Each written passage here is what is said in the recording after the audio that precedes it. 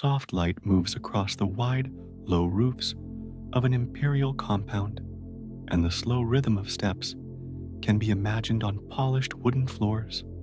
Gardens lie like quiet maps, stones placed with gentle deliberation, water tracing patient lines along channels.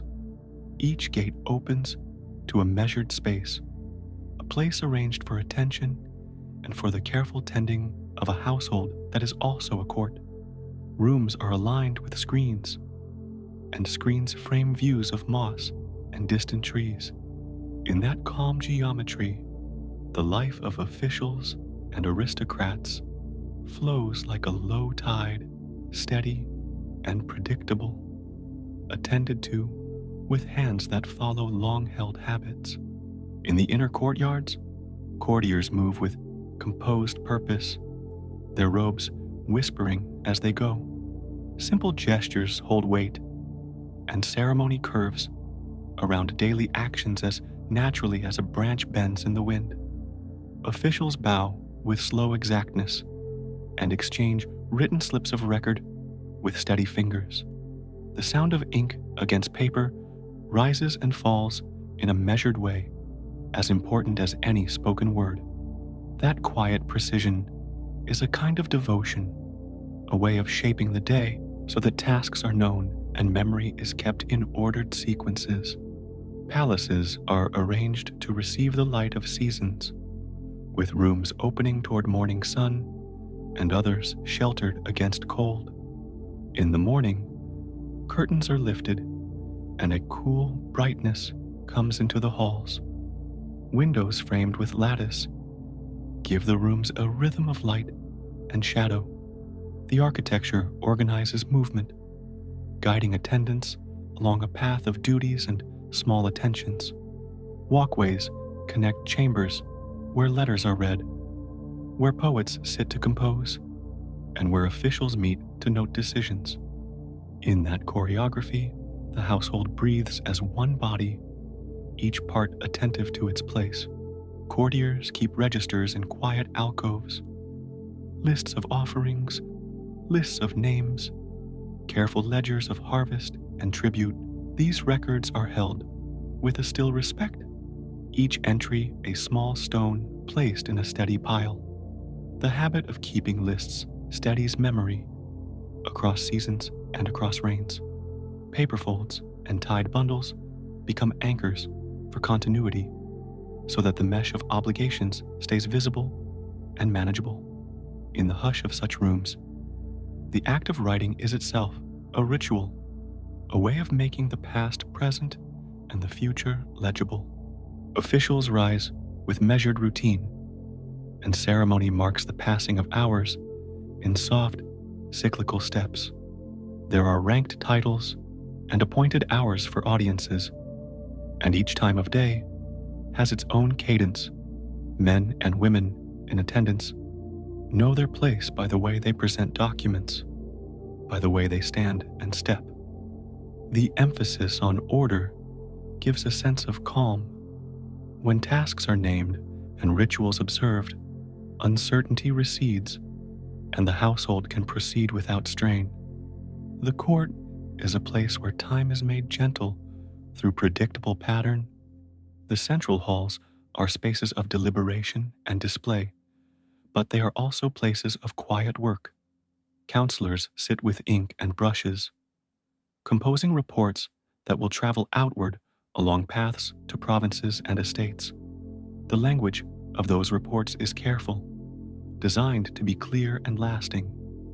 Each character is placed with deliberation, an exercise in patience and clarity. Through these words, the court extends its reach, making intentions known and recording events in a ledger that both documents and shapes practice.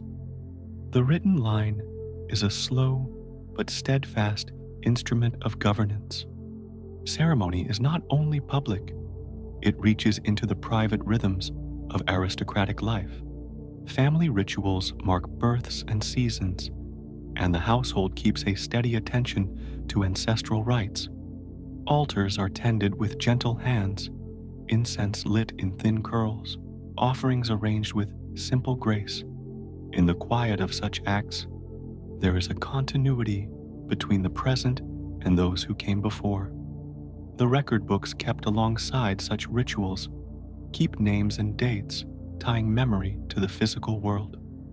The sense of lineage is nurtured through careful remembrance. Light through paper screens softens conversations, making them gentle and almost hushed. The language of courtly exchange is refined, full of allusion and graceful form. Poets compose lines about moonlight and falling leaves, and these verses travel along with reports and petitions. Art and administration coexist in the same spaces, each influencing the other. A poem placed into a record becomes a way to mark a mood as well as an event. The aesthetic attention of the court shapes the tone of governance into something measured and deliberate. The layout of domains and estates is known through maps and documents kept in tidy bundles. Land is described with patient specificity, each field and irrigation channel noted. Surveyors measure plots and record dimensions with practiced hands. Through this quiet accounting, the household keeps its knowledge of the land alive. Names of fields and small markers become the language by which control and care are exercised. The careful keeping of such records brings a sense of order to the landscape and steadies relations between central authorities and local stewards.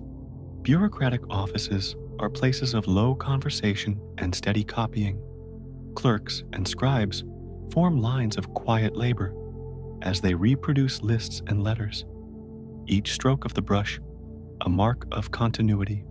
Documents move slowly along desks from one hand to the next, annotated with marginal notes and seals that speak in a visual language of authority.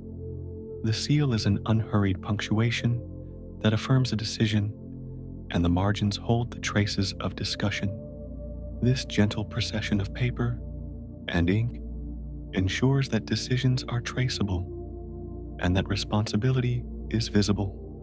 Seated within shaded halls, officials practice forms of record keeping that require both memory and method. Yearly registers mark harvest yields, labor rosters, and the names of those entrusted with duties. Such registers are a kind of slow music, a repeated measure that aligns the household with the cycles of nature. When rains come, when rice ripens, the records are revisited and adjusted. The ritual of accounting is both pragmatic and reflective. It holds the past gently while preparing for what the next season may bring. In private chambers, aristocrats keep personal notebooks of poetry, guest lists, and the small exchanges of a refined life. These pages collect fragments of feeling and social obligation alike. A name jotted alongside a line of verse becomes a living artifact of connection. The interplay of personal notes and official ledgers creates a tapestry where private life and public duty are interwoven. In that soft weave, obligations are acknowledged with care, and friendships are preserved through careful notation. The palace gardens are a slow repository of seasonal memory, and they are tended with calm devotion. Paths wind between ponds and stones, encouraging slow walking and quiet contemplation. Gardeners prune and position plants with thoughtful restraint, shaping sightlines so that each turn reveals a new quiet scene. These living spaces encourage measured attention and reflect the court's fondness for balance. The landscaping itself is a form of record, preserving traditions of design and a patient rhythm of care that mirrors the ordered life indoors. Audiences in the main hall are quiet affairs, conducted with a measured choreography that reduces surprise. Petitioners approach with prepared documents and officials receive them with a steady gaze and practiced gestures. The exchange is formal, but not harsh.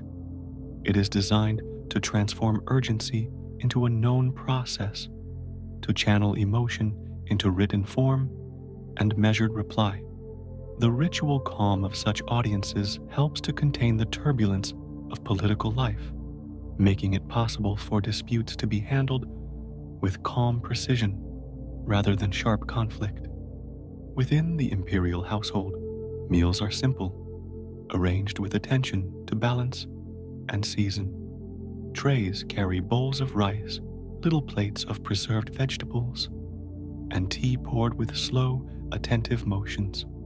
Dining is quiet, and conversation follows a gentle rhythm.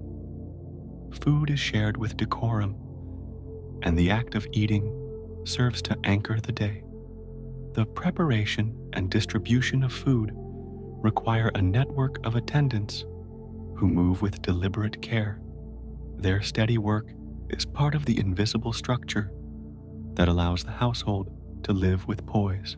The court's attention to decorum extends to clothing and textiles, and garments are stored and cataloged with careful order. Robes are folded and parcels labeled, and each item is kept in a place that makes retrieval simple. The soft textures and muted colors of fabric contribute to the court's calm visual world. The act of dressing becomes part of the morning ritual, a slow ceremony that prepares one to move through the day with awareness. The careful keeping of garments expresses a preference for continuity and gentle care. In rooms where music is practiced, instruments are tuned with patient ears. The sounds produced are sparse and spacious, allowing each note to linger in the air. Musicians rehearse in small groups, repeating phrases until their hands and breath match the pieces they play. The music becomes another form of record, an intangible ledger of skill. It is practiced not for show alone, but as a cultivated discipline that aligns feeling with form. In such rehearsal, the household breathes together in slow, pleasing arcs. The written seals and stamps that authenticate records are pressed with steadiness, each impression another layer of continuity. White spaces in ledgers are patiently filled with entries that trace flows of grain, silk, and service. The tactile act of sealing gives a bodily sense to the administration of duties. It connects the mind's intention with the hand's movement. In this way, the abstract notion of governance acquires a gentle physicality, manifest in ink, paper, and the faint scent of wood and glue. Attendants and page bearers learn routines of movement that are as precise as the documents they carry. Paths between buildings are walked with predictable cadence so that deliveries arrive with quiet punctuality. Slips of paper are entrusted to careful hands, tied with cord and labeled. The integrity of these small practices holds the larger system together, even in moments of urgency. Trained gestures bring calm. The repetition of routine becomes a comfort, a reliable structure in which duties can be performed without haste. The architecture of the court encourages listening and reflection. Alcoves invite private conversation, and latticed doors offer partial views that shape what is shared. In the hush of such spaces, decisions can be considered without haste. Advisors speak softly, and the act of listening is valued. The slow exchange of counsel is a form of care, and it creates room for thought to unfold. In that deliberate attention, policy and prudence are born from the steady consideration of those who serve. Couriers who move between the capital and provinces carry with them written registers that describe obligations and deliveries. Their journeys are measured by way stations where records are exchanged and verified. Each stop is part of a long chain of custody, and the slow movement of documents helps to maintain continuity across distance. The rhythm of travel is gentle, and the presence of a written note at each stage reassures both sender and receiver. The documents themselves become small companions on the road, markers of trust and predictable procedure. The materials of administration are humble and quietly treasured. Bundles of paper, boxes of ink, brushes stored in neat racks. These objects are handled with respect, their surfaces worn by frequent use. In rooms lined with such tools, there is a sense of craft applied to governance. The act of writing and record keeping is recognized as both practical work and an art that requires steady hands. This recognition gives a human softness to the mechanics of rule, reminding those who labor that their efforts are part of a larger, patient endeavor.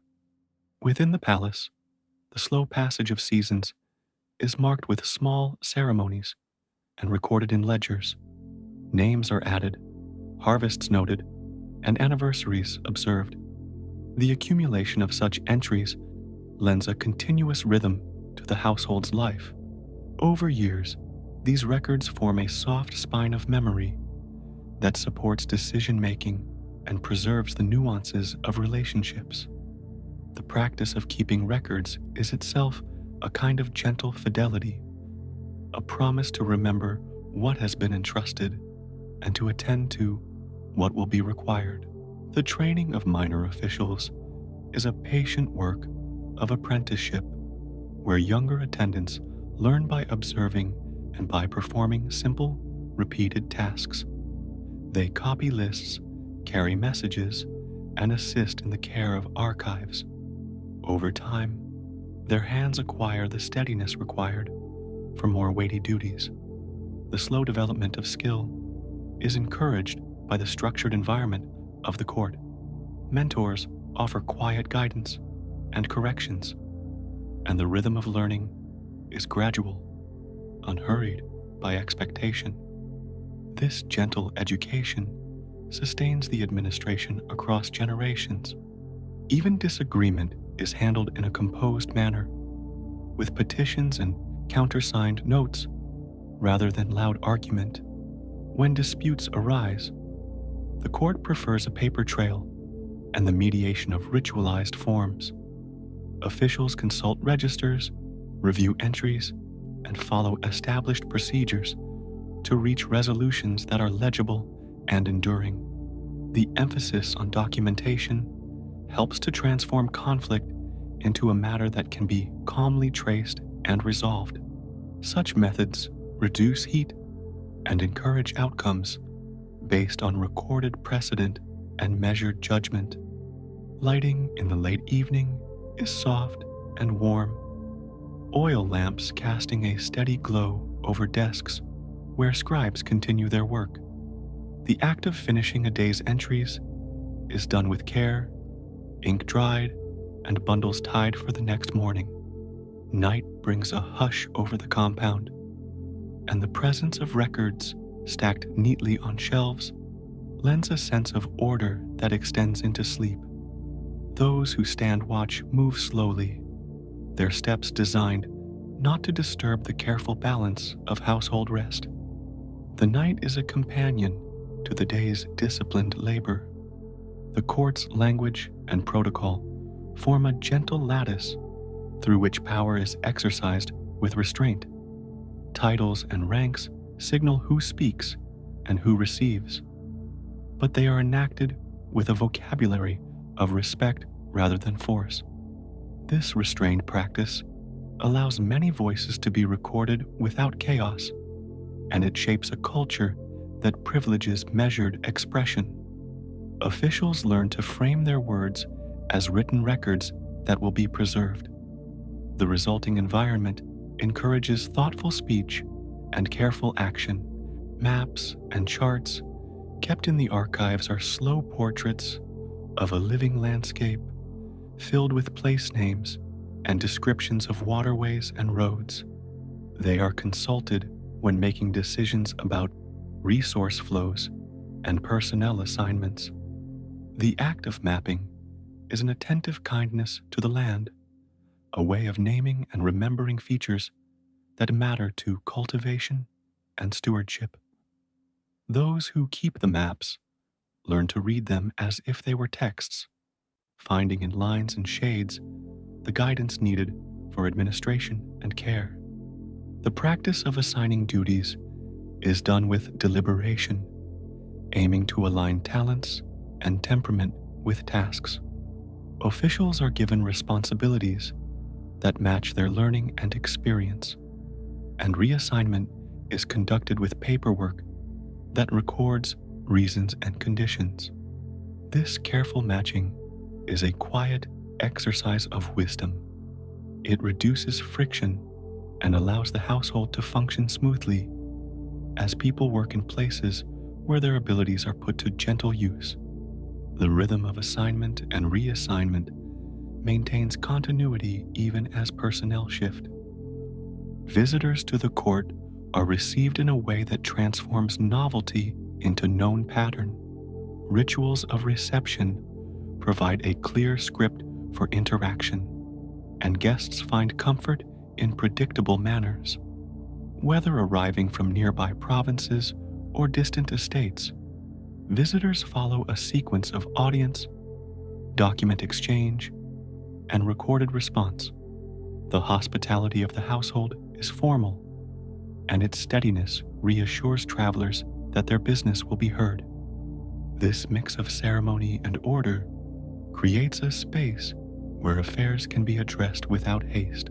Beyond the main halls, household workshops tend the physical needs of the court. Artisans repair screens, weave new textiles, and maintain tools with quiet expertise. Their work is attentive and often unseen, but it sustains the ordered appearance of the compound. The presence of skilled hands allows the court to remain composed, as small repairs prevent larger disorder. The maintenance of objects is valued as an extension of the administrative craft, a way of preserving continuity through care.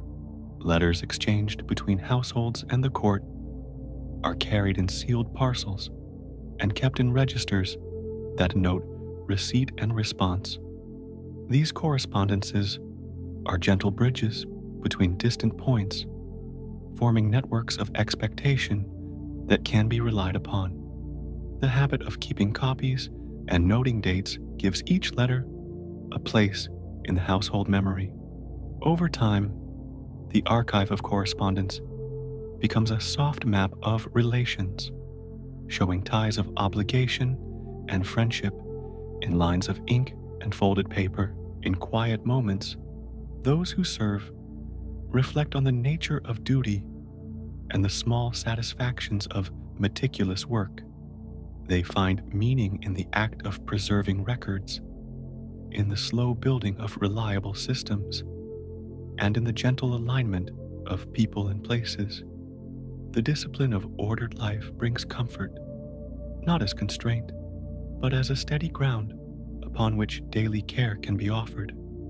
This calm confidence in procedure and memory creates a world where the responsibilities of rule are met with patient attention and thoughtful continuity.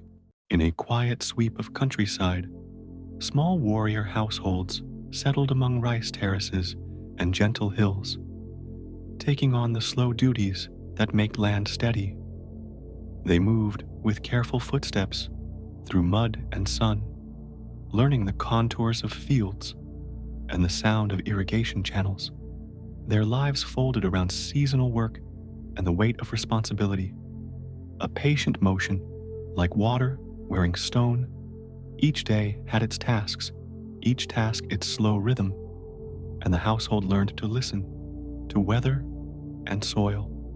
Over time, these families arranged their affairs so that the land could be tended, disputes smoothed, and obligations met with steady hands.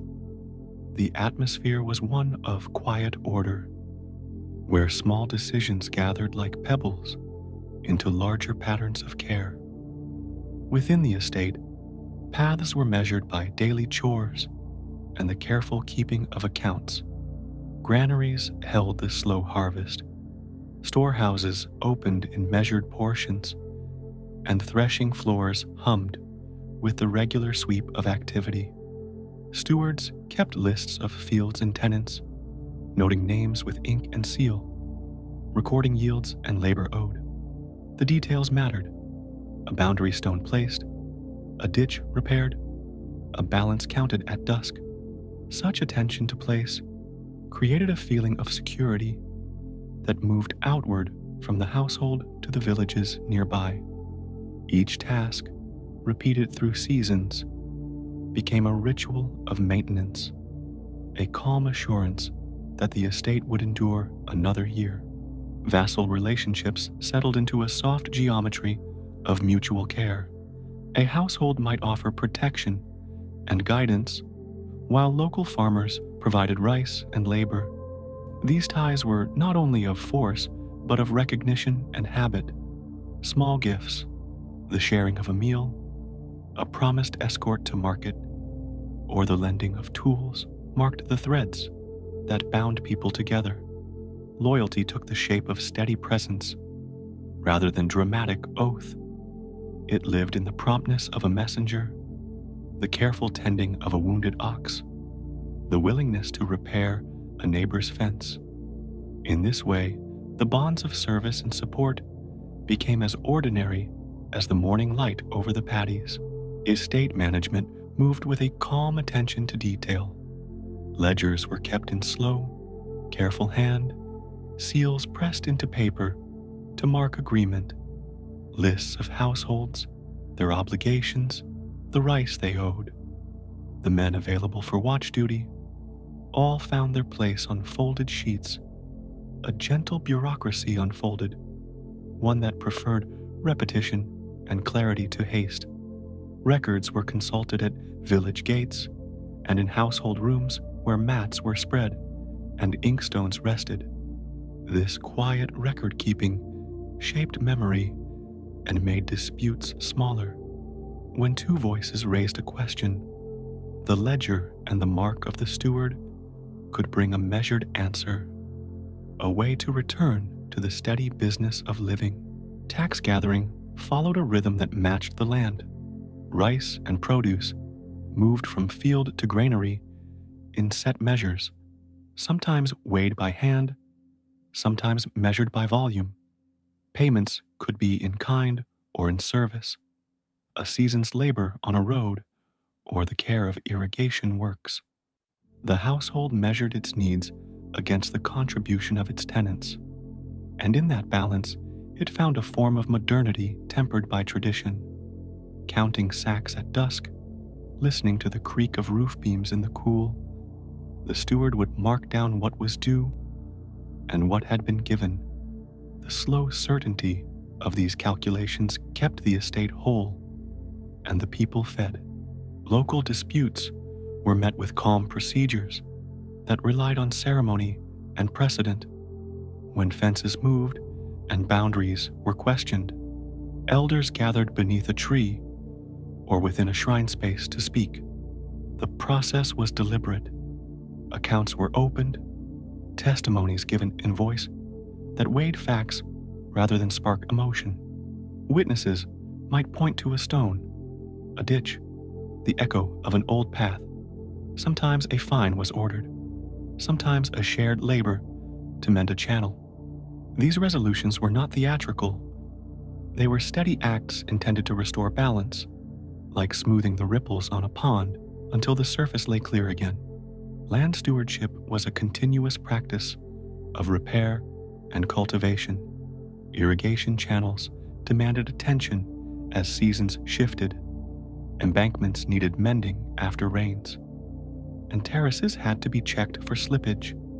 Hands worked with hose and bamboo poles, and knowledge passed between those who had tended a particular slope.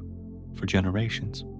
The quiet mathematics of water flow, soil density, and rice needs became a kind of medicine for the landscape. Every measured adjustment was an act of care, keeping the earth ready for the next planting and the next harvest. This steady tending shaped both the land and the people who lived upon it.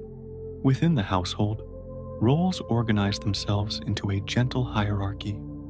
The Lord occupied a room where maps and seals were kept, but daily life was shared among sons and retainers and those who kept the hearth. Younger members learned to manage stores and inventory. Older hands trained them in the care of weapons and animals. There was discipline in small things: how a gate was latched, how a lantern was trimmed, how a ledger was folded. The household's cohesion came from these repeated practices, each action an unspoken agreement about how to live together. It was a soft architecture of habit that allowed work to proceed without strain. Small armed groups maintained a quiet presence, enough to reassure and to deter friction. Patrols walked the main lanes at dawn, their footsteps measured, their weapons cleaned and oiled in the warm light. Armor was stored in orderly fashion.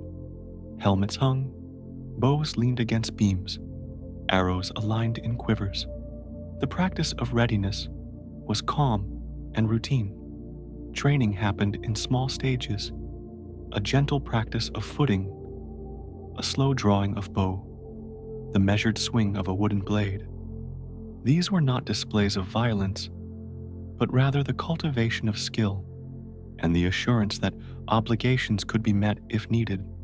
Manorial justice moved through modest courts, where decisions were reached in careful cadence. A steward or appointed magistrate received complaints beneath a porch, listening in neutral tones. Hearings were conducted with a concern for fairness, established in custom rather than abrupt decree. Witnesses came forward, tokens were presented, and each claim was weighed. The magistrate sought to restore balance, to mend a ruptured relationship. Remedies could include labor, material compensation, or public apology. The aim was to return households to the slow continuity of shared work and mutual dependence. Symbolic gestures knitted the bonds between lords and vassals. A simple exchange, a cloth, a bowl, a scroll, could carry meaning that stretched across seasons. A banner tied at a gate spoke of acknowledgement and status without loud announcement. Oaths might be sworn in quiet ceremony, with hands placed toward a family shrine or under a low eave where weather recorded the memory. These small rituals built trust over time. They shaped expectations and reinforced the quiet obligations that allowed many households to coexist within a shared landscape. Cadastral attention marked the land with careful surveys and visible stones. Boundaries were lineated in ink and in stone. Small markers placed at turns and along streams. Maps were sometimes drawn by stewards who knew each rice furrow and orchard row. Such records were practical and intimate, describing not only hectares, but the shadow of a pine tree or the bend of a path. These details allowed disputes to be settled and cultivation to proceed with patience. The precise placement of a stone could prevent friction for years, giving a settled rhythm back to the fields and the people who worked them. Logistics were the quiet backbone of estate life. Granaries and storehouses were positioned to be both secure and accessible. Paths were kept clear for the slow passage of carts and pack horses. Supplies moved according to needs and seasons. Seed rice stored in autumn, tools mended in winter, manure gathered for spring. The household planned like a patient clockmaker, anticipating shortages and making small adjustments so that the next season's work could begin without alarm. The steady attention to supply became a kind of calm wisdom about living in place. The seasons shaped daily routines with a gentle insistence. Spring brought the first work in the flooded paddies, transplanting seedlings by hand beneath the cool sky. Summer demanded vigilance against pests and careful tending of water levels. Autumn was the time of harvest, the communal rhythm of sickles and woven baskets, the soft music of threshing. Winter invited mending and planning, the slow folding of tools away, and the writing of accounts beside low fires. Each season invited different skills and different social patterns, and the household learned to move with them as if following a quiet choreography. Rituals and religion threaded through the working life of the estate. Shrines at the edge of a field received offerings before planting, and Buddhist prayers could be carried to small stone memorials after a harvest. Priests and monks visited to recite sutras or to bless a new granary, and such visits were not grand but intimate. The clergy often acted as record keepers, as arbiters of good measure, and as keepers of memory. These practices eased anxieties and provided a language for gratitude, a slow recognition of the earth's generosity and the duty to tend it. Communication on the roads of the province held a soft efficiency. Messengers rode with quiet urgency along well-worn tracks, carrying folded notes and sealed orders. Their movement was steady and purposeful, using the same routes that carts and neighbors did. The exchange of news was often practical: a note about seed delivery, an invitation to a meeting, the announcement of a court day.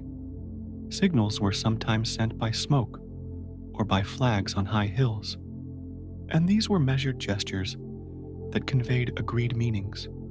The system moved without haste, trusting the reliability of routine. Women in the household exercised a steady management that shaped daily life. In kitchens, they oversaw stores and the careful use of rice. They kept accounts in folded papers and arranged work among the household's hands. Their knowledge of textiles and medicine and food preservation was essential to the estate's balance. They managed labor for weaving and mending, and their decisions about how to allocate resources were practical acts of governance. In small, persistent ways, they maintained the household's continuity by combining care and accounting in equal measure. Artisans and craftsmen formed the quiet workshops that supplied tools and repairs. Carpentry shops smelled of fresh cut wood, and the sound of planes and chisels marked out the day. Smiths tended forges where metal was shaped and mended, producing nails, hinges, and blade fittings. Thatched roofs needed regular attention, and local thatchers moved from house to house with practiced hands. These makers worked close to the land and to the needs of the household, and their steady skill kept life comfortable. Each repair and each new tool carried the subtle mark of someone who understood how things should be used and kept. Dispute resolution often involved modest ceremonies that restored face and order. An apology might be given in a small gathering, words spoken with the careful cadence of recognition. Fines could be paid with rice or labor, and restitution offered in goods made by local hands. The process was designed to soften tensions rather than to inflame them. It was a communal act of breathing out, a way to return to the work that sustained everyone. The rituals were part of a larger ethic of repair, where the aim was not to punish, but to restore the gentle flow of shared life. Land tenure created patterns of inheritance and care that moved slowly through generations. Families taught the names of fields to their children and assigned portions with thought to continuity rather than abrupt change. The division of land could follow bloodlines or be arranged through adoption when needed to keep a household intact. Such adjustments were calm administrative acts, formalized in lists and sealed documents. The patience of these practices allowed households to maintain their presence on the land for many years, a steady line of small decisions holding a family's claim together through time. Training of younger warriors was embedded in daily household duties as much as in martial exercises. A boy might be taught to patch a harness one morning and to steady a horse the next. He would learn to count rice and repair a gate as well as to lift a sword with measured motion. This integration of civic skill and martial readiness created a balanced life. The emphasis was on competence and reliability, on being useful within the household and in the fields. These lessons were taught slowly and with repetition until they became part of the person's nature. Seasonal festivals linked households to the wider rhythm of the region. Simple gatherings at harvest or at shrine days brought neighbors together to share food and song. There was a soft joy in these meetings, a recognition of mutual reliance. Small performances of music or dance might mark an occasion, and children's laughter could fill a courtyard with ease. These festivals were not loud events, but gentle acknowledgments of continuity, moments where communal bonds were refreshed and the work of another season welcomed with gratitude. Architecture of the estate responded to practical needs with quiet grace. Gates were designed to be both secure and hospitable. Storehouses raised on posts to protect grain from moisture and pests. Watch platforms offered a calm vantage over access roads, not for spectacle, but for sensible oversight. Fences and hedges guided animals and marked paths. The way buildings were arranged supported the household's work, creating efficient flows from field to store, from kitchen to gate. Each structure carried a purpose that eased daily life. Customary law held weight through examples and the slow accumulation of practice. Precedents were remembered in story and document, in the way a steward described a similar case to a neighbor. The law was often local, shaped by the practices that had worked in a particular valley or ridge. It did not seek to be universal, but to be appropriate, fitting the rhythms of the land and its people. This reliance on custom made governance feel familiar and predictable, a method of resolving difficulty that relied on the shared knowledge of many small actions. Relations with more distant authorities were marked by careful gestures of acknowledgement and by practical autonomy. Households might send gifts or messages to officials, a quiet recognition of broader order. Yet within the province, much was done by local decision. This balance allowed estates to manage their affairs with a certain independence while maintaining formal ties outward. The arrangement resembled a conversation rather than a command, a patient exchange that kept both local needs and wider obligations in view. In hard years, the household practiced relief with measured compassion. Granaries might be opened a bit earlier. Neighbors might share seed. A temporary exemption from labor requested with quiet humility. These responses relied on established practices and a communal sense that hardship required collective adaptation.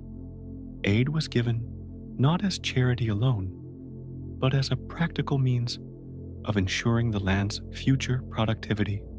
Small acts of sharing became the environment's insurance, gentle reserves set aside for the weather's unpredictable turns.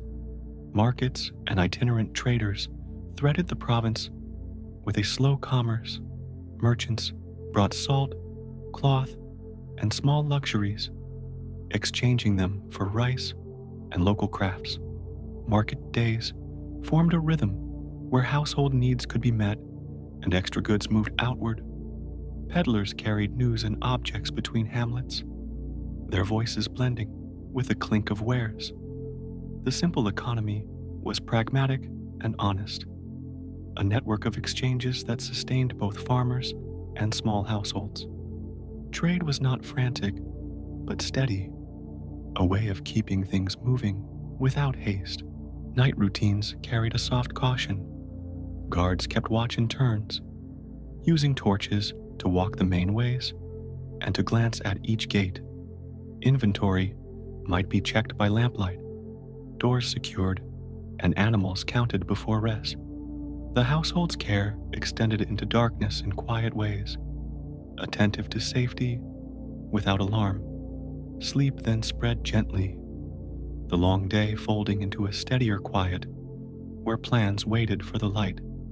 The night's calm was part of the pattern, a time for repair and rest that supported the next day's labors. Small ceremonies marked status and order in unobtrusive ways. A family crest embroidered on a curtain, the placement of certain seats at a meal, the careful display of a scroll, all these signaled roles without raising a voice. Such practices allowed everyone to know their place and to act accordingly. They were the etiquette of daily governance, small measures of respect that kept interactions smooth and predictable. This subtle conveyance of rank helped tasks proceed with clarity and without confusion. Family memory accumulated in archives and song, in ways both material and oral. Ledgers, deeds, and letters lived in drawers and boxes, while stories of ancestors and quiet tales of service traveled by word of mouth. These memories gave a household a sense of depth, a feeling of continuity that linked present days with those long past. They were consulted in moments of decision, offering precedents and comforts. The archive was both practical and spiritual, a repository for the household's life that served as a quiet guide for future choices. Cultural transmission was steady and practical. Skills in weaving, carpentry, and irrigation were taught by example and by slow practice. Performance arts and local songs were shared in small gatherings, and the techniques of tea preparation or poetic composition were passed from hand to hand. These cultural forms were not ornamental, but functional, shaping how people met and made sense of their lives. They provided a gentle continuity, an artistic language that made everyday acts meaningful and connected. There was a subtle balance between force and civility in the way households governed their space. The presence of arms was calm and controlled, a reminder of capacity rather than a boast. Politeness and firmness moved together in daily interactions. A measured nod, a careful explanation, a quietly enforced rule. This balance allowed communities to live with a sense of security and mutual respect. It was the art of living with power present but not ostentatious, of keeping order through the steady exercise of responsibility. Power had many small architectures, rituals, titles, a name written on a petition, the placement of seals on a paper. These tiny structures guided behavior and distributed responsibility with quiet efficiency. They were not always visible, but their effects were clear in how people acted, how disputes were shaped, how work was allocated. The formality of a document could calm a disagreement. The recognition of a title could organize labor.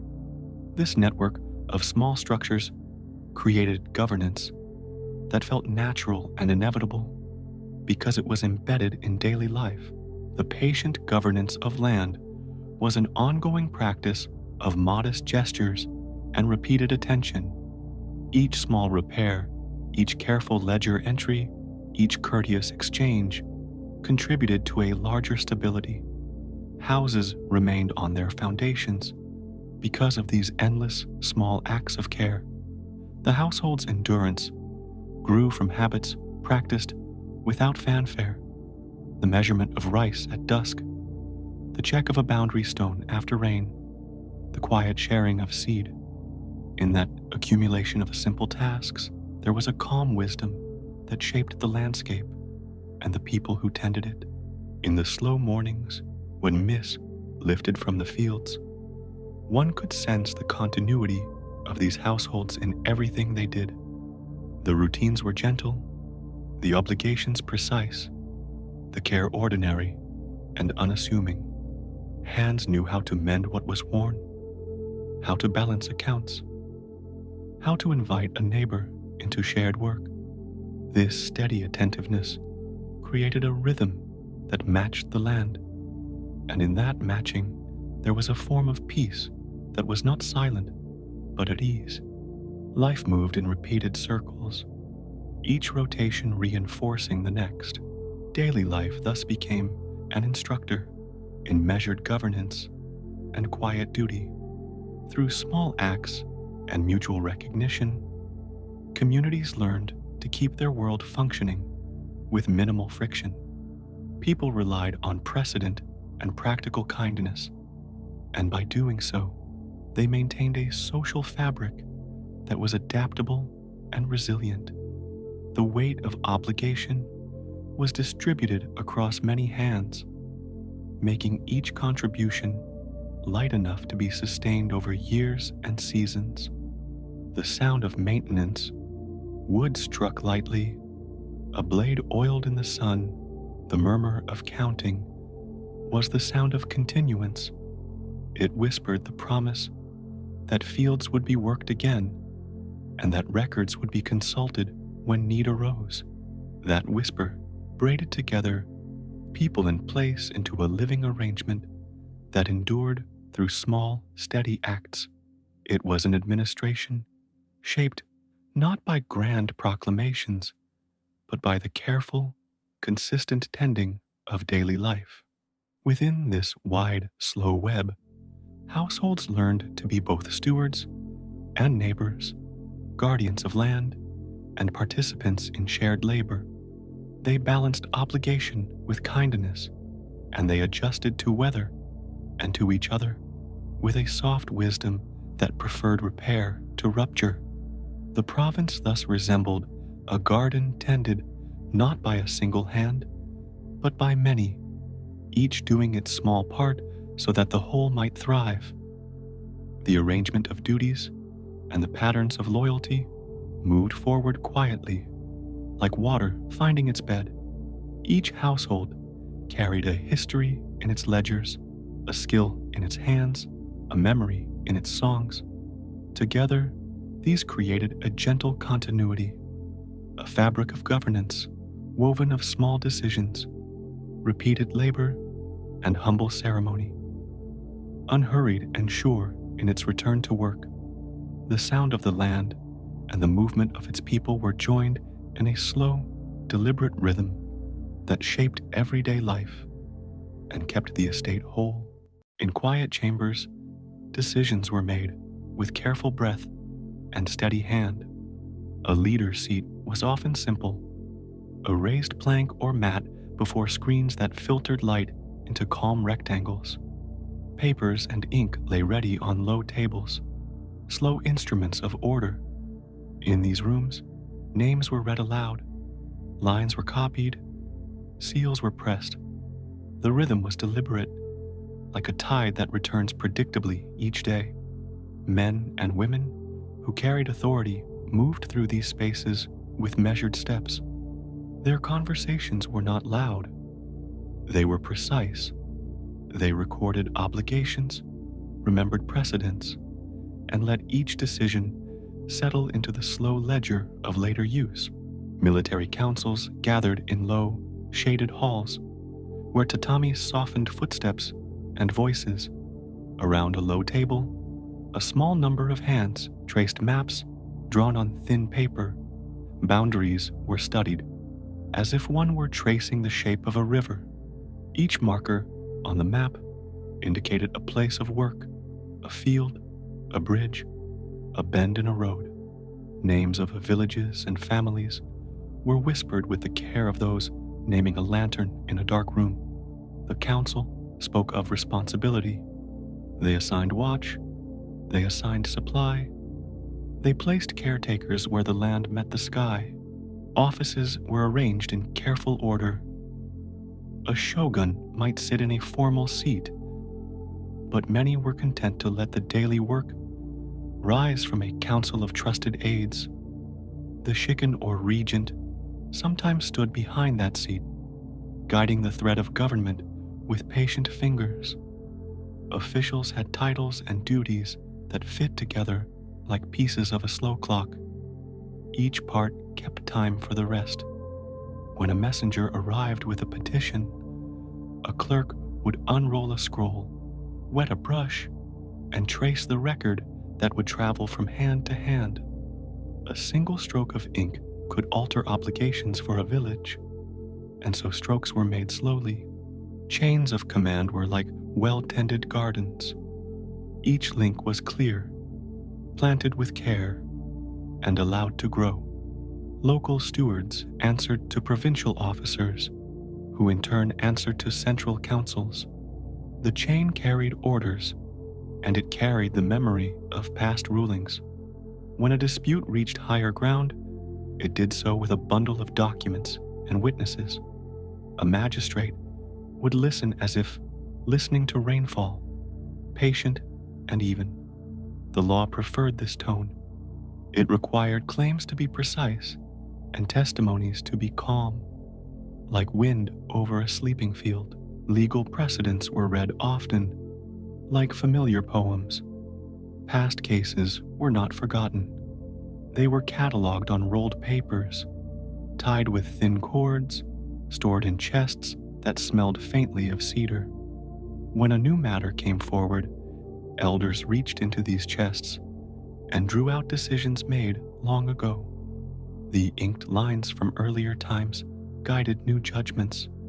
These precedents gave shape to permission and restriction, the slow grammar of order. They were treated with respect, as if the past were a steady hand that steadied the present. Appointments were ceremonious, though not showy. A magistrate received a wooden plaque that bore a simple inscription. He accepted it with 2 hands and placed it in the money box or on the shelf of his hall. The plaque was a reminder of duty, not of glory. It meant that the holder would be responsible for recording taxes, for assigning guard posts, and for settling quarrels. When one retired or passed a post to another, there was a gentle exchange of scroll and seal. The transfer was precise, documented, and unhurried. Military offices carried clear tasks. A shugo, tasked with overseeing a province, walked edges of responsibility. He made sure that roads remained passable and that the men who watched the borders were fed. A jito, a steward of an estate, kept accounts of harvest and tenancy. These roles fit together like matched stones in a path. Letters passed between them, each carrying figures of rice, names of households, and notes on repair. Their handwriting was neat, their figures exact. The balance between duty and resource was carefully kept. When a messenger rode from one post to the next, the speed of the animal was matched by the quiet certainty of the orders. Messages were sealed with personal marks, impressed carefully into wax or pressed into folded paper. The seal told the recipient who had sent the word. It demanded attention, but not alarm. The message itself was usually not urgent in tone. It requested diligence, asked for an account, or reminded an official of a date. The cadence was slow, like a bell struck once, and allowed to fade. Disputes over land were rarely resolved in haste. A claimant would present his documents, often copies made by scribes whose hands had learned to write in patient loops. The record of rights could be traced through generations, each loop of ink connected to a name, an inheritance, a rent. Witnesses might be called, neighbors who had watched a field for years. They spoke softly, describing the way a boundary post leaned after a season, or how a stream shifted after heavy rain. The judge needed such details, patiently gathered and calmly presented. Military councils functioned with a gentle gravitas. Officers reported the state of guard posts, the supply of grain, and the condition of bridges. They weighed the needs of patrols against the comfort of villages. A life of service was acknowledged by small honors and regular pay, sometimes given in rice. The pay was never ostentatious, but it was reliable. This reliability kept the mind of the soldier at peace, allowing him to tend his armor and his household without constant worry. The legal tone was one of balance. Rulings aimed to restore a measured sense of right, not to punish harshly. When penalties were needed, they were proportionate, often directed toward restitution or labor that repaired what had been damaged. The goal was stability. The legal thought sought to mend the social fabric and to prevent resentments that might quietly grow into open discord. In this way, law acted as a slow healer, as deliberate as a practitioner applying compresses to a bruised limb. Records were kept with care and organized in a steady order. Ledgers listed names, cultivable plots, and assessed yields. The language of the records was functional and clear. Each entry had its place in the book, and each book its place on the shelf. Clerks took pride in the neatness of columns and the evenness of ink. When audits were needed, men examined the books with calm precision, matching entries to receipts, checking the flow of grain against the noted harvest. Such measures ensured trust, and trust kept the system slow and sure. Courts were small, private, and calm. A magistrate's chamber often had a single lantern glowing at dusk, a bowl of water, and a spread of documents. Cases were heard in low voices. The judge asked questions with a steady tone, inviting clarification rather than confrontation. Parties were allowed to present their side with dignity. The process was designed to soothe tempers and bring facts into a soft light.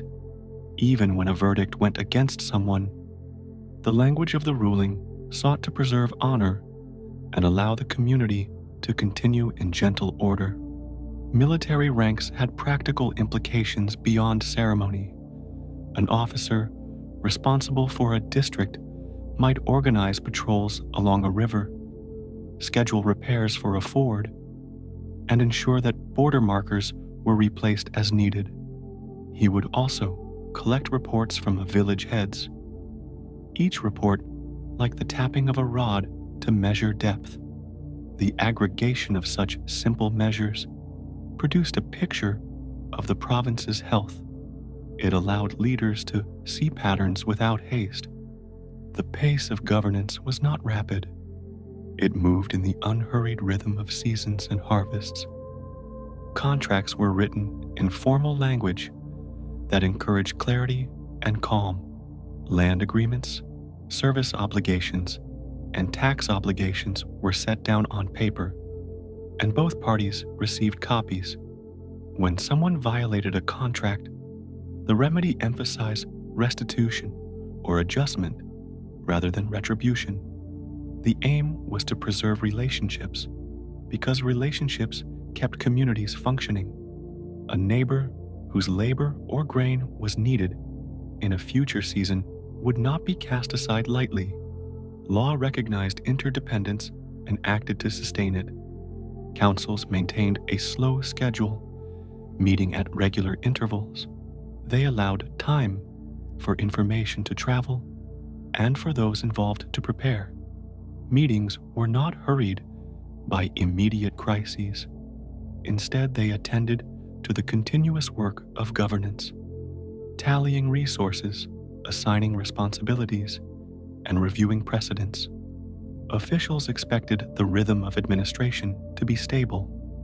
That expectation shaped the tone of their decisions, steady and measured. The absence of haste permitted deeper reflection and careful record-keeping.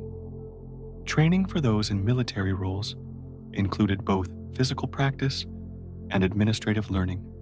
Young officers learned to handle horses and weapons, but they also learned to keep account books and to read maps. Instruction combined the practical with the procedural. Lessons were given in quiet courtyards, where the crack of a wooden training spear was steady and measured. The goal was competence in both action and procedure. A good officer could lead men into a field and could also read a ledger without confusion. Material culture supported governance.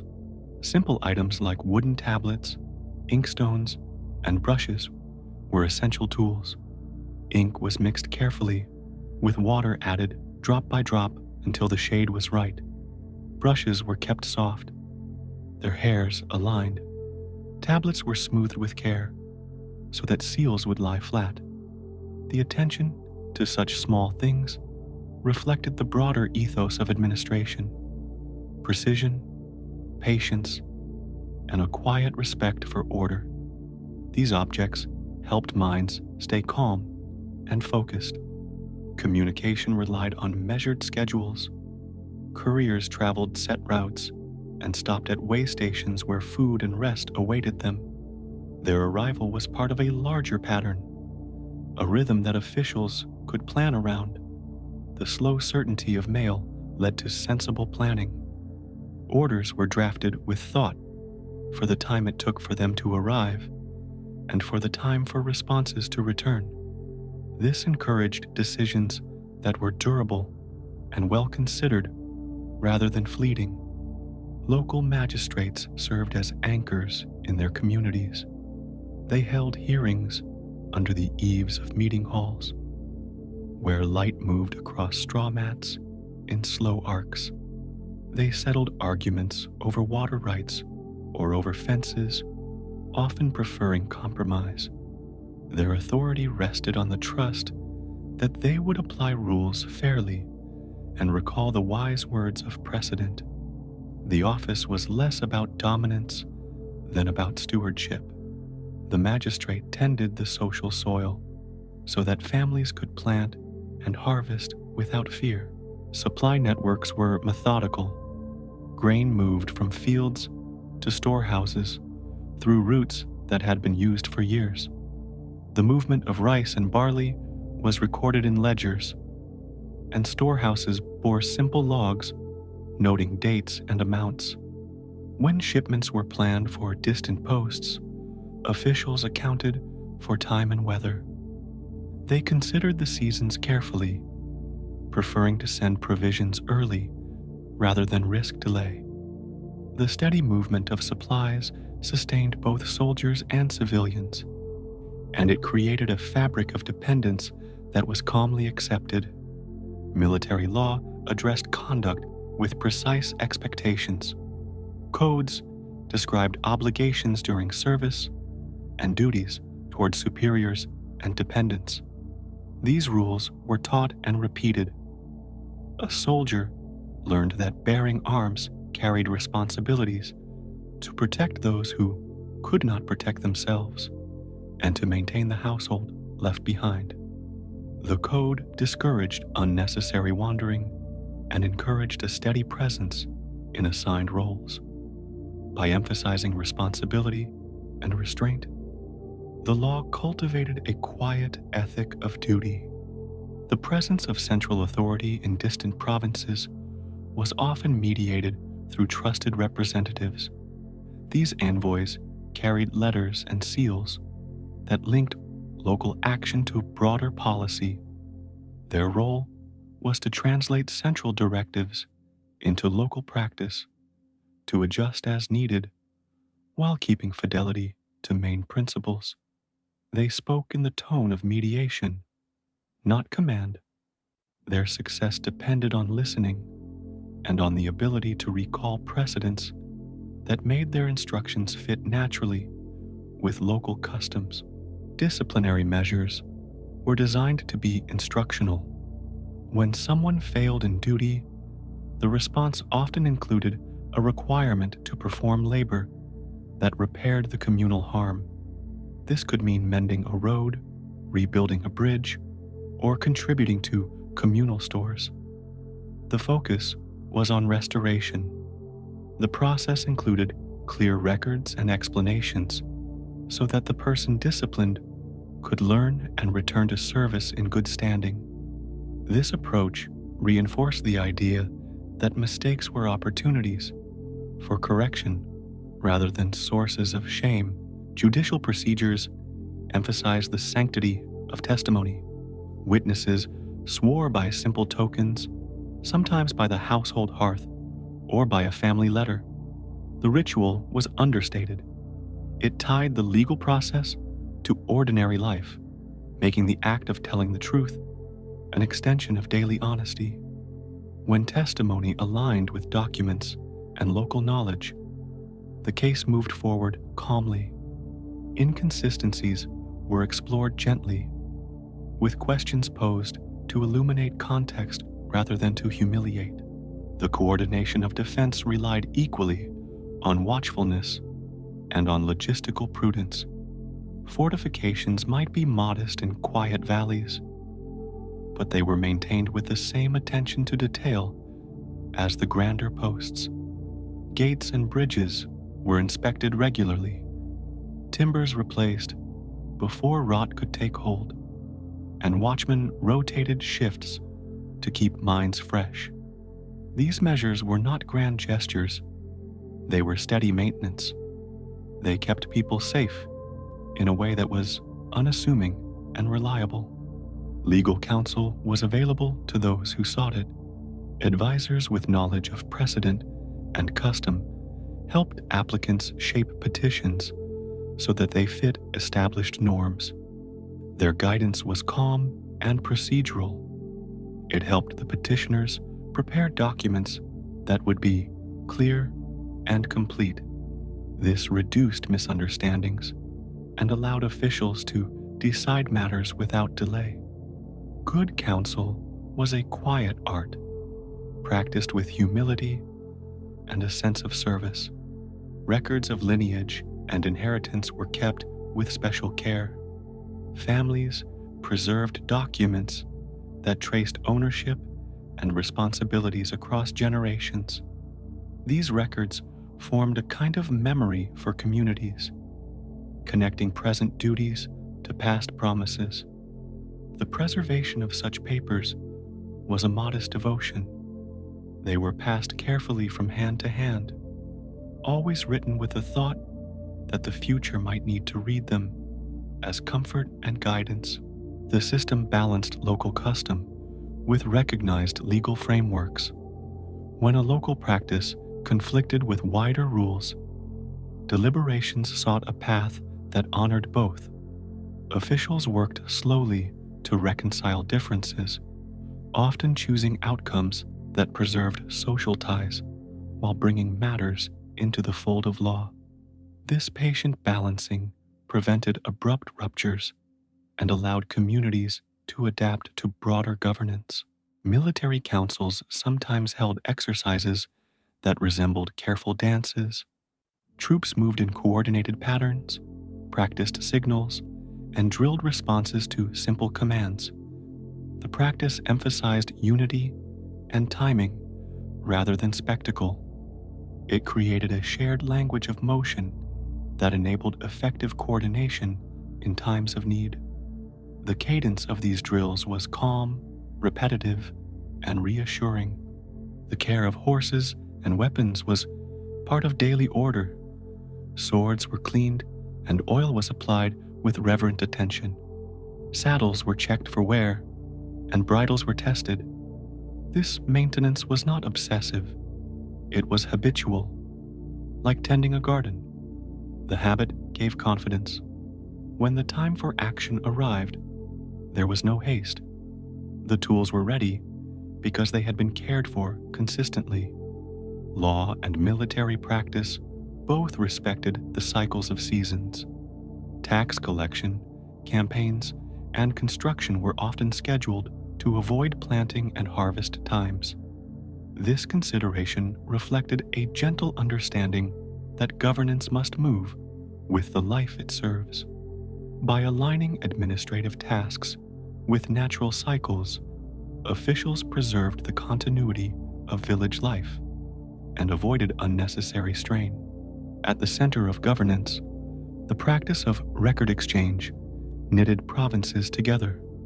Documents traveled slowly but surely, carrying decisions, orders, and acknowledgments. Each exchange was an act of trust. The recipient accepted the paper and, in return, offered a response that confirmed receipt and intention. This ritual of exchange was simple and reliable. It sustained the long arc of administration with steady, even steps. When titles changed hands, the process was described in plain terms and recorded with care. New holders signed appropriately, and old holders were released from duty. The paperwork formalized continuity. It allowed communities to acknowledge the shift without confusion. The ritual was quietly respected and rarely loud. It simply made the new arrangement clear and the old obligations fulfilled. The clarity it provided kept daily life uninterrupted. In all things, the tone of governance preferred repair over ruin. Whether resolving quarrels, apportioning duties, or planning supplies, the approach was steady and restorative. Officials, soldiers, and common folk engaged in work that was practical, patient, and mindful. The practices they upheld, the documents they wrote, and the rituals they followed formed a slow architecture of order that allowed communities to live in measured peace. The rhythm of that life continued, unhurried and composed, like the gentle turn of a long wheel. Morning moves slowly through a samurai household, like pale light across a wooden floor, and the day begins with small, deliberate actions. In the quiet, before the sun rises, screens are pushed back, mats are smoothed, and a gentle sweep passes across the porch. Cleaning is a form of attention, a way to bring order to the space where practice and rest will unfold. Hands move with a steady care, arranging tools and garments, placing each item where it will be ready for later use. The rhythm is soft, measured, like breathing. When a sword is taken from its place, it is handled as if holding memory itself. The blade is lifted with two hands, the motion calm and precise, and the scabbard is opened with a practiced ease. Polishing is not a hurried task. A cloth meets steel in slow strokes that reveal the metal's quiet sheen. Oil is applied in small amounts, absorbed by the fibers, and the surface is examined for any hint of wear. The care given to a blade is both practical and reverent, a steady attention to the things that guard daily life. Armor is kept in its place with similar patience. Plates are checked for loosened rivets and threads. Lacings are smoothed, and straps are aligned with gentle hands. Leather fittings are oiled and softened. Metal joints are wiped of dust, and the sound of metal moving against metal is a soft, familiar note. When armor is donned, the process is unhurried, each tie and buckle made with thoughtful precision. The weight settles and is accepted as part of the day's presence, a quiet companion for duty and travel. Mounted practice begins with caring for the horse, a relationship built on trust and regular kindness. The animal is groomed with slow strokes that soothe its skin, the mane smoothed with a comb, the hooves carefully cleared and tended. A blanket is laid, the saddle fitted with attentive hands, and the stirrups are adjusted to the rider's balance. Riding is less about force and more about listening, feeling each breath and subtle shift. The horse and rider move together in a conversation of weight and timing, a soft exchange that remains calm and steady. On the practice ground, movements are repeated until they become a natural part of the body's memory. Stances are taken with attention to breath and posture, feet planted with quiet purpose, and hands follow paths practiced through many mornings. Swords are drawn and sheathed with fluid motions, the act of drawing itself an exercise in calm readiness. Repetition is not drudgery, but a way to make the body familiar with the shape of each action, so that the movements can be quiet and sure when called upon. The bow is another instrument of measured skill. Arrows are aligned with meticulous care, fletchings smoothed, and shafts inspected for straightness. The string is checked and tended, the tension felt and adjusted to a comfortable responsiveness. Drawing the bow requires a stillness that is soft and centered, and release is an act of letting go that is calm and precise. Each shot is followed by an unhurried appraisal, a gentle noting of what felt right and what might be adjusted, all without haste. Household duties are woven through the day like familiar threads. Meals are prepared in season with vegetables and grains, guided by simple hands and steady heat. Pots are tended, fires watched with patient eyes, and bowls are arranged with an ordinary grace. The act of sharing food is a quiet ritual of care. Servants and retainers move about with practiced ease, fulfilling tasks that sustain the household. Each action done with a composed focus that supports the whole. Record keeping is a gentle, careful work, often done in a small, bright room with paper and ink. Accounts are laid out in neat columns, ink applied with a steady hand, totals considered with thoughtful arithmetic. Estate matters are noted, stores of rice tallied, and bonds of obligation written down in clear script. The act of writing brings clarity to responsibility. It aligns memory with place and ensures that the daily flow of duties is known, measured, and maintained without rush. Vassals and younger retainers learn by close observation and patient repetition. Instruction is given not in haste, but through example and steady explanation. A senior warrior might show the path of a cut or the angle of a pass, and the pupil will practice until the action feels natural. Mistakes are corrected calmly, with the quiet confidence that small adjustments over time lead to a balanced skill. Teaching is like planting.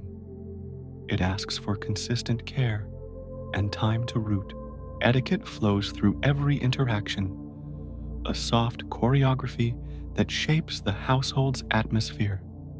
Bows are exchanged with measured depth. Words are chosen with considerate care, and small courtesies are performed as a way to keep relations gentle and clear. Hospitality is offered with a steady hand, tea poured slowly, cushions adjusted for ease, rooms warmed with comfortable light. These rituals are not burdens, but ways to smooth the edges of social life, keeping obligations light and predictable. Time for meditation and reflection is woven into the rhythm of the day. Small moments are set aside to sit quietly, to notice breathing, to allow the mind to soften like a mountain after rain. In these pauses, attention returns inward and outward at once, to the body, to the surroundings, to the tasks that will follow. The practice of quieting the mind builds a steady calm that shows itself in later actions, in clearer focus and gentler movements. Training often moves from individual practice to paired work, where timing and distance become shared concerns. Two people meet with slow courtesy, the air settling with mutual attention, and movements unfold in measured exchange. There is no rush to overpower, only a careful negotiation of space, weight, and intent. Feedback comes through feeling rather than words, and both participants leave with a deeper sense of balance. Such exchanges teach restraint and responsiveness as much as technique. Inside the household, artisans work slowly and with careful attention to craft. A swordsmith's apprentice files metal in steady passes. A lacquer worker smooths layers until they glow. And a craftsman stitches silk with hands kept soft through repetition. Their work is quiet and disciplined, a companion to the household's martial focus. These craftspeople sustain the life of the household, each small task contributing to a larger world of habit and care. Preparation for travel is handled with meticulous calm. Saddles and packs are checked, provisions counted, and maps consulted in a gentle, unhurried way. Each item is placed with intention so that it will be easy to reach when needed. Horses are given extra attention, hooves and tack inspected, and the pace of the journey is considered with thought for the animal's comfort. Travel becomes a slow, steady movement through space, nothing hurried, everything arranged to preserve balance. When a household receives guest retainers or traveling officials, the reception is conducted with precise courtesy. Rooms are prepared with thought for comfort, meals arranged to be generous yet composed, and conversations held with respectful tone.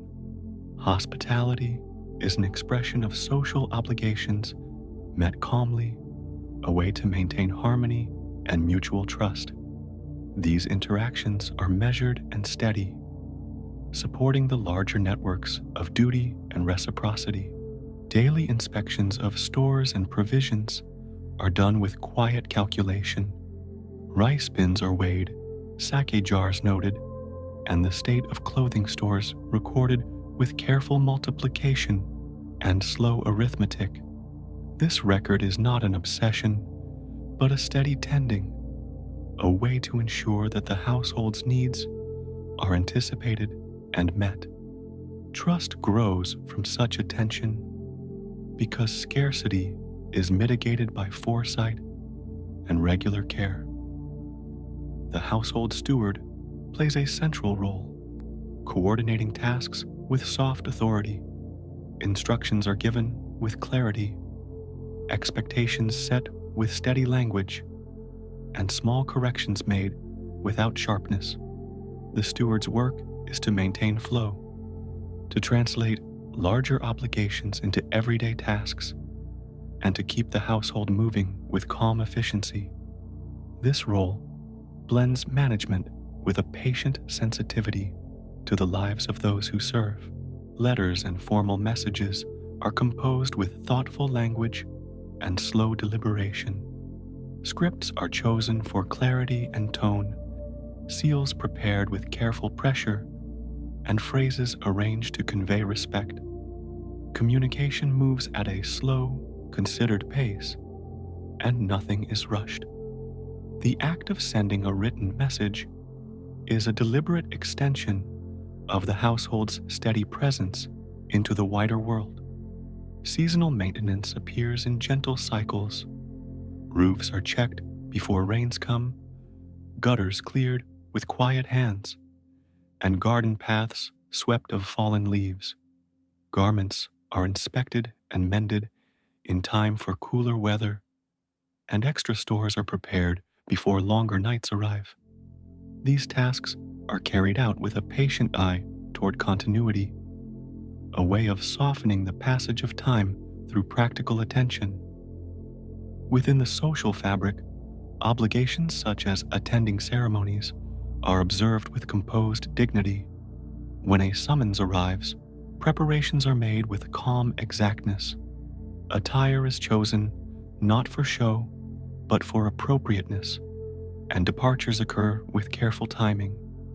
At ceremonies, actions are measured, voices low, and movements deliberate.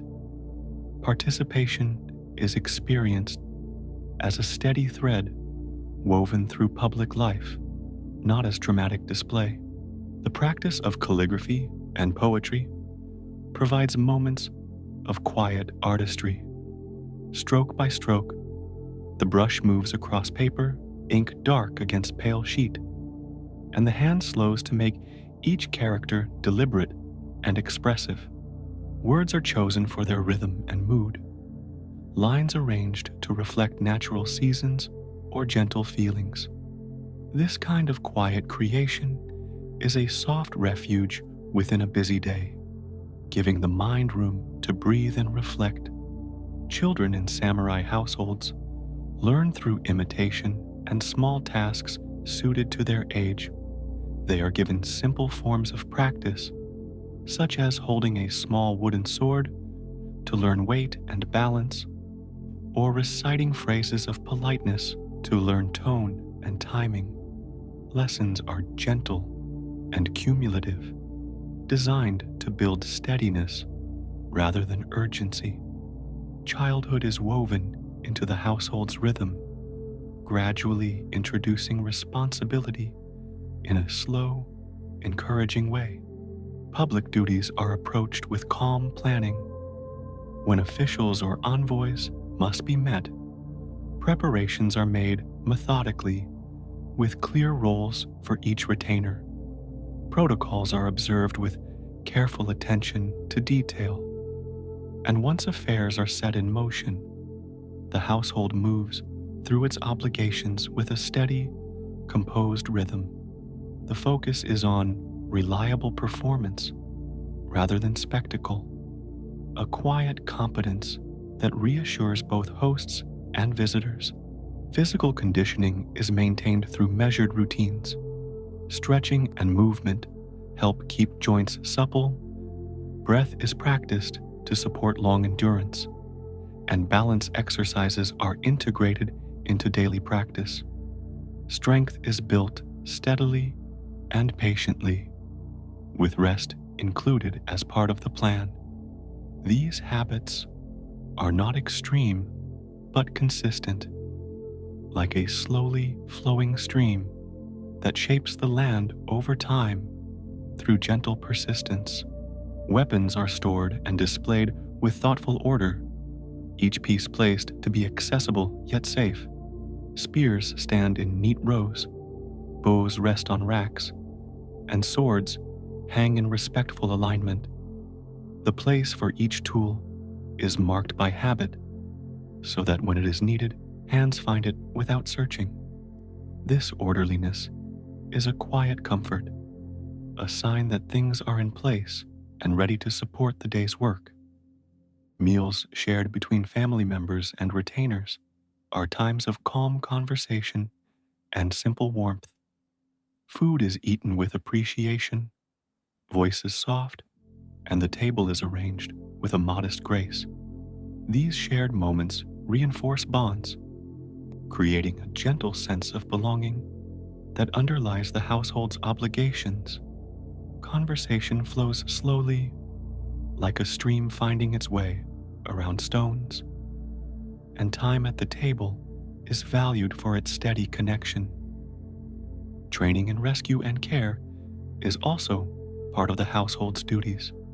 Knowledge of basic herbal remedies and wound care is kept within reach, practiced in gentle repetition so that hands know what to do without fluster.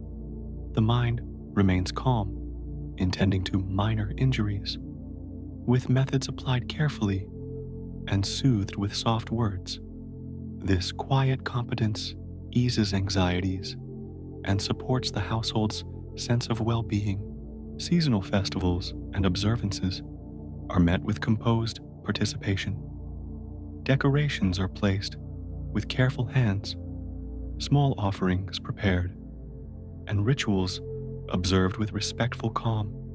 These events are not loud or showy, but quietly woven into the life of the household, reminders of continuity and shared history.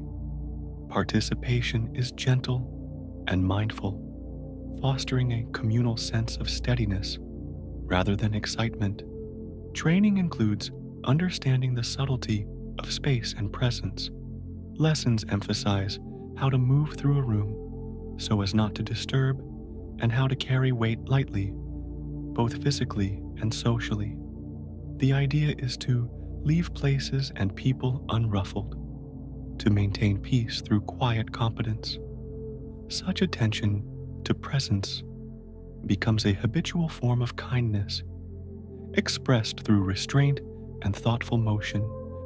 Practice in negotiation and conversation is steady and understated. Retainers are taught to speak with clarity and to listen with equal care, to make proposals slowly, and to accept answers with composed humility. Negotiation becomes less a contest and more an exercise in mutual navigation. The household values clear expectations and calm responses, preferring balanced outcomes that preserve relationships. The household's gardens and paths are maintained as places of quiet reflection.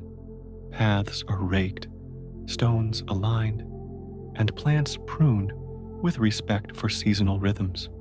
Gardening is practiced as a slow art, where each cut and placement is considered for the way it balances the whole. These outdoor spaces offer moments of peaceful labor and gentle meditation, a place to move slowly and breathe in the present. Evenings bring a soft unwinding of the day. Lights are dimmed, fires set at a comfortable glow, and the household moves toward gentler tasks. Clothing is changed into simpler garments. Tools are cleaned and put away, and the day's accounts may be reviewed with calm attention.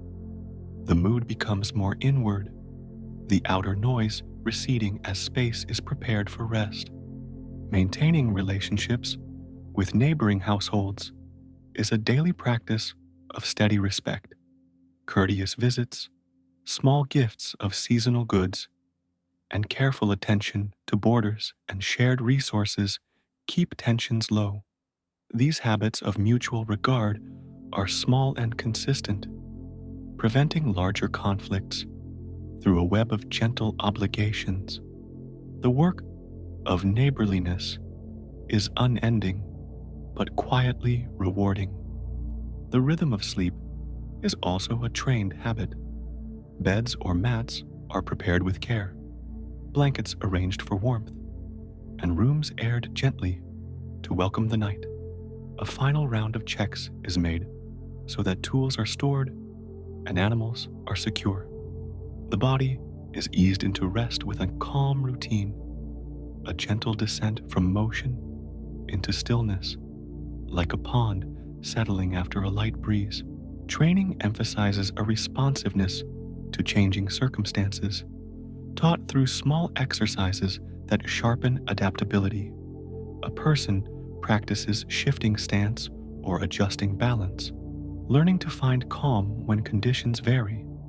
This steady flexibility is cultivated through repetition, so that when unexpected events occur, responses remain measured and effective. The aim is a calm mind that meets change without flurry. The household's music and chanting are also part of its steady life. Simple melodies played on string and flute, or low chords from a drum, create a background of continuity that soothes the mind.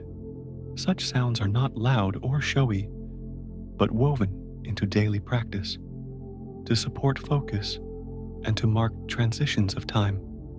They are like a slow tide that moves through the day, carrying attention gently forward. Visits to market towns are planned and executed with quiet purpose. Goods are bought and sold in a calm exchange. Price is discussed with respectful bargaining, and items are chosen for their utility and endurance. The household's needs are balanced against prudent saving, and trade is carried out with steady eyes on quality and trust. These interactions keep the household supplied and connected to a wider economic rhythm. Training in leadership is imparted through calm example. Senior members model steady decisions and modest speech, showing how to weigh options without haste and to act with considerate regard for others. Young leaders learn to coordinate tasks not through force, but through clear expectations and patient guidance. Command is practiced as a responsibility borne quietly and thoughtfully. Even small ceremonies, marking life events, are observed with composed ritual. Weddings and funerals are conducted with a solemn, steady pace, words chosen carefully, and actions performed with a calm precision. These moments are tender and measured, creating continuity and grounding for those involved. The rituals are spaces where emotion is acknowledged with a gentle steadiness. Tending the household finances is approached with cautious, steady planning. Budgets are reviewed with slow attention, expenditures noted, and future needs estimated with practical modesty. The goal is not excess, but balance, ensuring steady provision for those who depend upon the household. Such financial care builds a sense of reliability that quiets anxieties and supports long-term stability. The practice of humility and propriety is woven into everyday life. Actions are taken with mindful modesty, with an awareness of how one's presence affects others. This habitual modesty creates a calm social atmosphere where people feel respected and safe. Humility is not passive. It is a steady posture that allows space for others and keeps tensions low.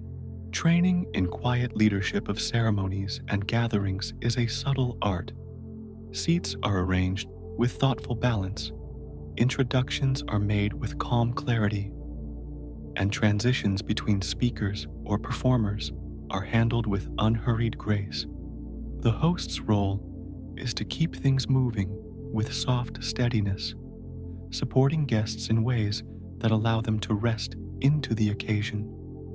This attentiveness is practiced until it becomes an easy part of presence. When the household faces work such as building or repair, tasks are organized and paced to avoid strain. Craftspeople are given reasonable schedules, materials are prepared in advance, and each step is carried through with calm coordination. The aim is to maintain quality without forcing haste, so the structure endures and the people remain healthy. Work becomes a shared, measured effort. Daily life includes quiet study of laws, precedents, and etiquette. Manuals and formal records are read in soft light with attention to detail and thought for application. This study is steady and unhurried, forming a foundation for later decisions. Knowledge is built up like a slow accumulation of stones, placed with foresight and care. The household cultivates a sense of ritual in small actions, turning ordinary tasks into steady practices of attention. The stirring of soup, the folding of a robe, the tying of a knot, all are performed with a mindful calm that transforms routine into a gentle discipline. This ongoing attention is a practice of presence, a way to live each moment with care. Preparation for formal audiences or duties is deliberate and slow. Attire is selected for propriety. Words are practiced with measured tone, and the path to the meeting place is walked in a composed way. The presentation of oneself is understood as a responsibility, and the household trains to meet it with quiet competence. This readiness comes from steady rehearsal and an unhurried attention to detail. The practice of hospitality to traveling craftsmen and scholars is handled with courteous care. Rooms are prepared to welcome rest. Tea is offered with calm hands, and conversations are held with gentle curiosity. Hosting becomes an act of shared kindness, a way to connect different places with composed generosity. These exchanges add to the household's sense of openness and continuity. In the quiet of late afternoon, practice often becomes reflective and gentle. Movements are slowed, and attention turns to fine points of technique. Small adjustments are made with patient focus, noticing how breath, posture, and tension relate. This time is an invitation to refine rather than to push, to deepen a steady skill rather than to seek immediate progress. The household keeps a steady approach to training new weapons or tools. When a new bow or blade arrives, it is tested with careful attention, first in small movements, then in longer practice, building familiarity gradually. The aim is to integrate the object into the body's memory without haste, allowing confidence to grow naturally. This gentle introduction preserves safety and builds trust between person and tool. Life within the household is also shaped by unspoken agreements and quiet loyalties. People attend to one another in small ways, offering help without being asked, noticing needs before they are voiced. This implicit attention creates a network of calm support that steadies daily life. Trust grows from these small, consistent acts of care. The discipline of patience is taught through routines that reward long-term attention. Whether caring for a blade, training a horse, or building a garden, results come from steady work over time. This patient mode becomes a moral habit, shaping temperament into one that favors endurance, thoughtful action, and quiet resolve. It is a calm acceptance of gradual change. Maintenance of ceremonial spaces and shrines within the household is a slow, respectful process. Offerings are arranged with careful hands, incense tended with measured focus, and these spaces are kept free of clutter so that they remain places for quiet reflection. The regular care given to these areas is a soft reminder of continuity and reverence. Evenings sometimes include shared moments of storytelling or reading, offered in a low voice that suits the fading light. Tales are told with a careful cadence, facts and images unfolding in gentle patterns that soothe rather than excite. These narratives bind household memory together, teaching values and histories in a relaxed manner. The practice of restraint in speech is valued and cultivated. Words are measured, and silence is respected as a form of communication in itself. Speaking only when necessary allows for thoughtfulness and avoids needless friction. This restraint contributes to a calm environment where conversation is meaningful and paced with deliberate slowness. Daily drills are balanced with rest and recovery to keep bodies and minds ready. After practice, muscles are eased with gentle stretching and warmth, and food is provided with attention to recovery. The household understands that steady performance depends on tending to the whole person, not just repeated exertion. This compassionate management keeps routines sustainable over the long term. Social obligations such as gift giving are handled with a slow grace. Gifts are chosen for their thoughtfulness and appropriateness, not for show. The act of giving is a quiet expression of connection, a way to acknowledge relationships with steady kindness. Receiving is done with modesty, maintaining balance and mutual respect. In the dim hours before sleep, there is a final round of care for tools and animals. Swords are sheathed with care, armor stacked, and horses settled with soft offerings. Doors are checked, candles trimmed, and the household quieted. These last acts are performed with the same calm presence that moves through the day, a final aligning of the household toward rest. Training for public service and governance is imparted through calm instruction and slow exposure to responsibility. Young retainers learn to keep records, speak to officials, and manage small teams with steady oversight. Responsibility grows incrementally, and mentorship is offered with patience so that competence develops naturally and reliably. Small artistic practices remain part of daily life, providing a soothing balance to martial training. Painting, flower arranging, and the study of classical texts are approached with slow, deliberate care. These arts cultivate sensitivity and attentiveness, tempering strength with aesthetic calm. They are a soft counterbalance that preserves inner balance. The household's rhythms continue through days of rain and sun with a consistent poise. Tasks are adapted gently to the weather, roofs tended on rainy mornings, fields inspected on clear days, and indoor practices favored when storms pass.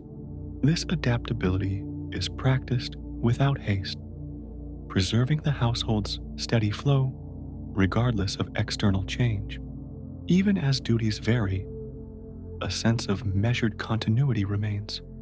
Work is planned and executed with a calm eye toward the future, balancing obligation with care for people and tools. Life is lived in a steady tempo, each action a small, deliberate contribution to a larger pattern that unfolds gently over time.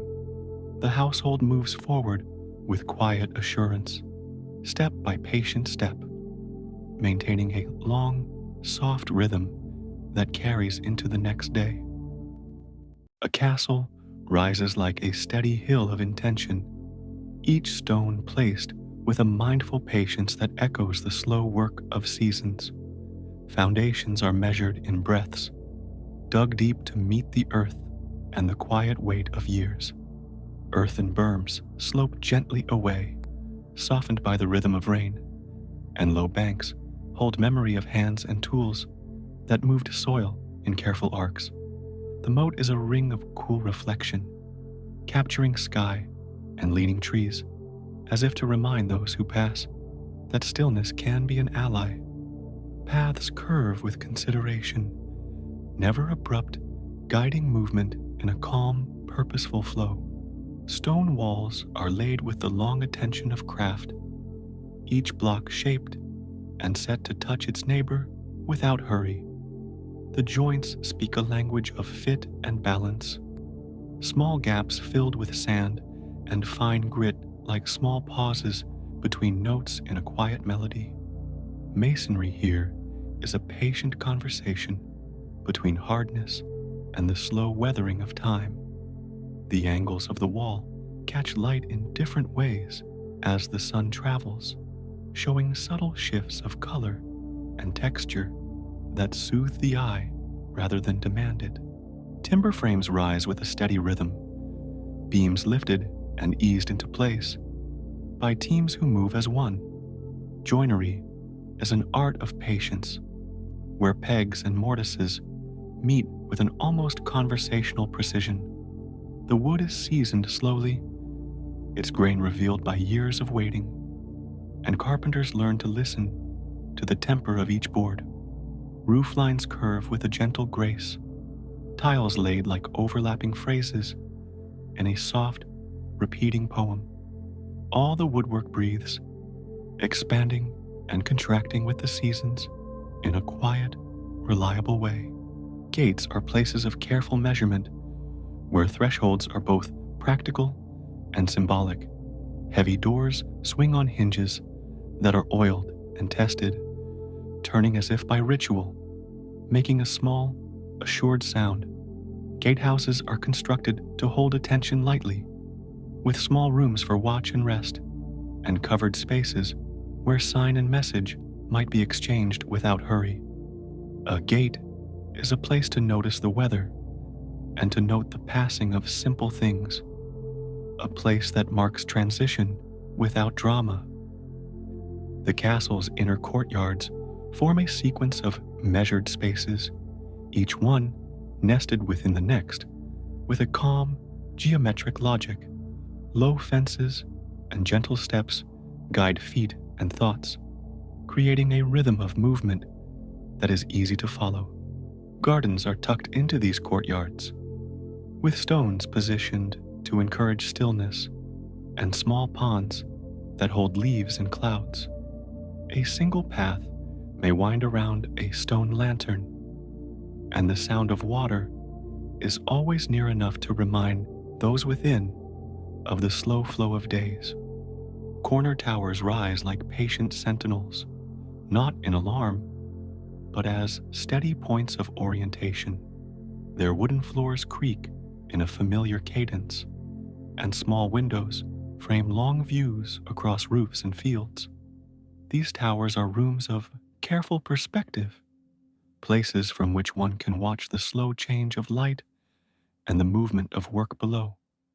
Each floor is connected by steps worn into soft curves, a history of footfalls that trail like a gentle measure of passage.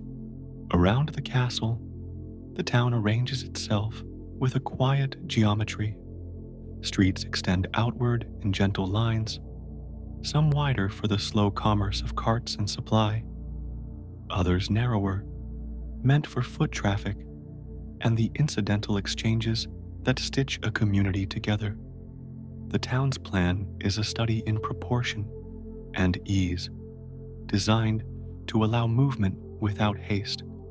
Each lane is aware of the other, and the overall pattern makes space for breathing, for markets, for the simple rhythms of daily life. Artisan workshops sit in small rows, their doors open to invite the soft clatter of tools and the exchange of small goods. Blacksmiths work with measured heat, coaxing metal into shape through gradual touches and repeated, gentle strokes. The ringing of hammer on anvil is steady and predictable, a metronome for craft. Nearby, carpenters saw and plane with mindful gestures, creating fittings and frames that will be used in houses and public buildings, each piece polished by attention rather than speed. Tile makers and potters shape with hands that remember the slow arc of shape and balance.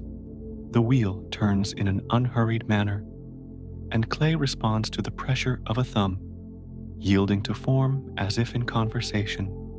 Kilns glow with warm, steady light, their fires fed in careful measures so that temperature rises in restraint and moderation. The result is pottery that holds the quiet of its making, simple and true in its lines.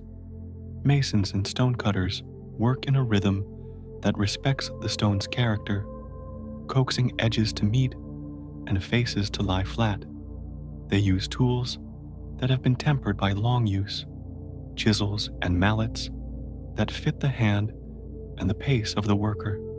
Stones moved into place create not only barriers, but shapes that accept the weather, that cast cool shade and hold warmth in slow cycles. The meeting of stone and timber is the meeting of patience and endurance. Market layouts are arranged with consideration for flow and convenience. Stalls line the wider streets, each one a small, ordered place where goods are displayed with neat thoughtfulness. There is a quiet choreography to the placement of vendors, the fishmonger beside the salt merchant, the cloth seller near the dyer, so that related trades harmonize and movement between them feels natural. The market becomes a fabric of gentle exchange, woven of small conversations and unobtrusive transactions. Storage areas and warehouses are positioned with a practical serenity, close to transport routes and yet sheltered from the wind. Rice is stacked in neat tiers, barrels labeled and cataloged, and shelves bear the marks of order. Record books, simple, folded papers tied with string, are kept in cool places where the paper will not warp. Clerks move through these rooms with a quiet efficiency, their hands steady, their work attentive to small measurements, and the steady accounting of supply. Castle towns grow around these practical needs, forming neighborhoods of shared skill and common care. Workshops for ironwork, lacquer, silk, and leather each find their place, and their sounds blend into a soft background chorus. Children watch the shaping of tools and toys with unhurried curiosity, learning by still observation and the occasional gentle correction. A sense of craft pervades the streets, a low hum of practiced motion that soothes rather than excites. Bridges that link parts of the town are designed with careful proportions, arches balanced so that the flow of water beneath is not hindered. Timber footbridges sway just enough to remind one of the living world. Stone bridges are compact and solid, surfaces worn smooth by years of foot traffic, their parapets polished by the passing of hands. Crossing these bridges is a small, repeated ritual that ties the community's spaces together.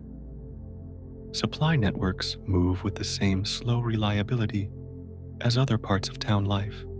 Pack horses and oxen follow routes that have been chosen for gentle gradients and shade.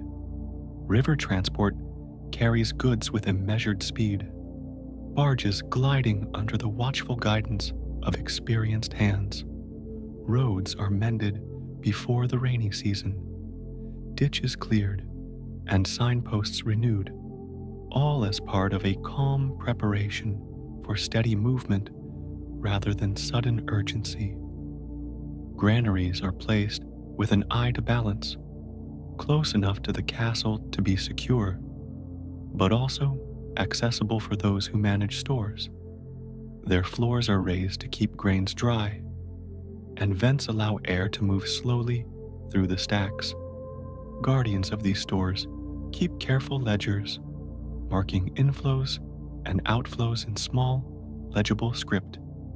The stability of supply is a matter attended to with a steady hand, recorded and reviewed in a routine that is gentle and precise.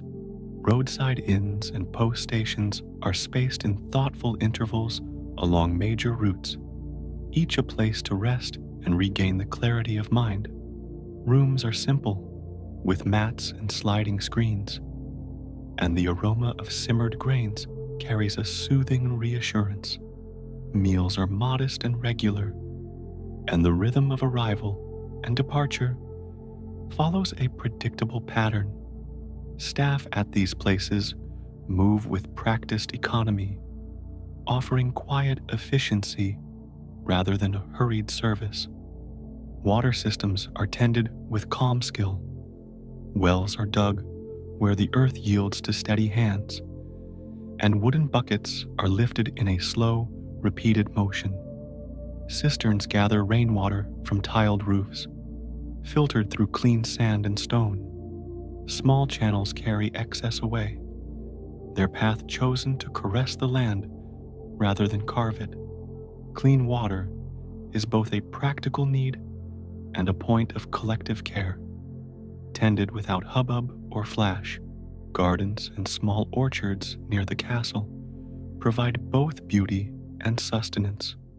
Fruit trees are pruned with a steady touch, their branches allowed to grow in pleasing lines that promise harvest and shade. Vegetable plots are limited and well kept, each bed rotated with thoughtful discipline. The act of tending earth and plant is itself a quiet ritual, a daily practice that aligns hands with the slow cycles of growth. Craft supply chains extend beyond the town, linking distant workshops and resource sites by a network of trust and measured exchange. Timber arrives from forests managed in patient rotation, charcoal from kilns, tended by those who understand the long process of burning slowly and evenly. Iron ore is extracted and moved with a calm economy, smelted and refined in stages that respect the material's needs. Each step is part of a larger pattern of care. The layout of residential quarters reflects social patterns in gentle ways. Samurai houses stand in ordered lines, their gardens and gates arranged with understated dignity. Merchant streets have more bustle, but still a deliberate rhythm, the pace of commerce softened by familiar routines. Temples and communal halls punctuate the town, offering places for quiet reflection and measured gatherings. Space is organized to allow both privacy and communal life in balanced measure. Sanitation is addressed with pragmatic regularity. Drains are kept clear so that rainwater may pass without pooling, and refuse is collected with a steady schedule that prevents stagnation. Public latrines are placed thoughtfully, their maintenance a shared task that keeps the street life clean and comfortable. This attention to everyday hygiene is an unassuming form of care, supporting a steady public life without fanfare. The movement of food from countryside to table is a choreography of small, dependable acts. Farmers harvest and bring produce to collection points, where measurements are taken and records made. Carters and watermen receive goods, moving them into town stores and market stalls. Chefs and cooks in inns and homes transform these simple ingredients into nourishing meals, following recipes and routines handed down with quiet fidelity. Fire control in the town is practiced with calm rituals. Fire breaks along certain streets, water buckets kept in communal places, and officials charged with a watchful but relaxed observation all contribute to a sense of safety. Hearths are tended carefully, and methods of cooking and heating are chosen to avoid hasty risk. The community's relationship with heat and flame is one of respect and constant small care. The castle's stores of tools and equipment are cataloged in an orderly way, each item assigned a place on a list and a peg on a wall. When something is withdrawn for use, it is done with recorded intent, and when returned, it is checked and noted. This system reduces friction and supports a slow, continuous readiness. The care of objects becomes a practice in presence, a small discipline that reduces waste and maintains capability. Artisans teach apprentices in gentle cycles of repetition and patient correction. A young hand may sit beside a master For long hours, watching the way a chisel is held, the angle of a plane, the temper of a hammer stroke, lessons emphasize steadiness, the importance of measured effort, and the value of finishing well rather than quickly. Over time, the apprentice accumulates skill in small increments, each day adding a quiet competence. Guilds and associations provide frameworks for fair practice and shared standards, making trade predictable and trustable. Rules are simple and clear, discussed in calm meetings where order is valued. These groups maintain kiln times, market duties, and shared responsibilities for training. Their presence stabilizes commerce and crafts, creating rhythms that people can rely upon. The town's soundscape is soft and layered. The murmur of conversation, the steady roll of a cart, the distant tapping of a hammer, the whisper of wind through eaves, all blend into a sound that invites relaxation. Nights carry their own gentle noises, crickets and the occasional footstep, a testament to life that moves without hurry. Such a soundscape supports a kind of collective breathing, slow and regular. Lighting is subdued and thoughtful, with paper lanterns casting warm pools of light rather than harsh glare. Streets are lit for safety and comfort, guiding rather than startling. In the evening, windows glow with a soft continuity, revealing shadowed interiors where families dine, craftwork continues, or simple conversation takes place. The pattern of light helps maintain a sense of calmed time passing. Transport schedules are arranged with predictable intervals, allowing those who move goods to plan and rest. Boats leave in the morning when light is kind. Carts follow the cooler parts of the day, and porters travel in groups for mutual ease. This regularity makes the flow of things gentle and reliable, avoiding sudden strain and supporting a steady tempo of exchange. Ceremonial spaces near the castle offer quiet opportunities for community rituals that mark the seasons. These moments are not loud dramas, but small acknowledgments of time's passage, the turning of months, and the cycles of planting and harvest. They are occasions for shared attention, a communal exhale that keeps the rhythm of life steady and known.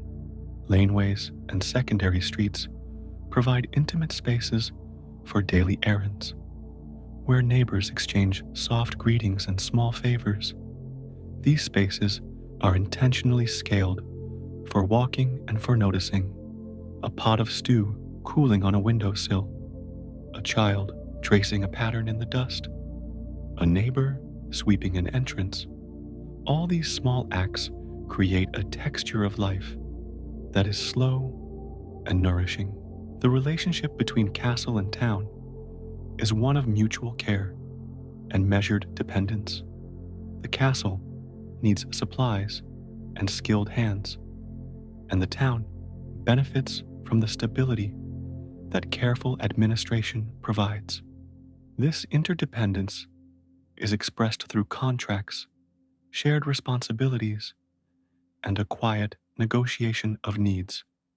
It is a partnership that favors the long view, cultivated in small acts of reliability. Streets are swept each morning with rhythmic strokes that remove yesterday's detritus and prepare surfaces for new steps. This daily cleansing is an act of care that resets the town's face like a breath after sleep. It is neither grand nor showy, but it supports an environment conducive to calm living. Those who sweep do so with attention rather than hurry, aligning body and mind in repetitive, soothing motion. Warehouses near the harbor and along rivers are organized so that goods flow with minimal handling. cranes, and simple machines reduce strain, and teams work in coordinated shifts to move cargo in a pace that is steady and safe. Labels and simple ledgers keep track of what comes and goes, and smokehouses and drying roofs are placed to attend to perishable goods with a regularity that prevents surprise. The town's small rituals of maintenance, painting shutters, mending roofs, sharpening tools, are carried out with a patient rhythm. These acts are communal knowledge, passed along through observation and quiet instruction. They maintain the town's dignity and usefulness, supporting a shared life that values repair and careful attention over constant replacement. Stability here is made of ordinary acts repeated over time. Stone placed well, timber joined soundly, records kept in neat hands, markets tended with steady schedules. All these practices weave together into a fabric that is supple and resilient, a pattern that allows life to proceed in calm, sustainable steps. This steady fabric holds the town and castle together, an unassuming scaffold for daily life. Paths radiate outward from courtyards and gates in lines that slow the eye and the foot. They encourage a pace that notices small things: moss on a stone, the shape of a tile, the soft shadow of a lantern. Movement becomes an act of awareness, not hurry, and the town's layout supports this gentle attention to the passing day. Each step is an invitation to settle into the rhythm that sustains the place. Storehouses and small depots are places of quiet order, their interiors cool and arranged. Goods are stacked with care and listed on paper slips that are laminated by time and use. The practice of inventory is unhurried, a small ceremony of counting and confirming that reassures those who depend on continuity. These rituals of accounting are simple acts that hold together a complicated pattern. Neighborhoods are knit by small acts of shared responsibility. A child's schooling happens near home, taught by those who know the town's ways.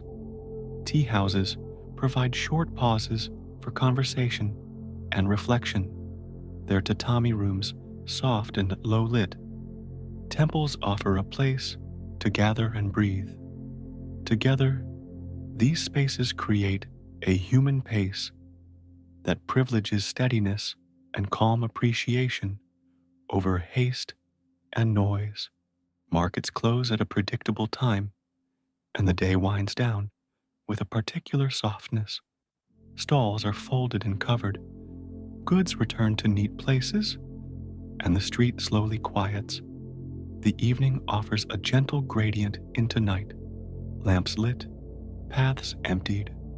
The whole town settles into a slowness that is deliberate and unhurried, prepared to begin again with the same steady rhythm come morning. In the quiet hush of her record rooms, inked bamboo slips and folded papers lay like leveled stones, each one a measured weight of memory. Scribes worked with steady hands, tracing lines that marked boundaries and names, turning the small motions of writing into an act of careful attention. The act of noting a field, a house, a family, felt like breathing deliberately, each stroke a slow inhale, each pause a gentle exhale, and the silence that followed allowed those details to settle into the long keeping of things. Fields were counted with a patient eye, measured by rods and paced footsteps, the distances repeating like a simple chant. Surveyors walked along the ridges and furrows, noting the rise and fall of the land, the way water gathered or slid away. Their instruments were plain and true: a pole, a rope, a measure marked in small and faithful units. The map that was sketched from these measures held the calm geometry of places where life grew and where obligations would quietly take root.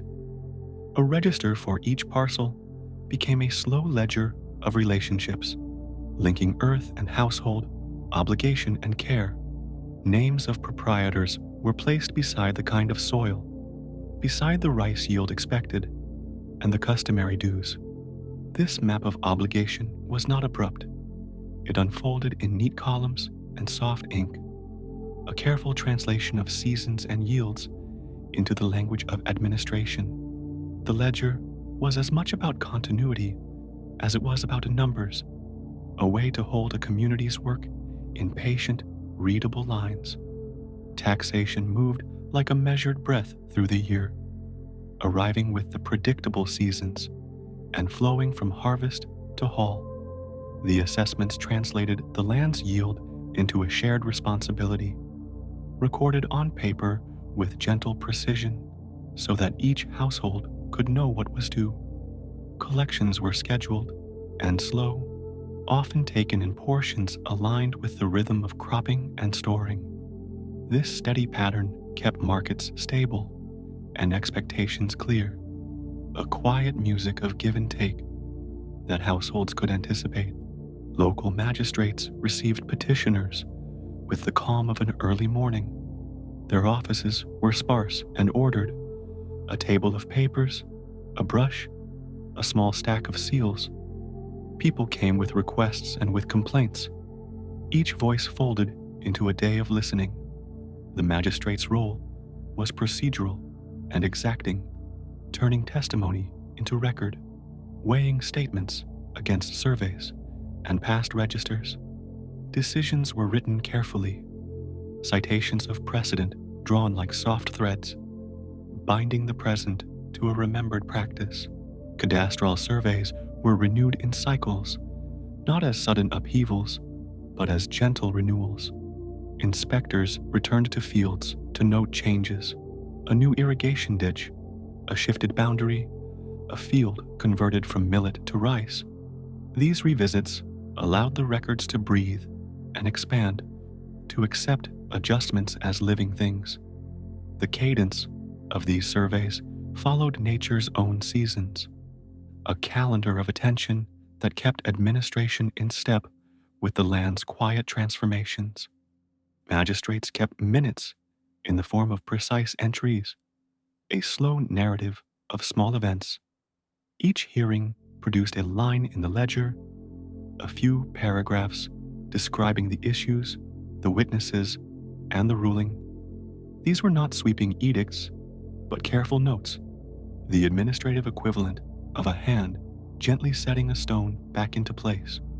Over years, such entries formed an archive of local life, a steady accumulation of decisions that would guide future resolution with a familiar, steady voice. Tax assessments depended on measures of yield that were often expressed with a humble exactness, recorded as fractions and portions rather than large abstractions. Rice, grain, sometimes labor, and occasional dues in kind were counted with tools that had not changed much across generations. The examiner's scale, a bowl and a balance, made each measure a small ceremony of fairness. Receipts were inscribed and given, hollowing each transfer into a paper promise that could be returned to and recalled when memory needed steadiness. Village headmen and local stewards served as living capsules of memory, their names written into registers, and then leaving traces through remarks and signatures. They conveyed census lists and contributed to the accuracy of surveys, helping ensure that each family's share and duties were known. Their signatures or simple marks on documents carried weight, like a regular heartbeat, confirming that the village, too, was part of this orderly flow.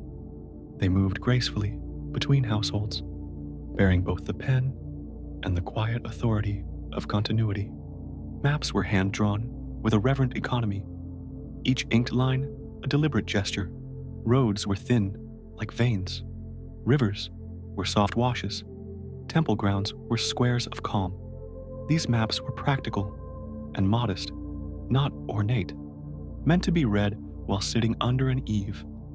The paper warmed by the sun and folded with care. They translated high and low into a readable surface, guiding collectors and magistrates along familiar routes and reminding them of the steady interconnectedness of grain, road, and town. When disputes arose, the procedure favored listening and documentation. Witnesses were called in a measured order, testimony recorded as direct and simple statements.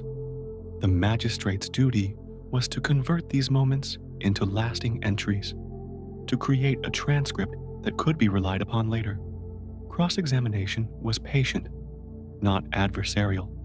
Questions were factual, responses noted, and the final judgment was couched in terms of precedent and established practice. This methodical approach helped preserve calm and confidence in decisions. Legal codes and customary practices worked together in a rhythmic balance. Law books consulted like old companions. Officials would open a code and run their fingers along the lines, finding parallels and previous rulings that spoke softly to the present case. These codes were not rigid tyrants, but gentle guides. They provided a continuity of expectation, a script that allowed magistrates to render decisions with an appearance of impartial constancy, a steady hand drawing from a calm reservoir of collective memory. Cadastral documents were sometimes illustrated with small symbols indicating the quality of soil, presence of irrigation, or the burden of marsh. These symbols were simple and consistent, a quiet shorthand used across districts. They made the vast task of administration feel more approachable. When officers reviewed a bundle of survey rolls, their eyes moved across these icons like a slow reader, finding the familiar markers that indicated places of abundance and places of need, charting obligations with precise and patient attention. Appeals were handled with procedural care, a request rising through layers of officials like soft smoke. Each level added its own notation, a small approval or a gentle dissent, recorded in the margin with ink that had the faint smell of bamboo. Appeals were neither instant nor harsh. They were thorough. A petitioner could expect a sequence of hearings, each one anchored by careful record-keeping and an ability to consult prior entries. The slow ascent of a case was itself reassuring, affirming that questions would be met with an accumulation of thoughtful consideration. Magistrates kept files bound with cloth and cord, bundles of recorded life that were stored in cool alcoves. These bundles were labeled and stacked, their surfaces softened by repeated handling. When a case returned to office, an attendant would retrieve the relevant packet and lay it on the table, the pages spreading open like a palm. The magistrate would revisit earlier notes, reading the faded ink of predecessors, and allow their earlier thoughts to settle into present action. This continuity of archives created a calm lineage of decision. Cadastral maps were often supported by oral memory, the elders in a village recalling markers and hedges that had once defined borders. Surveyors listened to these voices and translated them into written lines, giving permanence to fleeting memories. The combination of spoken testimony and inked measure created a whole that was greater than the parts. It bridged seasons and lifetimes in a steady way, as if each leaf and furrow were being tended by agreements that moved softly from mouth to paper.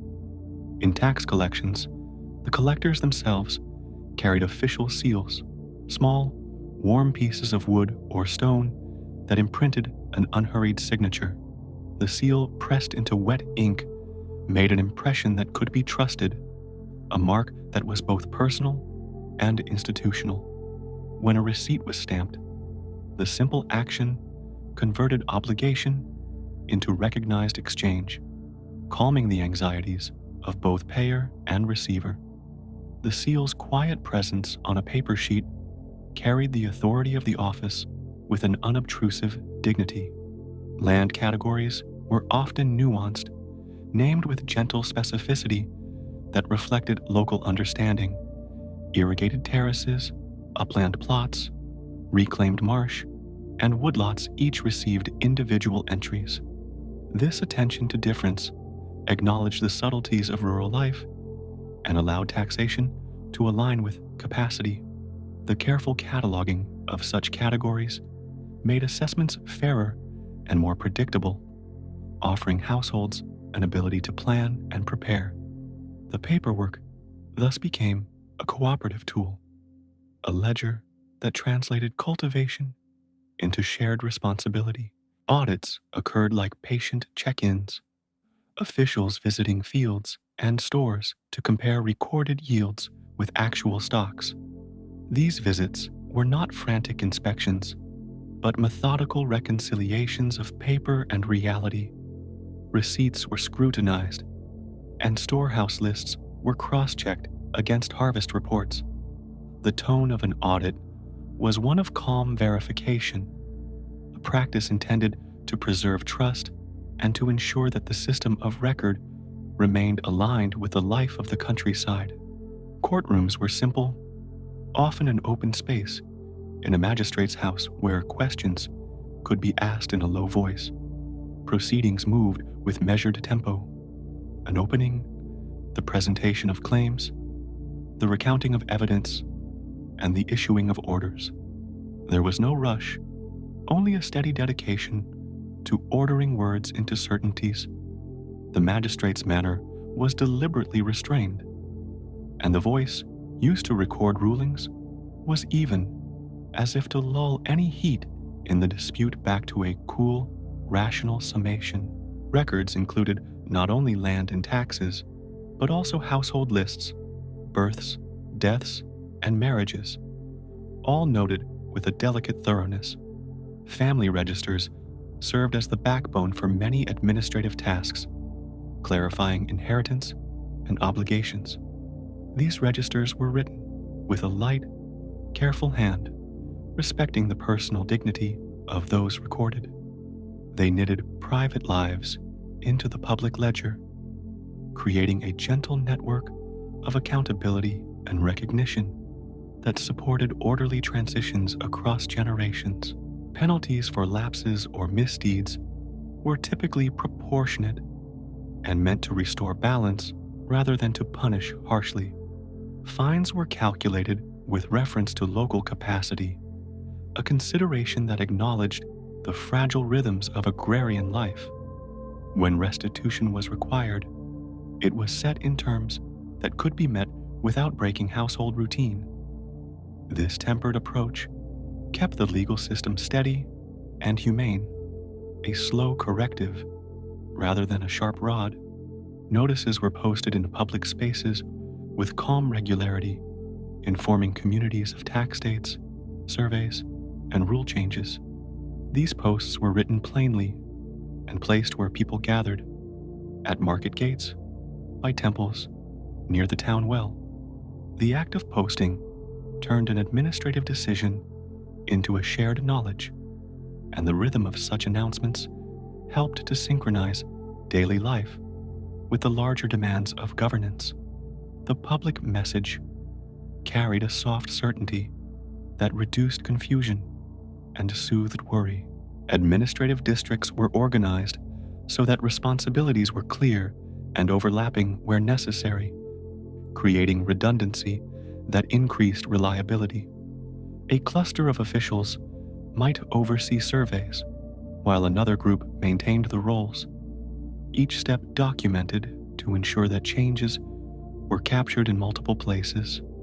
This layered approach allowed decisions to be retraced, mistakes to be corrected, and continuity to be preserved. It fostered a sense of slow but dependable accountability through shared duties. Surveyors kept their own notebooks, small and portable, the pages filled with sketches, little annotations, and cautious estimations. These notebooks were personal tools of observation, an intimate record of places the surveyor had walked.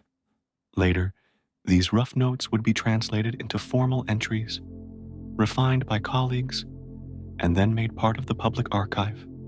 The transformation from notebook to register felt like a patient editing of memory, polishing impressions into official shape. Measurements were standardized in local terms, often tied to familiar objects and rhythms rather than abstract units, which made the process accessible and steady. A measure might be tied to the pace of a step, the span of a forearm, or the capacity of a standard basket, aligning official accounting with lived experience. Such common measures helped bridge the technical with the familiar, making administrative tasks feel less like impositions and more like shared practices of careful living. Officials were trained to keep records both legible and concise, a practice that encouraged clarity and ease of retrieval. Calligraphy was functional and plain, each character formed to be read quickly and accurately.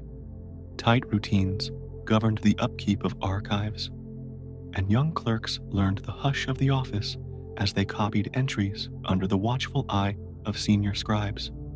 This apprenticeship created continuity of skill, ensuring that the quiet art of record keeping was passed along with patient care.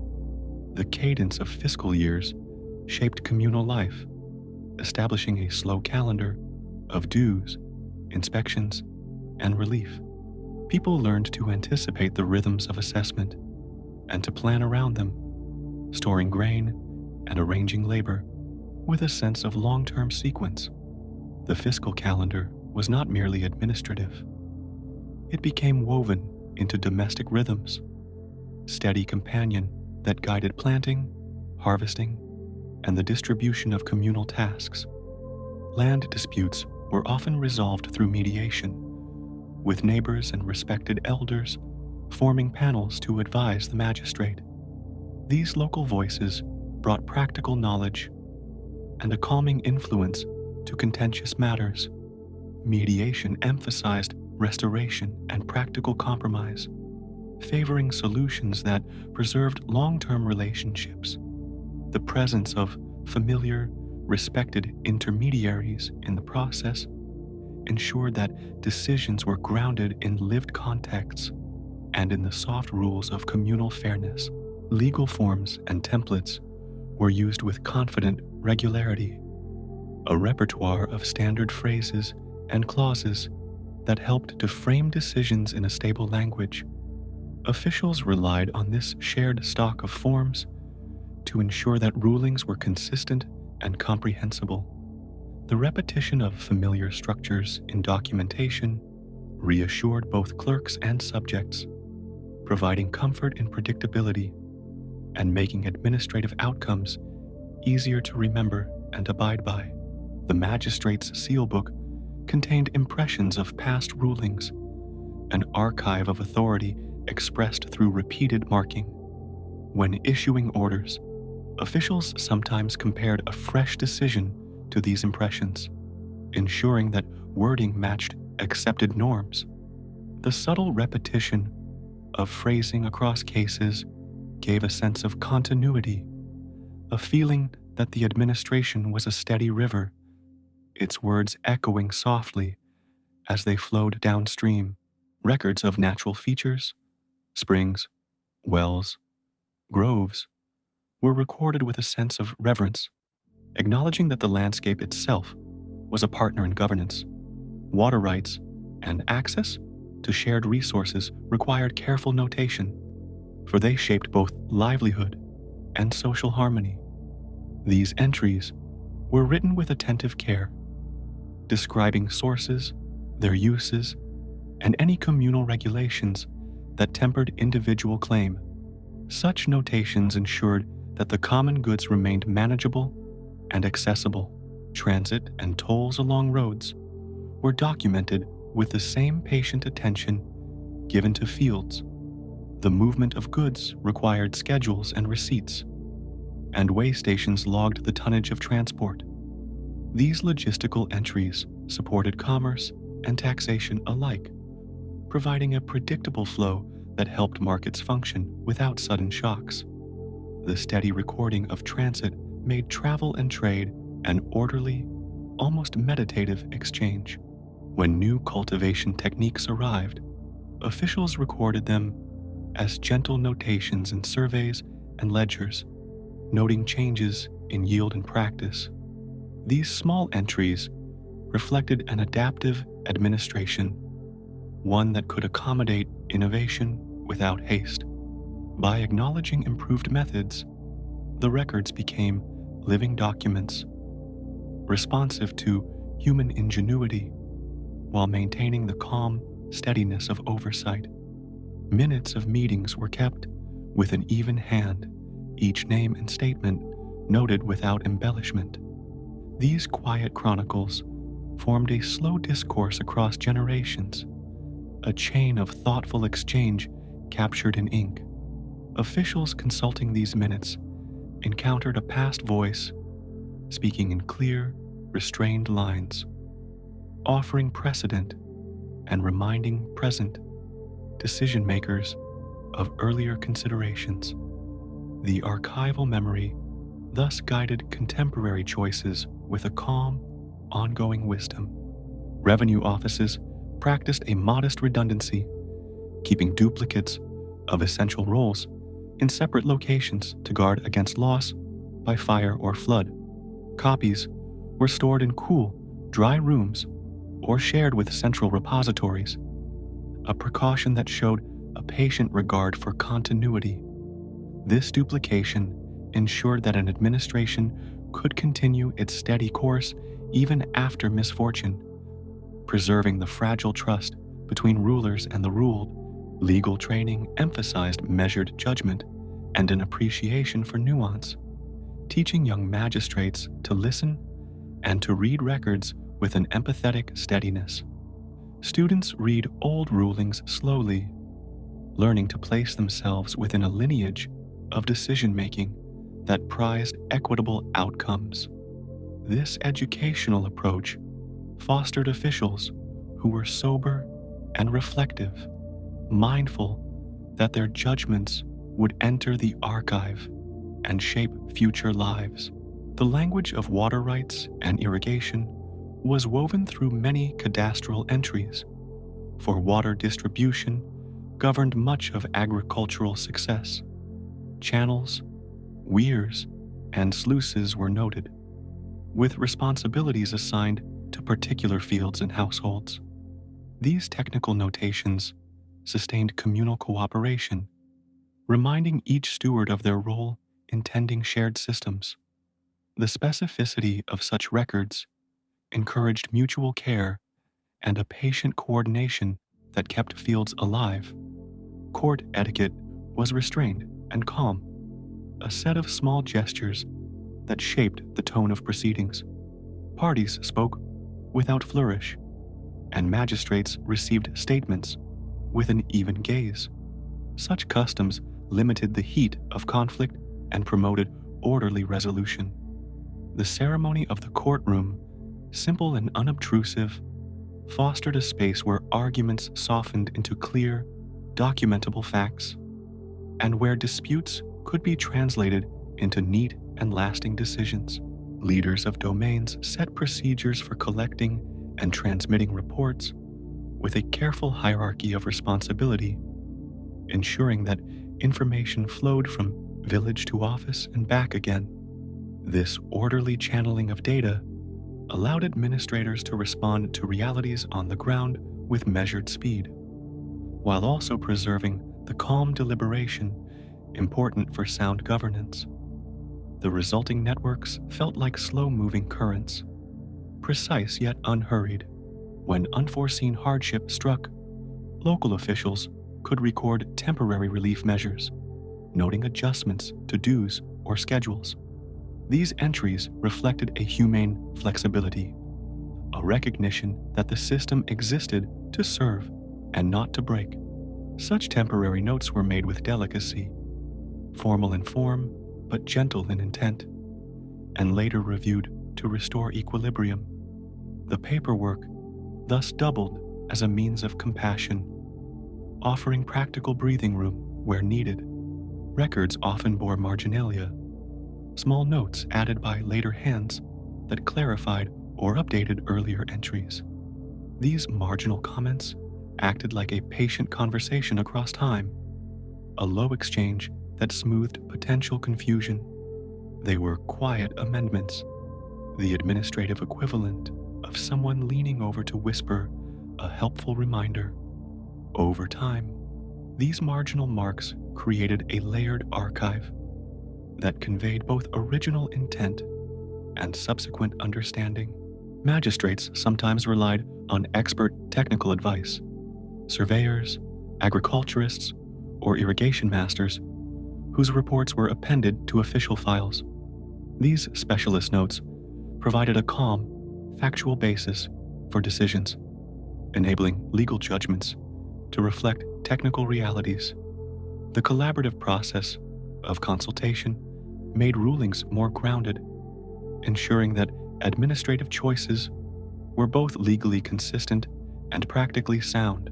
Seals and stamps were cataloged carefully so that their impressions could be compared when needed. Each official's device had a particular pattern, and clerks kept records of who used what seal and when. This log produced a steady trail of authentication, making the flow of documents traceable and reassuring. The cataloging of seals underscored the meticulous nature of the system, a quiet check against error and malfeasance.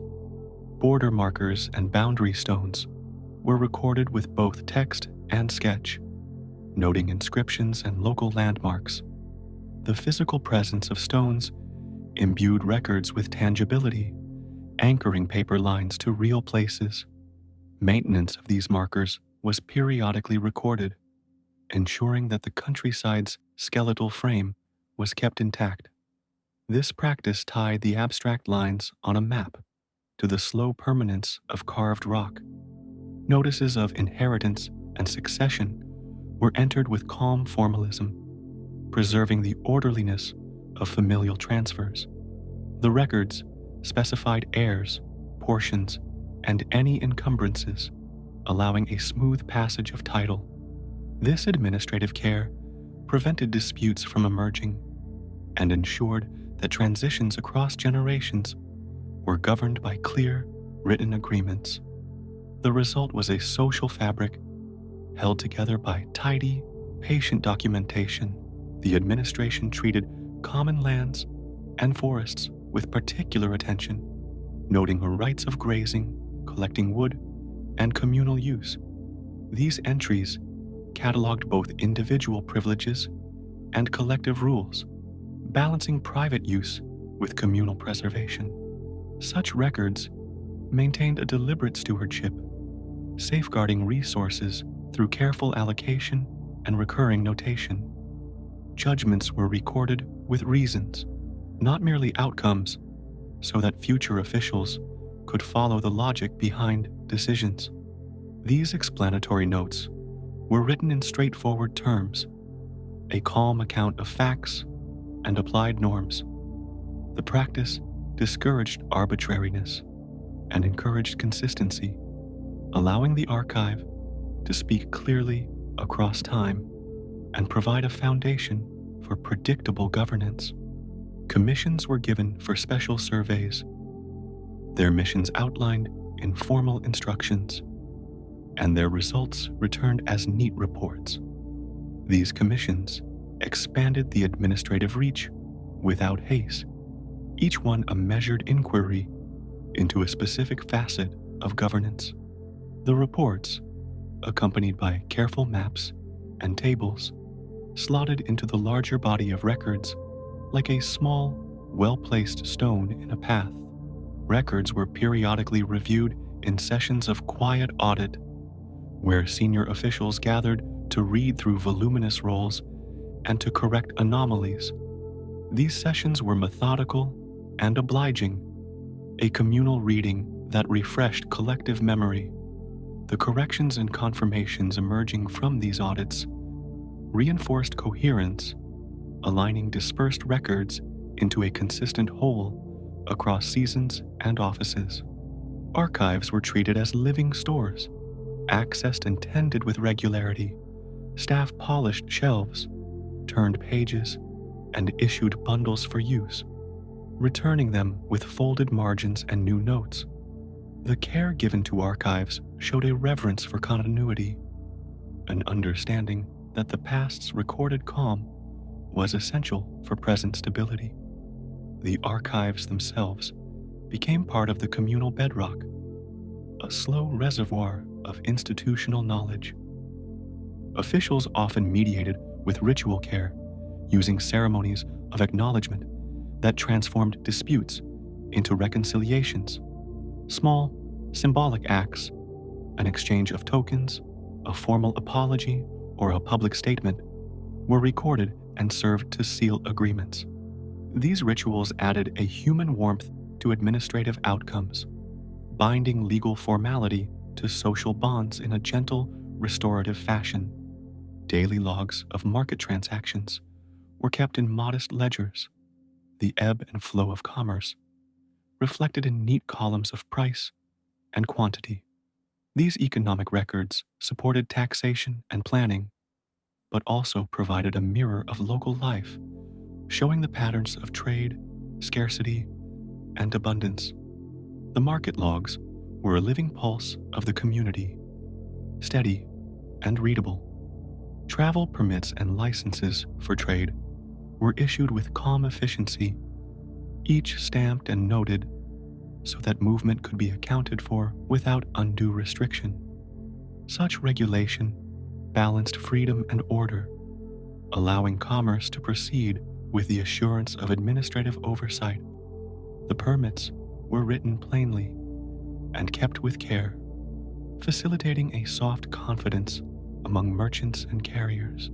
Boundary disputes sometimes required fresh surveys, new teams walking old edges to verify marks and to listen to memories. These resurveys were conducted without haste, their reports given solemn attention and recorded with precise new lines. The re-examination offered a chance to reconcile the living landscape with the written map, preserving equity through careful verification rather than through forceful assertion. Fiscal reports to higher authorities were composed with an unhurried accuracy, combining local roles into summaries that reflected stability. These reports were not ornate, but intentionally steady, giving a clear account of resources and obligations. The act of compiling such reports encouraged local officials to maintain neatness in their records, knowing that their work would be read with a patient, discerning eye. Clerks took care to keep their ink and brushes in good condition, small practical details that ensured legibility and durability. Clean brushes made clean strokes, and good ink preserved entries through time. The maintenance of tools was itself an unspoken ritual, a mindful readiness that kept the machinery of administration humming in a quiet, dependable way. Interoffice correspondence followed set formulas, brief and precise, designed so that information would not be lost in flowery language. These terse letters moved smoothly across the chain of command, each one adding a small piece to the continuing record. The predictability of such correspondence eased cooperative work, producing a calm exchange that kept the administrative fabric intact. There were periodic compilations of maps and rolls into comprehensive volumes, major undertakings that gathered disparate local materials into a larger whole. The resulting books were heavy and slow to produce, but they provided an invaluable panorama for planning and governance. The compilation process itself was a communal labor of care, an act of reverent stitching that bound many small records into a broader, stabilizing tapestry. When disputes involved multiple villages, joint councils were convened, and their deliberations recorded with particular precision. The sharing of minutes across communities created a common script, easing mutual understanding and preventing future conflict. These joint records fostered a sense of shared destiny and a slow rhythm of cooperation that stretched beyond single fields or households. Administrative rituals were quietly infused with cultural practices, such as seasonal ceremonies for storehouse inspection or communal cleaning of records rooms.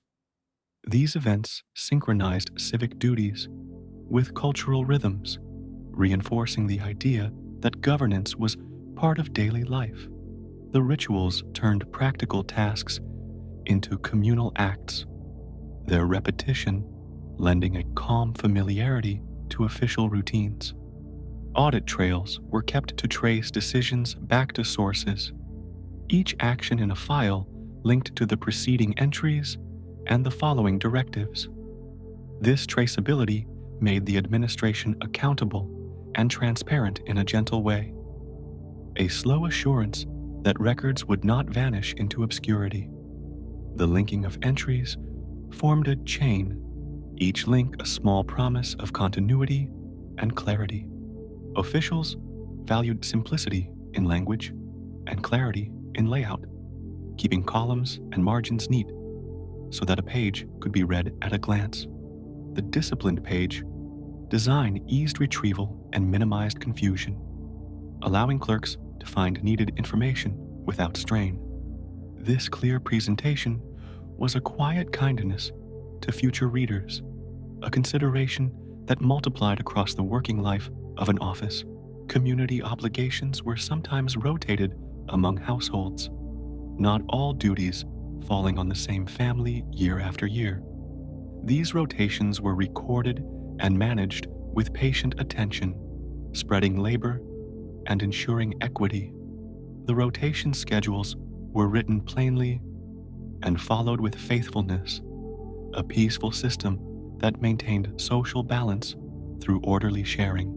The process of compiling household lists for corvée labor included careful notation of abilities and ages, permissions, and exemptions, and it was handled with an eye for fairness. These lists informed labor assignments, but also preserved dignity, balancing community needs with personal capacity. The careful maintenance of such lists kept social expectations aligned and predictable, fostering a reasonable distribution of burdens.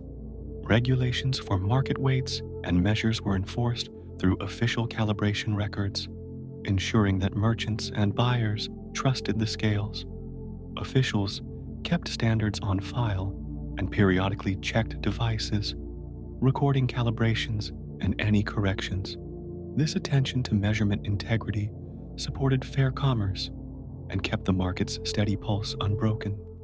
Legal opinions were sometimes written as short memos, offering balanced reflection rather than sweeping declarations. These memos guided lower officials with a calm, reasoned voice, citing past entries and practical considerations. The memos functioned as quiet beacons, steering administrative practice with modest authority and a respect for precedent.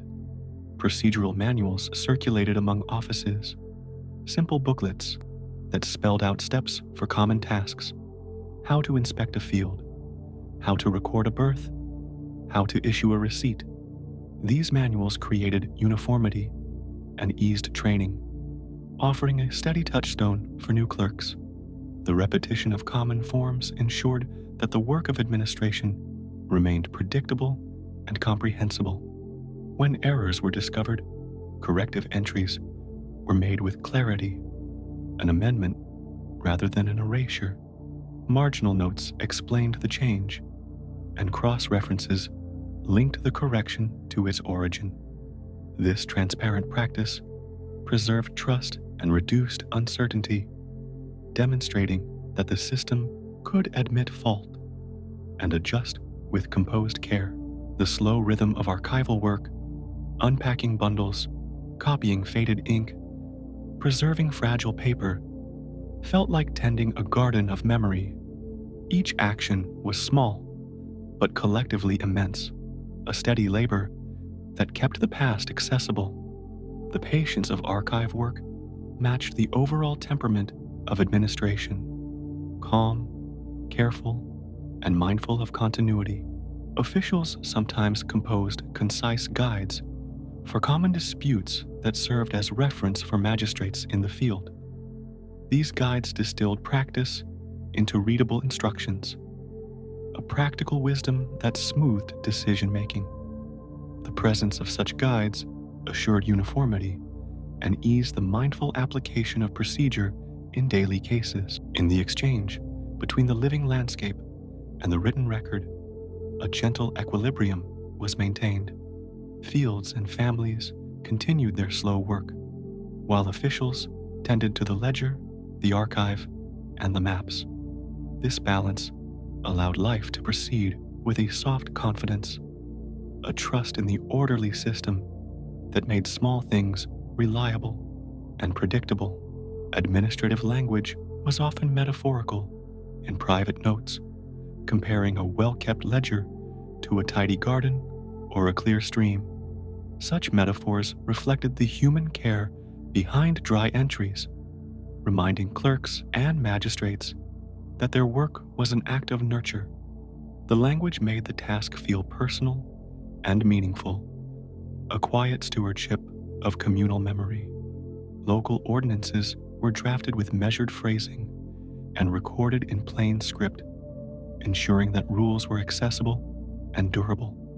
These ordinances addressed everyday matters: market times, night watch, maintenance of common facilities, and their clarity reduced friction. By embedding rules in simple terms, officials fostered compliance with minimal conflict and maximum calm. Records of guilds and craft associations were maintained alongside public roles, noting memberships and privileges. This dual recording recognized the economic role of artisans and merchants, connecting private regulation with public oversight. The inclusion of guild roles in broader archives integrated urban life into the administrative tapestry, ensuring representation and order across sectors. The practice of copying important documents into multiple ledgers was common, a redundancy that protected against loss and enhanced access. Copies were kept in different offices, in regional repositories, and within personal files of senior officials. The habit of duplication assured that vital information would survive time and mishap, an insurance of continuity created through deliberate repetition. When communal infrastructure was built, bridges, causeways, sluices, detailed plans and maintenance schedules were filed for future care. These records outlined materials, costs, and supervision, creating long-term accountability. Careful planning and documentation helped ensure that such public works remained functional and that their upkeep was shared in a predictable way. Trust between officials and the public was maintained through transparency of procedure and the visible integrity of records. People saw receipts and seals, read notices, and knew where to petition. This openness created a calming legitimacy, a sense that governance functioned by agreed forms rather than by caprice. The visible hand of orderly administration fostered social confidence and gentle cooperation. In the quiet of record rooms, the preservation of paper and ink was itself a ritual of respect. Clerks dried sheets, mended torn edges, and wrapped vulnerable documents for safekeeping. Their care was a form of gentle reverence for the past, a practical love that kept the continuous thread of community life intact. The slow, attentive work of preservation ensured that the ledger of ordinary days would remain accessible to those who came after. Forms were simple tools for putting complexity into a readable order, turning the multifaceted life of a village into columns and entries that could be followed. This reduction was not an erasure, but a gentle translation, a way to make shared obligations visible and manageable.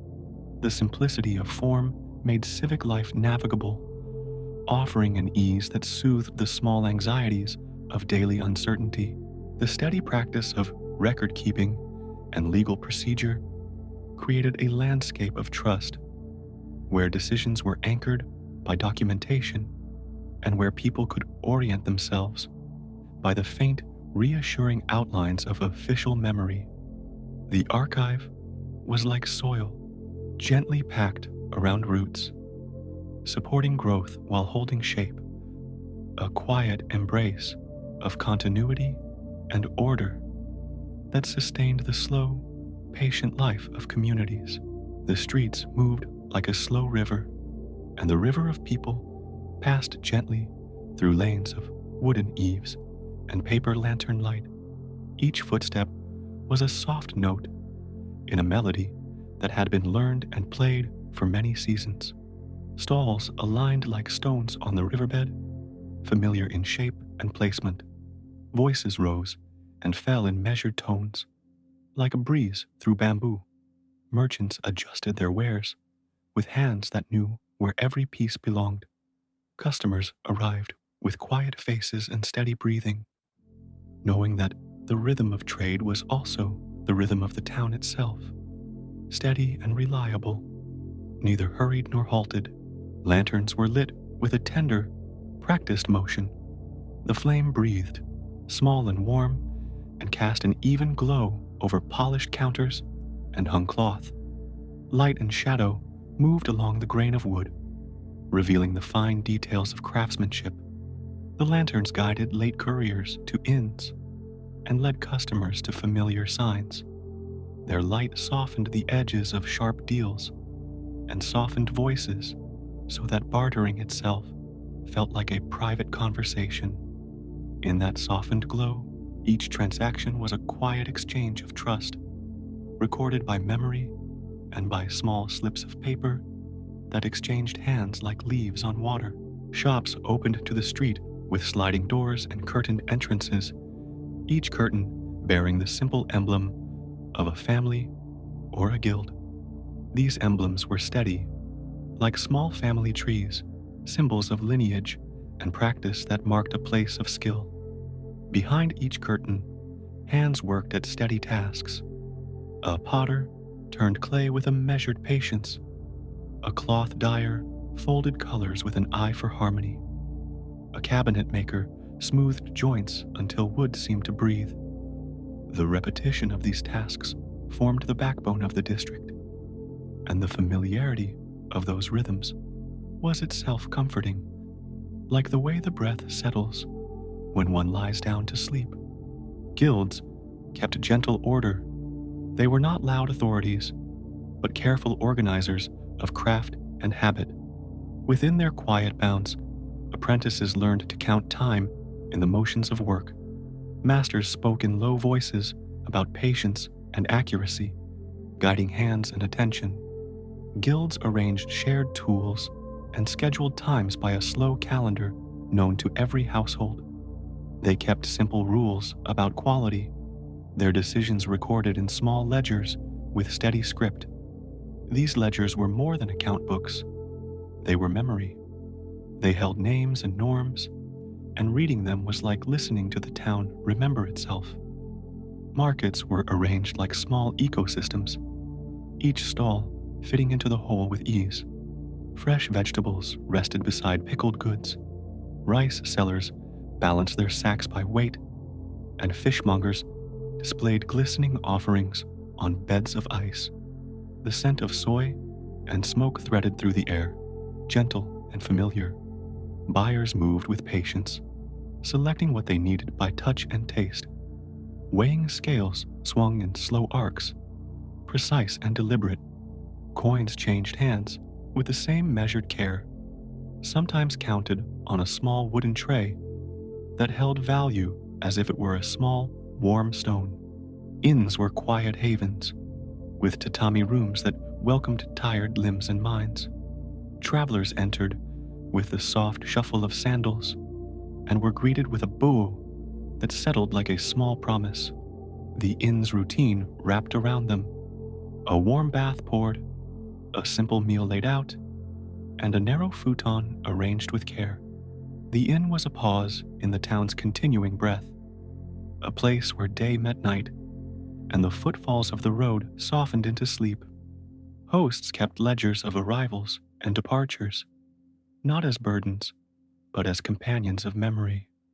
Each guest left a trace, a subtle alteration of the inn's air, and the inn absorbed it like a slow tide. Post stations along the main roads were points of quiet travel and steady purpose. Couriers changed horses and hands with practiced efficiency, and the sound of hoofbeats became a familiar percussion. Those stations were organized with a careful logic: stables for the beasts, rooms for the riders, who rested briefly, and a small office where messages were copied and sealed. The repetition of these acts spun a net of communication that linked town to town, each station a node that respected the pace of life. Letters were wrapped in soft cloth, documents carried with a calm precision, and the constant movement of news flowed like a river between the towns. Guild members moved like a quiet chorus through the market and the back lanes. They wore their membership like a gentle uniform of identity. Meetings were held with low voices in dim rooms, where tea was poured, and rules were discussed with slow, careful thought. Here, disputes were settled with reference to existing practices and memories of past choices. Apprentices were formally introduced and learned the etiquette of counting, measuring, and presenting goods. The guild's voice was not harsh. It was a steady hum that kept the district's rhythm from faltering, making sure that craft and trade remained in soft alignment. The city's layout reflected a measured logic, with main streets acting as gentle arteries and side lanes as quiet capillaries. Warehouses crouched behind fronts, storing grain and textiles, their heavy doors whispering as they opened. Water channels traced the town like fingers, bringing fresh flow to workshops and markets. Bridges arched in calm curves over the water, their shapes balanced and pleasing to the eye. The architecture was designed for ease of movement and for shared use, with solid beams and friendly eaves that protected goods and people from rain. Every pathway was part of a larger choreography of belonging. Merchants kept careful notes in small bound books, ink drying in tidy strokes. They recorded debts with a calm exactness that made the passing of value feel like the passing of seasons. Some kept simple marks on wooden tablets. Others preferred folded paper, sealed with a stamp. These records were not merely accounts. They were a dialogue between present and future, a trust extended and acknowledged. Payment plans were arranged with gentle negotiation, and many deals were sealed with a nod rather than an oath. The rhythm of credit and repayment became part of the town's breathing, as regular as the morning bell. Seasonal rhythms shaped the flow of goods. Spring brought new greens and tender shoots. Summer carried an abundance of preserved summer fruits and cooling sweets. Autumn arrived with bundles of rice and the soft aroma of roasted chestnuts, and winter offered preserved fish and warming soups. Merchants adapted with practiced ease, shifting their displays to match the season's quiet gifts. Festivals slowed commerce for a day or two, and then the market resumed with a soft gathering of energized motion. This turning of seasons kept the district rooted in time, a gentle cycle that everyone anticipated and accepted. At dusk, lanterns were taken down, and stores were tidied with careful hands. Counters were swept, and goods wrapped as if preparing for a gentle sleep. The sound of brooms moving across boards was like a lullaby. Workers paused, shared a small cup of tea, and reflected on the day's careful measures. The town's pace eased like breathing, inhaling the last of the day's life and exhaling peace. Night watchmen walked slowly along the main streets, their sandals tapping with calm attention. Their presence was reassuring, like a soft hand on the town's shoulder. Many markets held small corners where artisans taught simple techniques. A woodcarver might demonstrate the rhythm of a gouge, turning wood into curved grace with movements that were slow and deliberate. A weaver could reveal the patient crossing of threads, showing how a pattern emerges from repeated motions. These demonstrations were not spectacle so much as quiet passing of knowledge, like a parent showing a child how to fold cloth. The watching crowd absorbed the gesture with reverence, understanding that skill is built one careful action at a time, and that mastery grows from patient repetition. Hushed rituals governed the exchange of delicate goods. Tea leaves were handled with reverence, wrapped and measured as if holding scent and silence inside their paper. Silk was unrolled on a flat surface, fingers gliding along its length to check for evenness and sheen. Each product had a prescribed way of being shown and examined, and these methods were taught by small, patient instruction. The quiet attention paid to goods gave them a dignity that surpassed their simple use. Buyers learned to appreciate not just the object, but the hands that had shaped it and the care that accompanied its making. In the heart of the district, small courtyards offered places of rest and conversation. These courtyards were like breathing spaces, where people could step away from the constant exchange and listen to birds or watch a breeze move through hanging plants. Bridges of bamboo and simple stone lanterns marked these green pauses. Small gardens tucked gently between buildings. People lingered there, exchanging news in a soft voice, or simply enjoying the company of silence. The courtyards reminded everyone that the market life was also part of a larger life, one that included rest and reflection.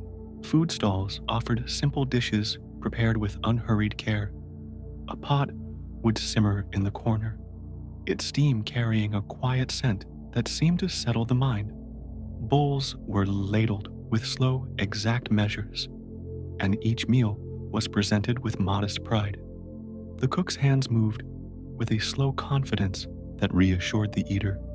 Eating was an act of mindfulness, a moment in which the market's bustle dissolved into the contentment of warmth and flavor. Meals shared at low tables, under the soft glow of paper lanterns, carried an intimacy born of routine and kindness. Roads leading from the market stretched outward with measured intent. Pack horses and small carts moved toward fields and neighboring towns, carrying produce and crafted goods with steady care. Drivers hummed low tunes that matched the cadence of their beasts, and paths showed the worn smoothness of many journeys. Each road was a thread connecting communities, allowing the exchange of not only goods but stories and weather.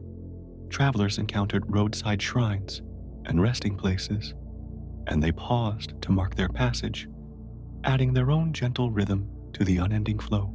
Seasonal fairs emerged occasionally, bringing a soft expansion of the town's commerce. Temporary stalls appeared like blossoms, brightening the familiar lanes with new wares and flavors. Musicians sometimes played quiet tunes, their notes braided into the market's soundscape. For a brief span, novelty mingled with habit, and people wandered with a relaxed curiosity. These fares were not tumultuous. They were a measured exhalation, a time when the town allowed itself a small expansion of delight before settling back into its usual cadence. The art of packaging was gentle and refined. Goods were wrapped in cloth or paper with practiced folds, tied with twine in ways that protected both form and function. Packaging was part of a respectful exchange, a final touch that acknowledged the journey of an object. It made receiving feel like a ceremony, even for the smallest purchase. The careful wrapping echoed the town's overall approach, an appreciation for small rituals that add meaning and preserve the quiet dignity of ordinary life. Tax collectors moved through the district with a calm formality, their presence acknowledged with measured exchanges. They recorded contributions with steady hands, noting details in simple ledgers. These collections were not hurried seizures, but part of a communal agreement that sustained shared spaces and services. People paid with a composed face, understanding that obligations supported paths, bridge repairs, and the small Samaritan acts that aided neighbors. The act of giving was treated thoughtfully, a reminder of interdependence woven into the fabric of town life. Night markets sometimes rose like soft moons along the river's edge, offering warmth and gentle lights. They were a place for late workers and fishermen to find a hot bowl or a small purchase before retiring. The night market's rhythm was quieter than the day, its voices lower, its pace calmer, yet it retained the town's pulse, a reminder that commerce adapts to hours and bodies, to heat and cold, to tides and to bell-rung time. The night market held a softness that felt like the town's hand, reassuring and familiar. Small shops often specialized in the single crafts, and that specialization brought depth and expertise. A single blade might be sharpened all day at one shop, a single cloth patterned at another. This focus allowed the maker to refine gestures until they were nearly invisible, an elegance of movement that only centuries of practice could produce. Clients came not only for goods, but for the assurance of care that specialization offered. Knowing where to find a single kind of skill made life predictable, and predictability became a gift, a soft anchor in the flow of daily experience. Children moved through these lanes with an ease learned from watching adults. Their play often echoed adult trade, a small mimicry that was never mockery, but a way to learn. A child might balance a tiny tray or arrange pebbles as if they were coins, absorbing the town's order as naturally as breathing. Apprenticeships sometimes began with these small imitations, an almost sacred practice of quiet copying that would later mature into skill. The continuity between play and work gave life a seamless quality, as if every moment was both present and a gentle preparation for the future. Weekly markets followed a gentle calendar, and people planned their rhythms accordingly. Certain stalls appeared on certain days, and the familiarity eased shopping into a soft habit.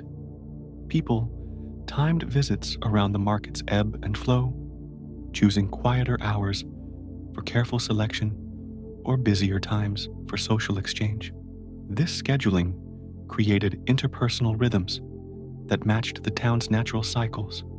It made time itself manageable, a sequence of predictable breaths that allowed for planning and for surprise within a safe structure.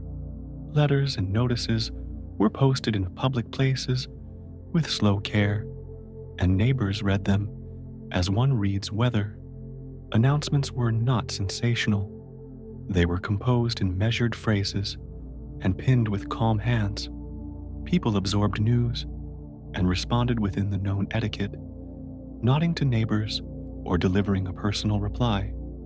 The act of posting itself had ritual value, an acknowledgement that communication is a shared responsibility, and a courteous practice that sustains trust among many.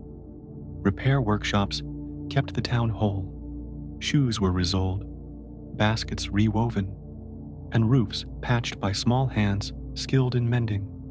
The economy of repair mattered as much as new craft. It extended the life of good things and kept waste at a minimum. Repair was treated as an art of preservation, with makers proud of their ability to gently restore. Customers entrusted their items with the soft confidence of someone leaving a familiar object in steady hands. Repair shop doors were open to the sounds of soft hammering and the smell of warm leather, simple signs of continuity. Street signs and simple markers guided both locals and travelers with unassuming clarity. Painted boards announced lane names and notable shops, while small stone markers indicated distances and resting places. These markers were part of a gentle language of navigation, a system that allowed movement without confusion. They reflected a collective care for wayfinding, a kindness that made each step predictable and safe. In following these signs, people felt supported by an unseen communal arrangement that had developed across seasons.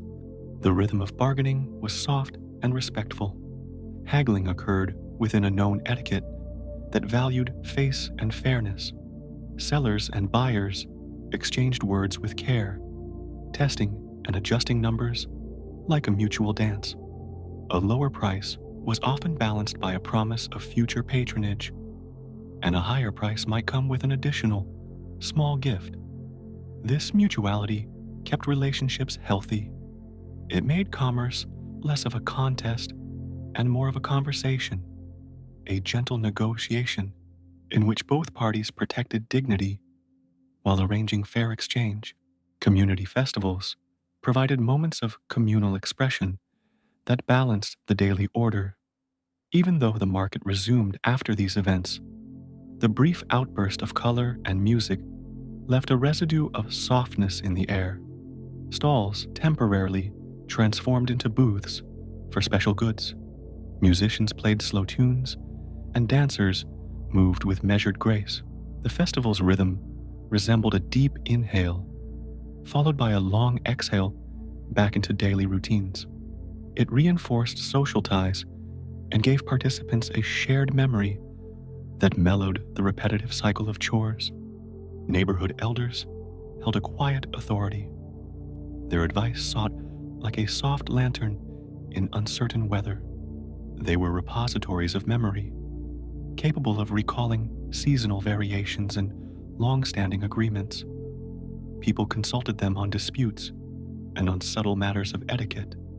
Their counsel was often given in simple parables, stories that carried lessons in patient language.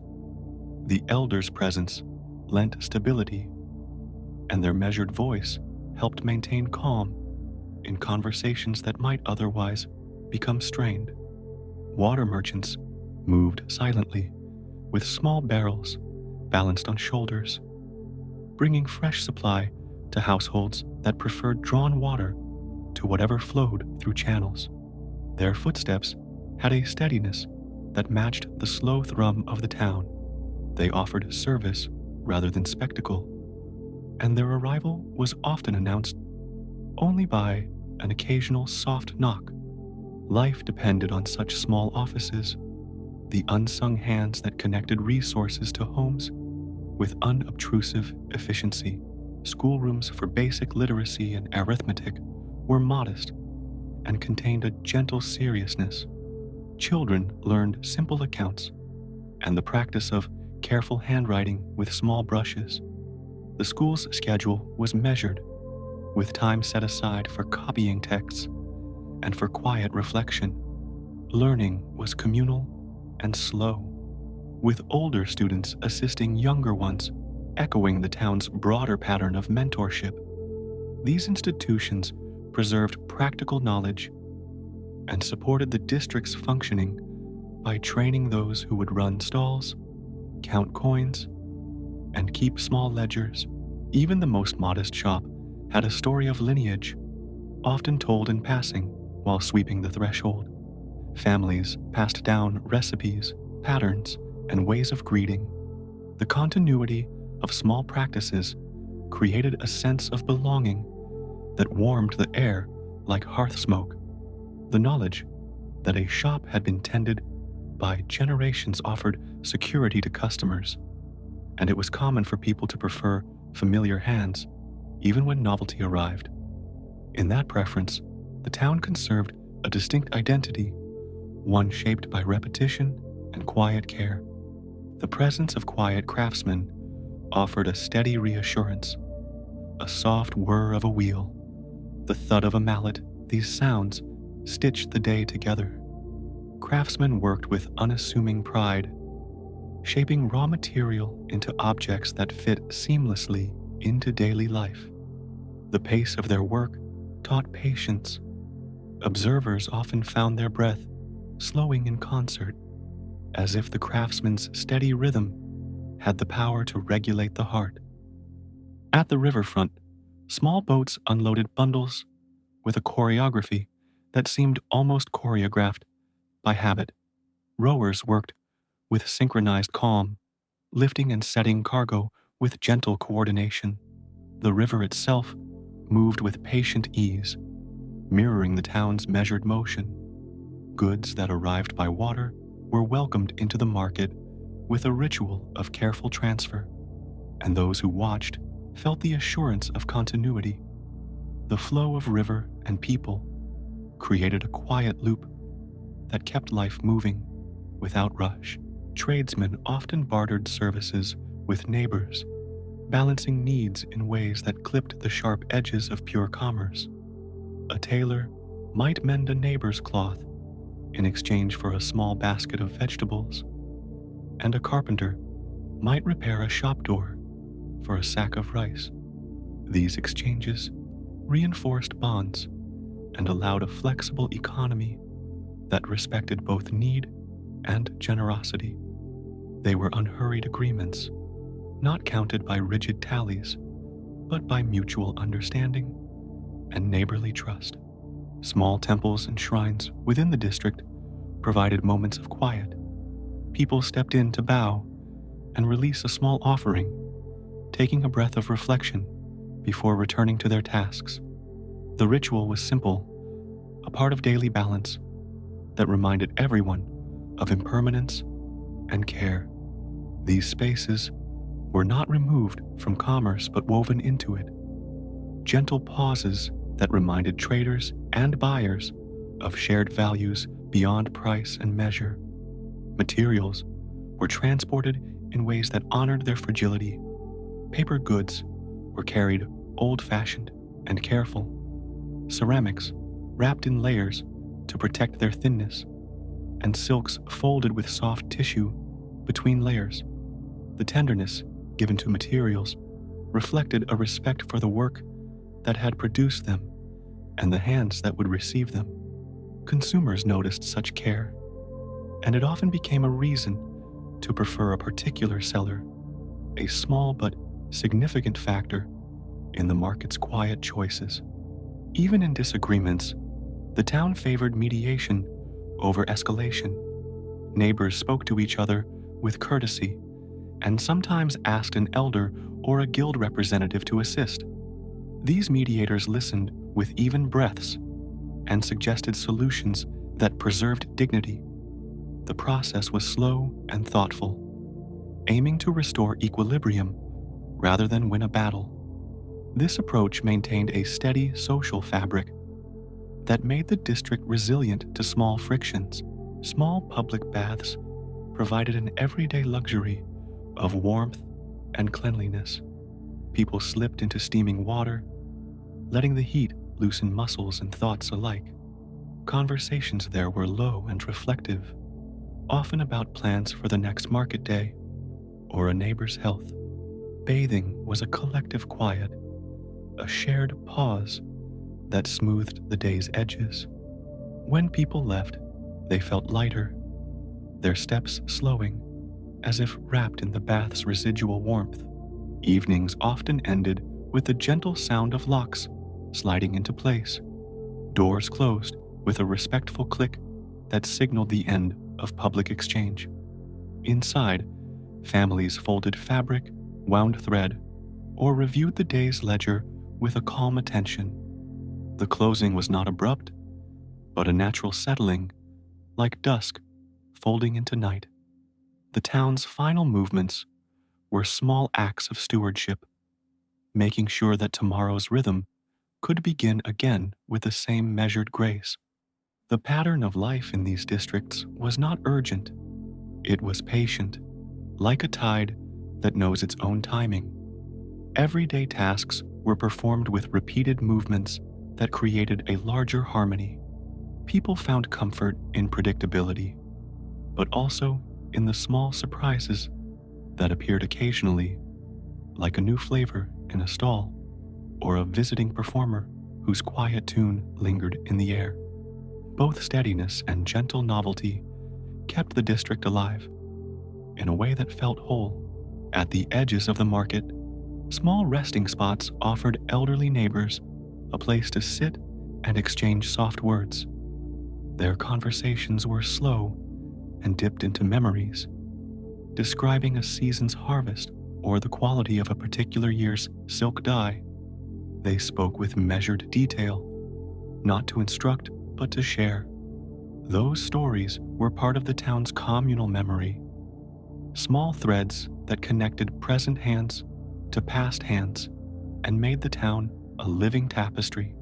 The careful ordering of space and time in the market allowed trust to grow slowly. People learned one another's faces and habits. They developed quiet codes of behavior that made transactions predictable and safe. Trust was earned through repeated acts of fairness and kindness, and it was expressed as much by small gestures as by written records.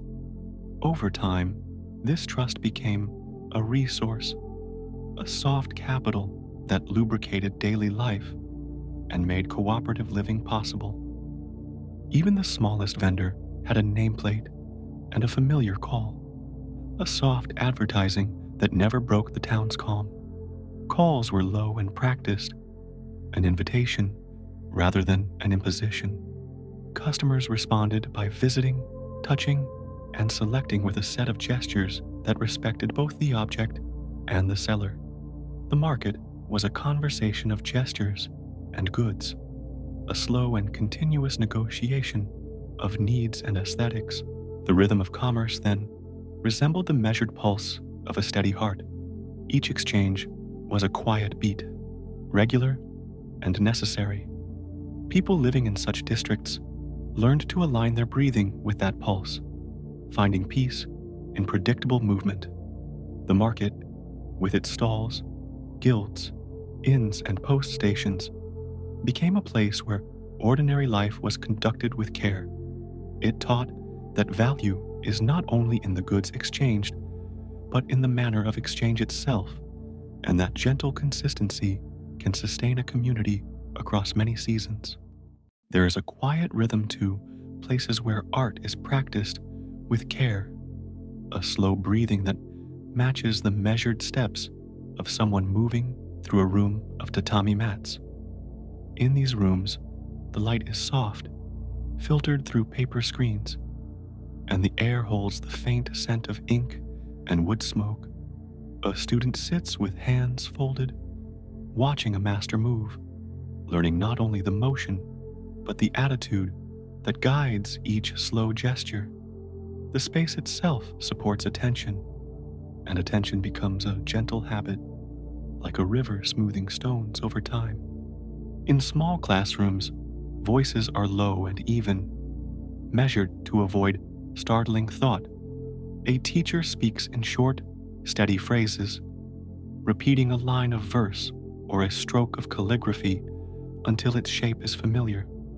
Children and young adults trace characters with a brush, feeling the drag of bristles and the patience required for a single, steady line. The repetition is not hurried, for skill is understood as something that grows like a plant, responding to steady care and quiet seasons. Practice becomes a comfort, a predictable process that eases the mind. The samurai household often served as a center for this kind of disciplined learning, where martial training was balanced with study and refinement. Swords were respected tools, but ink and paper were also part of daily life. There, students learned both the precision of a kata and the gentle structure of a poem. The two pursuits supported each other, like two hands working in time. A mind trained to steady attention on technique found the same clarity useful when composing or copying a text slowly, line by deliberate line. In the towns, small schools welcomed the children of merchants and artisans, where practical reading and arithmetic were taught alongside moral instruction. These terracotta, or temple schools, were unassuming rooms where candles burned low and the rustle of pages accompanied the soft creak of wooden floors. Lessons followed a calm pattern, new characters introduced, then repeated aloud, then written slowly. Homework meant copying with care, and the act of writing itself became a way to order thought and cultivate steadiness. Performance venues were another kind of classroom, where rhythm and timing were taught not with textbooks, but through embodiment. The stage taught patience. Actors learned to hold a pose, to let silence have its own weight, and to move in a way that made time feel measured and spacious. Composers and musicians rehearsed the slow unfolding of a scene or melody, paying attention to the small shifts that give shape to a whole evening. Each repetition folded experience into a habit that felt as natural as breathing. Tea houses provided a stillness of a different kind, an environment where attention was given to the smallest details. The kettle's faint whistle, the careful alignment of utensils, the measured pouring of water, all of these were taught slowly, with a steady hand guiding a slow ritual. Guests learned to sit with stillness, to notice the warmth of a bowl cradled in both hands, to accept the silence between words. The ceremony encouraged a gentle refinement of awareness, a way of being present that felt safe and grounding. Transmission of artistic techniques often followed a model of close apprenticeship. A young apprentice worked near a master, watching in silence for long hours, imitating strokes, grinding pigments, or polishing a blade until their hands learned the rhythm. Conversation was minimal, and the work itself spoke. Mastery was shown not in a sudden leap, but in the quiet accumulation of small, faithful acts. Over years, the apprentice's hands would come to move with a calm familiarity that mirrored the master's. There was patience in the way crafts were explained, a respect for the slow passage of skill from one person to another. Manuals and pattern books served as gentle reminders, helpful references that captured a line or a formula without replacing the warmth of a teacher's hand. A woodblock print, for example, involved many stages: design, carving, inking, pressing. Each stage required an attentive pause, an acceptance that beauty often emerges at the rate of careful, unhurried labor. Poetry circles and salons offered another space for quiet cultivation. Poets sat together, sharing short lines that invited reflection more than display. A haiku could be spoken and then left to hover in the air like a small lantern. Feedback was given softly, often in the form of an appreciative nod or a gentle suggestion. Over time, participants learned to listen for the subtleties of rhythm and meaning, to place words with care, and let silence provide a counterbalance. The practice of musical arts was patient as well, whether it was the plucked strings of a koto or the bamboo flute's solitary breath. Each note demanded attention to posture, breath, and timing. Teachers corrected gently, guiding a wrist or the tilt of a head until the sound felt true. Rehearsals were slow and deliberate, where entire afternoons might be given to a single passage. In that slow listening, performers found a kind of calm that then showed in performance, where the audience could settle into the mapped tempo of the piece.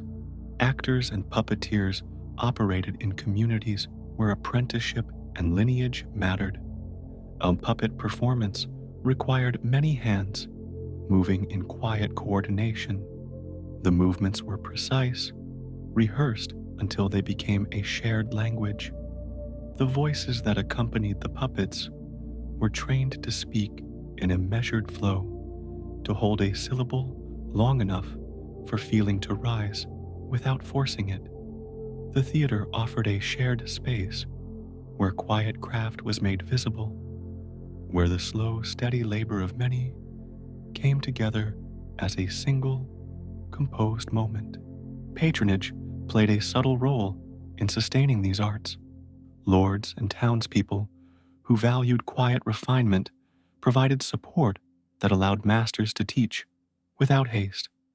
A patron might commission a screen painting, an elaborate tea set, or a performance, and that commission created time for the artisans to practice, to correct, to live within a steady routine. This economy of support encouraged patience because it rewarded the care that comes from long repetition and attention to detail. Gardens often accompanied tea houses and performance halls, offering a living classroom for the aesthetic sense. Gardeners taught apprentices to prune with restraint, to place stones so that paths led the eye gently, to let water pools reflect light in measured ways. The garden's slow growth was itself instructive, a reminder that composition can be patient. Walking along a stone path with moss underfoot taught the same lesson as copying a character or practicing a musical phrase. Small, repeated decisions shape a larger pattern. Schools associated with feudal households offered structured curricula that balanced intellectual, moral, and physical training. Lessons in ethics and history were given in calm tones, with stories presented as steady threads to be woven through the mind. Students would copy texts, discuss passages in small groups, and practice recitation until the ideas settled into a thoughtful rhythm. The goal was not urgency, but steady formation, a gradual shaping of character through consistent practice. Ceramic workshops were quiet places of touch and slow heat. Clay was folded and smoothed on a wheel, while the kiln's slow heat transformed form into durable beauty. Apprentices learned to feel the clay's readiness, to listen for the hum of the wheel and the subtle give of material in their hands. Glazes were mixed and tested with patient notes, and firing schedules were observed with calm care. Each successful pot was the result of a chain of patient actions, a slow conversation between maker and material. Lacquerers worked in rooms that smelled faintly of sap and oil, applying layers with careful strokes and waiting between each to allow time for settling. The process taught restraint. Hurried attention spoiled the surface, while slow, consistent application resulted in deep, lustrous finishes. The lacquer itself became a metaphor for the way discipline builds depth over repeated, unhurried layers. Apprentices watched and learned the tempo of waiting, which is itself a form of skill. Swordsmiths practiced an ancient patience that combined fire and metal. They heated and folded steel, attending to timing with a careful eye. Forging a blade required rhythm and steadiness, as well as silence to hear the subtle sings of metal under hammer. Polishing and sharpening were slow, almost meditative acts, where the final gleam emerged after many stages. Respect for the craft's tempo shaped the smith's day into a mindful sequence of focused tasks. Printmakers collaborated across small studios, where artists, carvers, and printers moved at their own steady paces. A woodblock print required coordination and patience. An artist's line translated into a carver's careful removal of material, then passed to the printer, who adjusted pressure and color, one layer at a time. Each hand in the chain practiced the same quiet skill, trusting the timing of others. The resulting prints carried the signature of many patient acts, a calm harmony of parts. Theatrical forms taught the value of silence as much as sound.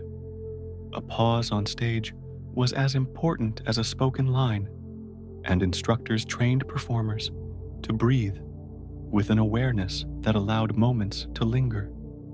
Movement was choreographed to preserve space for feeling, and rehearsals focused on the slow alignment of many small choices. When a performance unfolded, audience and actor shared a rhythm built from patient practice, where attention softened and settled into the pattern of the evening.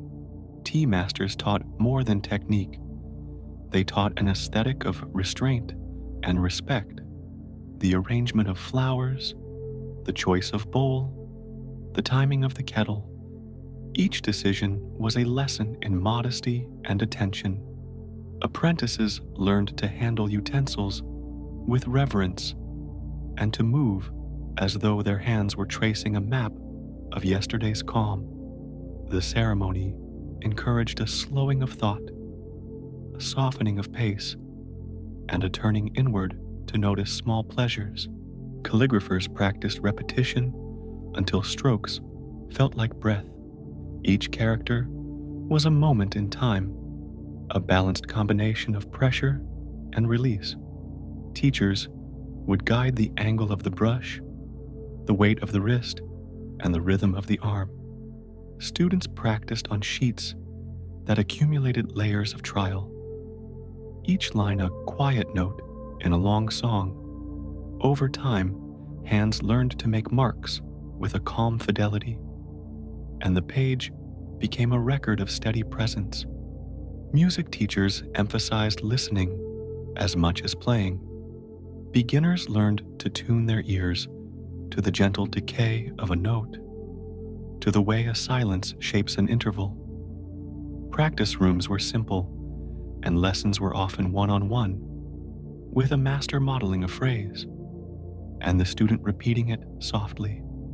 This slow call and response favored subtle correction rather than loud coaching, and the patient ear became a trusted tool in shaping a lifetime of music. In the world of performance, costuming and makeup were also lessons in care. Dressing a performer required quiet collaboration, with attendants moving slowly to fasten layers and arrange hair.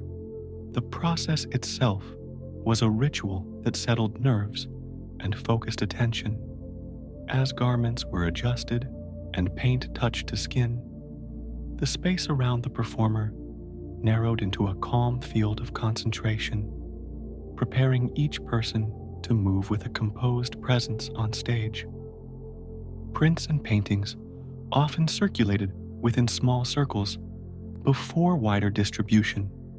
A master might share copies of a picture with a trusted student, who in turn would practice copying it until their hand matched the original's pace and weight.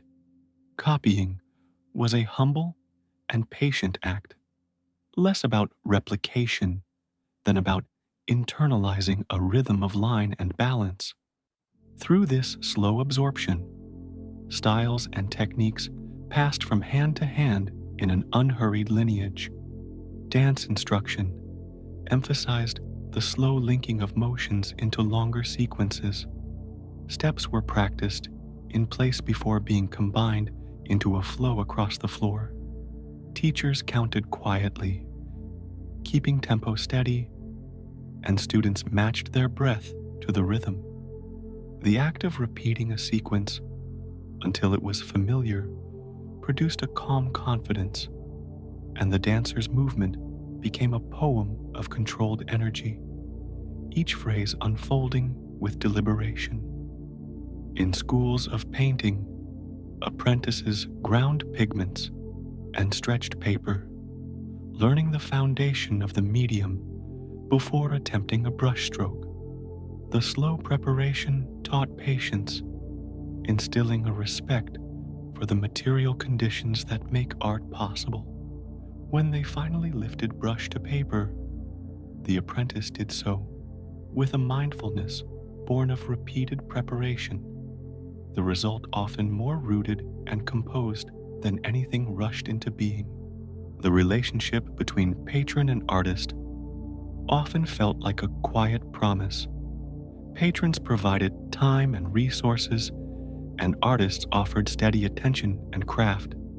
Commissions were met with calm scheduling, allowing stages of creation to unfold without haste. This mutual patience allowed complex works to develop, and the process itself became a lesson in how communities co-created beauty through unhurried cooperation. Performance houses also supported lighter social rituals, such as informal gatherings where short songs and dances were shared among neighbors. These gatherings were gentle, with participants taking turns in a supportive circle. An older performer might quietly demonstrate a phrase, and younger members would imitate until it settled. The small, steady exchanges of these moments taught communal rhythm and mutual respect. Many crafts carried a moral dimension, taught alongside technique. Teachers encouraged humility and perseverance, reminding students that good work arises from steady practice rather than showy gestures. This moral instruction was gentle and habitual, woven into daily routines. A student learned to value the slow accumulation of skill and to see patience as an ethical disposition that shaped relationships and reputation. Ceremonial events provided occasions to show the results of patient study. A tea gathering, a musical recital, or a small play allowed students to present their learning in a composed atmosphere. These occasions were not about applause, but about quiet sharing, to witness another's steady work and to receive it with gentle attention. In these moments, practice met audience in a calm exchange. Workshops served as informal schools where knowledge flowed sideways as well as downward. Craftsmen shared tips over a simmering pot of tea, and small demonstrations spread through neighborhoods. An apprentice might learn a variation on a glaze from a friend in another shop, adopting the idea slowly and adapting it to local taste. This horizontal sharing reinforced a broader, communal sense of craft and refinement. Study groups formed among townspeople who wished to cultivate taste and learning. They met in small rooms or inns, reading texts aloud, discussing ideas in soft tones, and practicing calligraphy together. The rhythm was unhurried, often tied to weekly gatherings that allowed thoughts to settle between meetings. Over time, group members grew in knowledge in a way that felt organic and steady. The seasonal cycle shaped much of the instruction and practice, providing a natural rhythm for learning. Certain performances or gatherings were tied to particular times of year, and teachers planned lessons around these rhythms. Students learned to pace their work in accordance with seasons, understanding that some things mature slowly and cannot be rushed. This seasonal pacing reinforced a sense of continuity and calm. Master-disciple relationships emphasized respect and mutual care, where the master offered guidance and the disciple offered service and attentiveness. This arrangement fostered deep learning through proximity and repetition. A disciple's task might be menial at first, but through doing, they absorbed the tempo of a craft. The learning was embodied, slow, and patient, taking place in everyday acts that accumulated into lasting skill. The architecture of learning spaces supported quiet attention. Low ceilings, simple furnishings, and soft lighting reduced distraction and encouraged inward focus. Mats and cushions shaped the body into positions conducive to steady practice. These features subtly taught restraint and concentration, creating an environment where slow learning could flourish without sharp interruptions.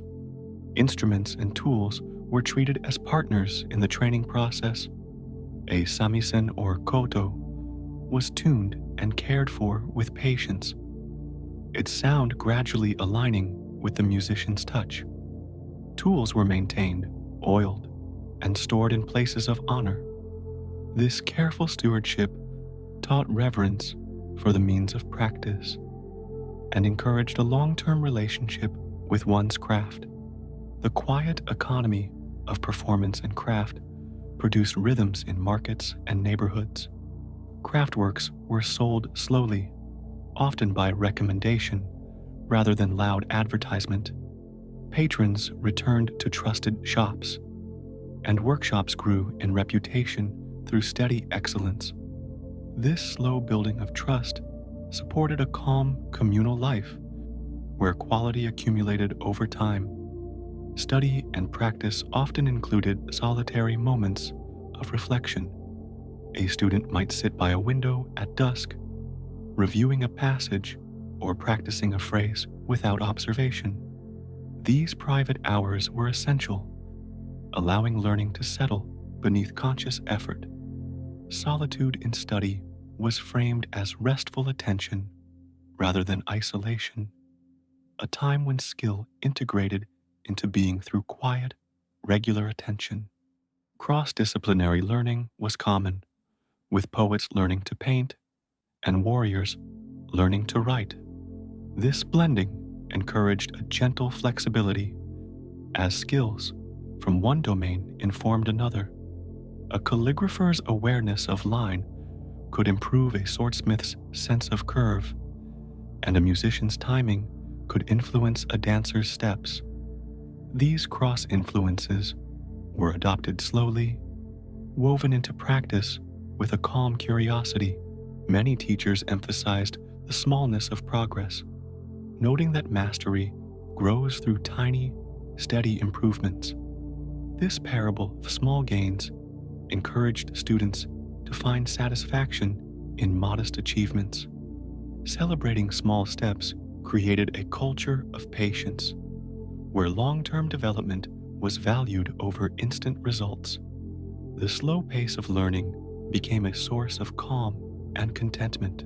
Public gatherings, such as festivals, provided a different tempo, where learned performances were displayed for communal enjoyment. Even in these occasions, the presentation maintained a composed atmosphere. Performances were spaced, allowing audiences to sit with each piece. The festival's steady flow of events modeled a benign rhythm that echoed the more private tempos of practice. Apprenticeship contracts and household rules gave structure to training, setting expectations for daily routines and obligations. These rules were not harsh, but rather pragmatic, arranging time for work, study, and rest. The predictability of the schedule supported steady progress. Over many months and years, the regulated rhythm made regular practice feel natural and unforced. Language study was also a patient pursuit. Students learned classical texts, reciting and copying slowly until patterns of thought became familiar. Teachers emphasized the value of reading with care, of letting meanings unfold slowly. The process cultivated a quiet comprehension where sentences were tasted like sips of tea, each offering a gentle warmth that extended over time. The role of elder masters in the community was to embody steady wisdom. Their presence modeled a life shaped by practice, restraint, and calm attention. Younger practitioners watched not only for technical instruction, but for how elders carried themselves in ordinary moments. This subtle transmission of posture, of tone, of temper was as formative as any lesson, teaching patience by example. In the studios and halls, mistakes were treated as part of a long learning arc rather than failures to be punished. Teachers encouraged correction with soft guidance, showing how to return to a line or a note with humility. This gentle approach made it safe to practice and to persevere, reinforcing a calm confidence that continued practice naturally improves skill. The layering of time in these institutions created a sense of continuity. Techniques were transmitted across generations with careful modification, each teacher adding a small adjustment rather than a radical change. This gradual adaptation preserved core practices while allowing modest evolution. The result was a lineage that felt stable, a familiar path walked slowly by many feet. The sensory world of practice was muted in helpful ways. Soft footfalls, the muffled impact of a hammer, the gentle scrape of charcoal. These sounds created a soundscape that supported concentration rather than startling it. Practitioners learned to attune to these sounds, finding rhythm and reassurance in the familiar noises of their crafts. Mentoring often involved storytelling, quiet tales told in the pauses between practice. These stories conveyed values and histories in small, digestible parts. A story about a previous master's careful habit or a lesson learned in a kiln subtly reinforced the virtues of patience and care. The narrative shape was gentle, never abrupt, and its effect was accumulative, building a sense of belonging and continuity. The communal sharing of spaces meant that learning often happened alongside unrelated activities. A musician might practice near a potter's wheel, and each could draw calm inspiration from the other. This proximity created a neighborhood rhythm where varied crafts echoed one another, each practicing its slow art while forming a cohesive ambient tempo that soothed the mind. Documentation of techniques, when written, was concise and practical, meant to support slow learning rather than replace mentorship. Notes on dye recipes or stroke order served as memory aids, modestly supplementing hands-on instruction. These records were valued for their quiet utility, not for flashy claims, and they supported the steady transmission of craft across time and distance. Community rituals, such as seasonal dances or ceremonial tea gatherings, encouraged shared practice among different social groups. When townspeople and samurai participated in the same ceremony, they practiced with a mutual respect that eased social divisions. The ritual's measured pace turned civic life into a sequence of calm, shared acts, reinforcing social bonds through practiced attention. Gentle critiques were given with care, always aiming to encourage steady correction rather than sudden change. A mentor's suggestion was offered as a humble possibility, a small adjustment to be tried in the next rehearsal. This style of feedback preserved the learner's calm, allowing improvement to proceed without pressure or haste. Language of instruction itself favored simplicity and clarity, avoiding grand rhetoric. Teachers used short, precise phrases that could be repeated and embodied. This economy of language encouraged a slow absorption of meaning, where each instruction was a small stone added to a path rather than a sudden directive that might unsettle. The accumulation of small practices led to a broader sense of competence and calm in daily life. As a student learned to make careful movements, to write steady lines, or to play a measured phrase, that steadiness carried over into how tasks were approached outside of formal study. The habit of patience thus became a quiet companion in all things, guiding daily choices with a soft, steady hand. Artistic families often passed down specialized techniques through domestic routines that included work and instruction. Children learned at their parents' side, absorbing the household tempo as naturally as they learned to speak. This domestic transmission ensured that skills remained alive and relevant, taught in the cadence of ordinary life, rather than through formal, hurried instruction. Masters occasionally traveled to observe or share practices, but even travel was paced to support learning.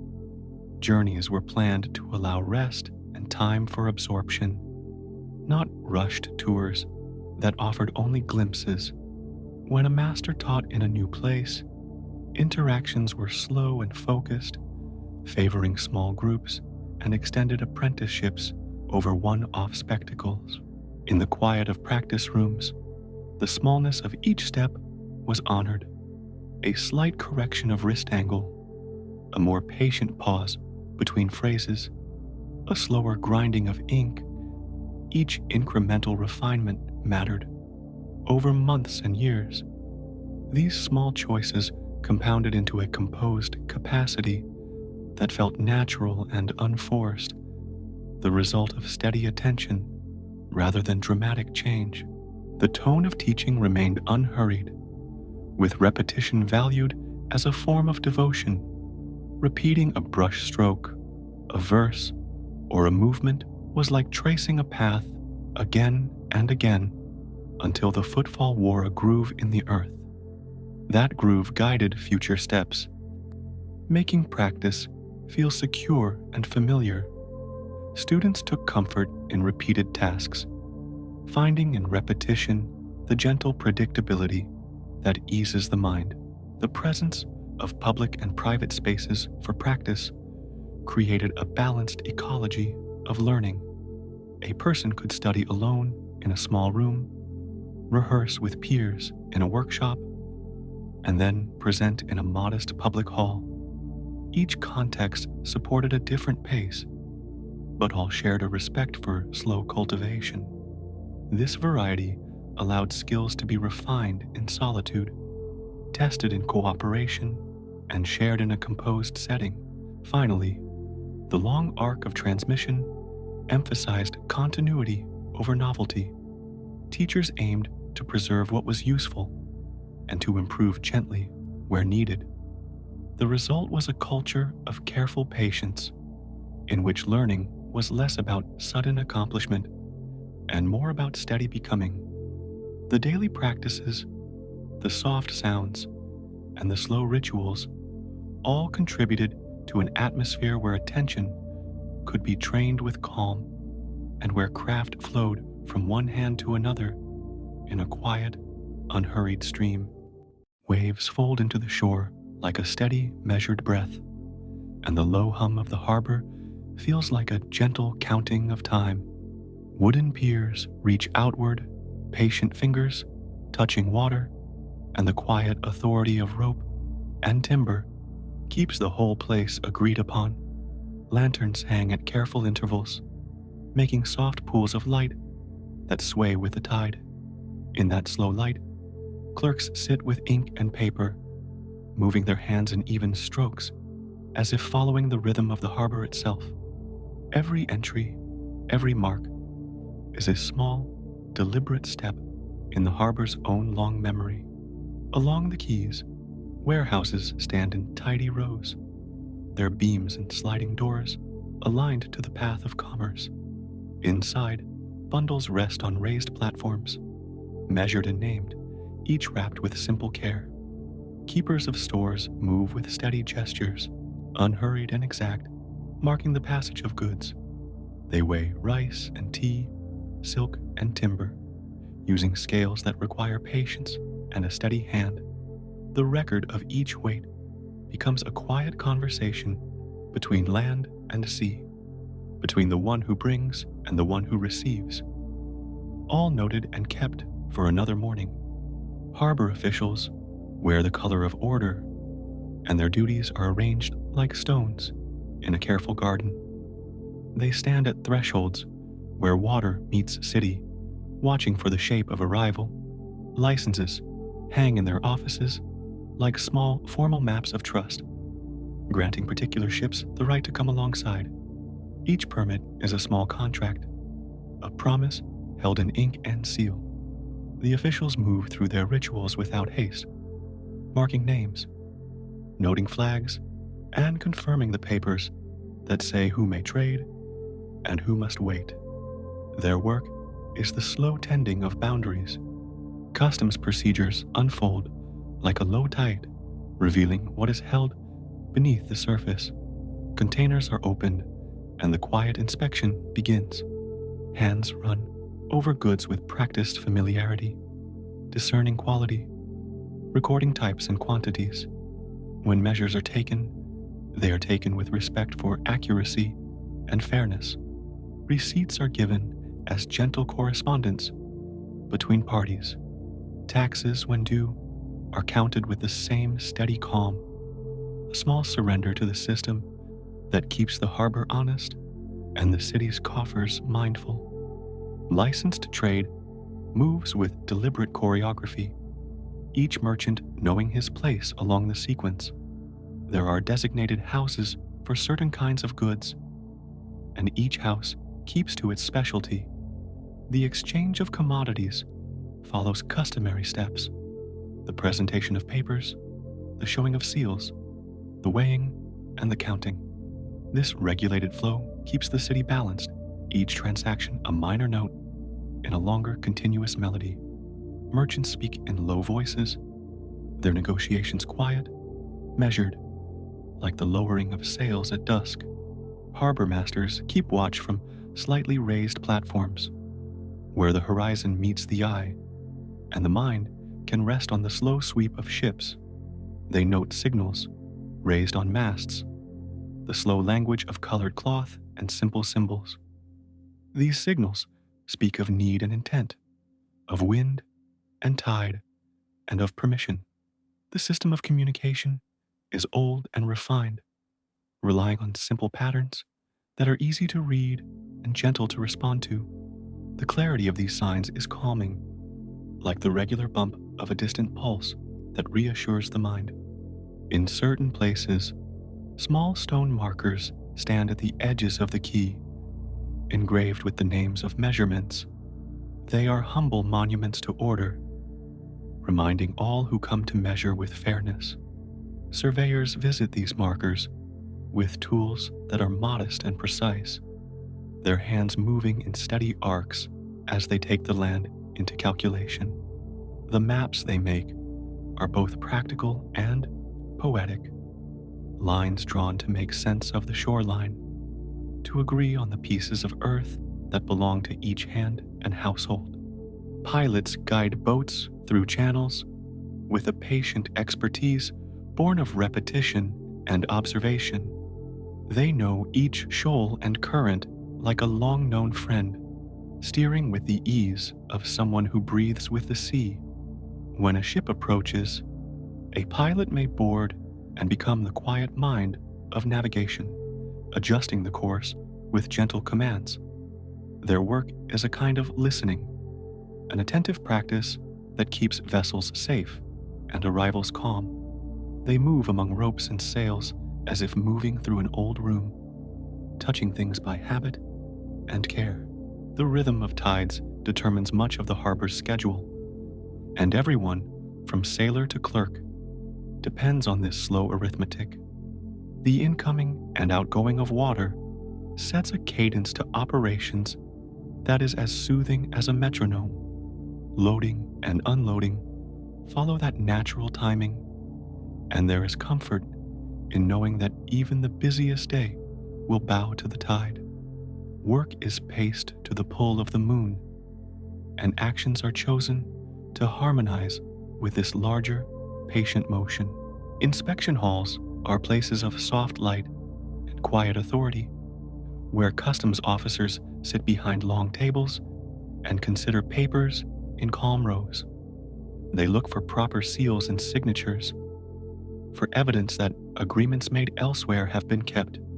Their questions are simple and kind, meant to clarify rather than to catch. The scene in these halls is orderly, like a carefully composed landscape, where each object has a place, and each inquiry unfolds gently. The formality is reassuring, a way of making all arrivals part of a mutual understanding. Trade licenses are renewed and stored like small living things. A license represents trust given and trust kept, and the renewal process is deliberate. Applicants come with their ledgers and their histories, and officials examine the evidence of steady conduct. There is time for explanation and time for deliberation, and decisions are rendered with a quiet sense of proportion.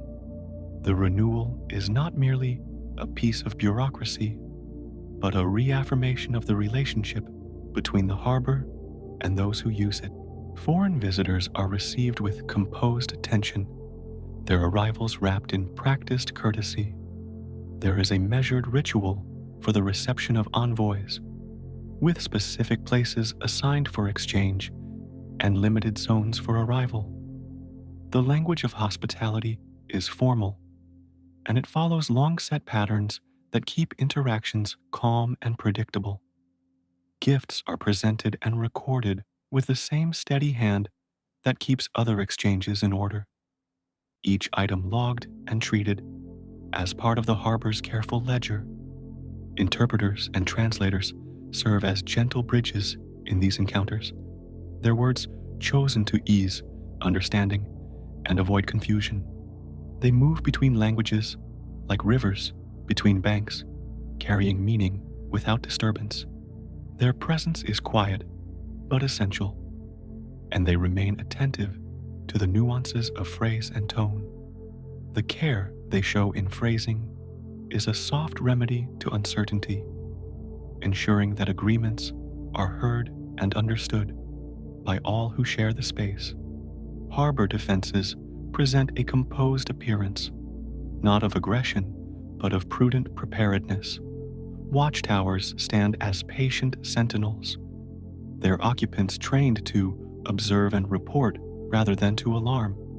Signals may travel from these posts to the central office, describing the approach of unfamiliar sails or the change in weather. The response is measured, a few men positioned, a small set of precautions, a readiness that avoids haste. In this way, the harbor maintains a quiet balance between welcome and vigilance.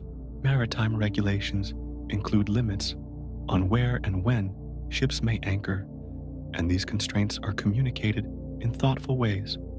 Charts show preferred anchorages, and buoys mark gentle lanes through deeper water.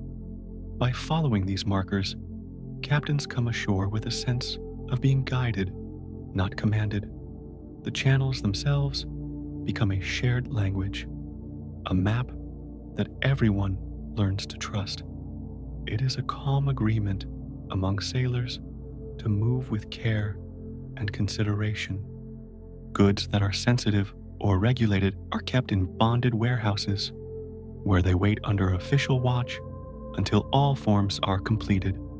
These stores are like small, orderly gardens, each row dedicated to a particular kind of item. Access to them is limited and documented, and the process of release is methodical.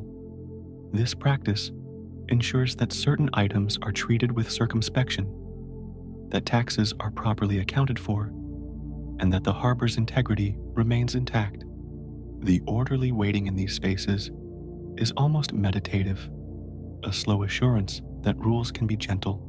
The taxation of maritime trade is conducted with a slow respect for fairness, with rates that are applied by clear measurement. Officials measure cargo and consult tables that have been agreed upon, and calculations are made in a manner that favors accuracy over haste. Money changes hands with clear receipts, and there is a communal expectation that the ledger will be balanced.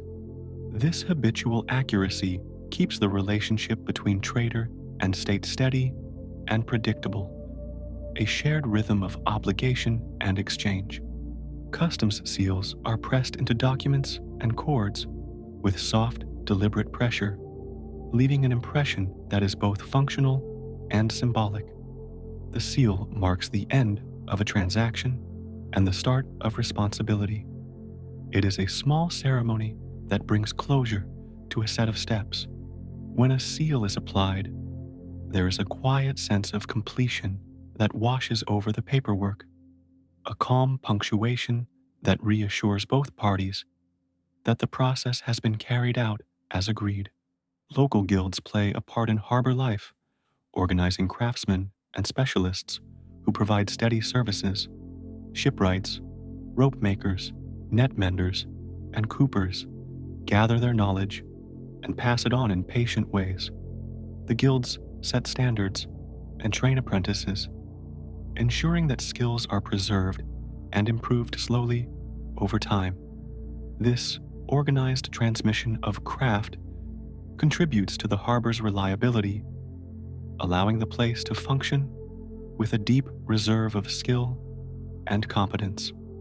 The rhythm of repairs is regular and unhurried. Ships that come in for care are tended in a sequence that respects the work each needs. Hull planks are replaced, sails are mended, and ropes are respliced with gentle hands. The workshop sounds are steady: soft mallets, the rasp of sand, the whisper of cloth. Each action contributes to the slow restoration of vessels, preparing them to move back onto the water with renewed calm. The work is a quiet partnership between maker and seafarer. Pilgrimage ships and trading junks have separate spaces allocated to them, and these arrangements prevent confusion and congestion. The segregation is not exclusionary, but practical, creating zones where different needs can be met without disturbance. Pilgrims find calm areas to rest and prepare, while traders have access to scales and merchants' rows. The harbor's design supports coexistence, finding capacity for varied purposes within a single shared shoreline. Ledger keeping is an art of patient repetition. Long columns of numbers extend across paper, and the hand that writes them moves with a rhythm that quiets the mind. These ledgers are more than records. They are the ongoing breath of the harbor, each entry a quiet testimony to commerce and care. The clerks who tend them take pride in neatness, and their work builds a continuous memory that helps each new day begin with clarity and peace. Harbor lights and beacons are tended with slow devotion, bellies of oil replenished, wicks trimmed, and glass cleaned until the flame shines steady and clear. These lights are gestures of hospitality, a promise given to any who approach that they will find a safe path.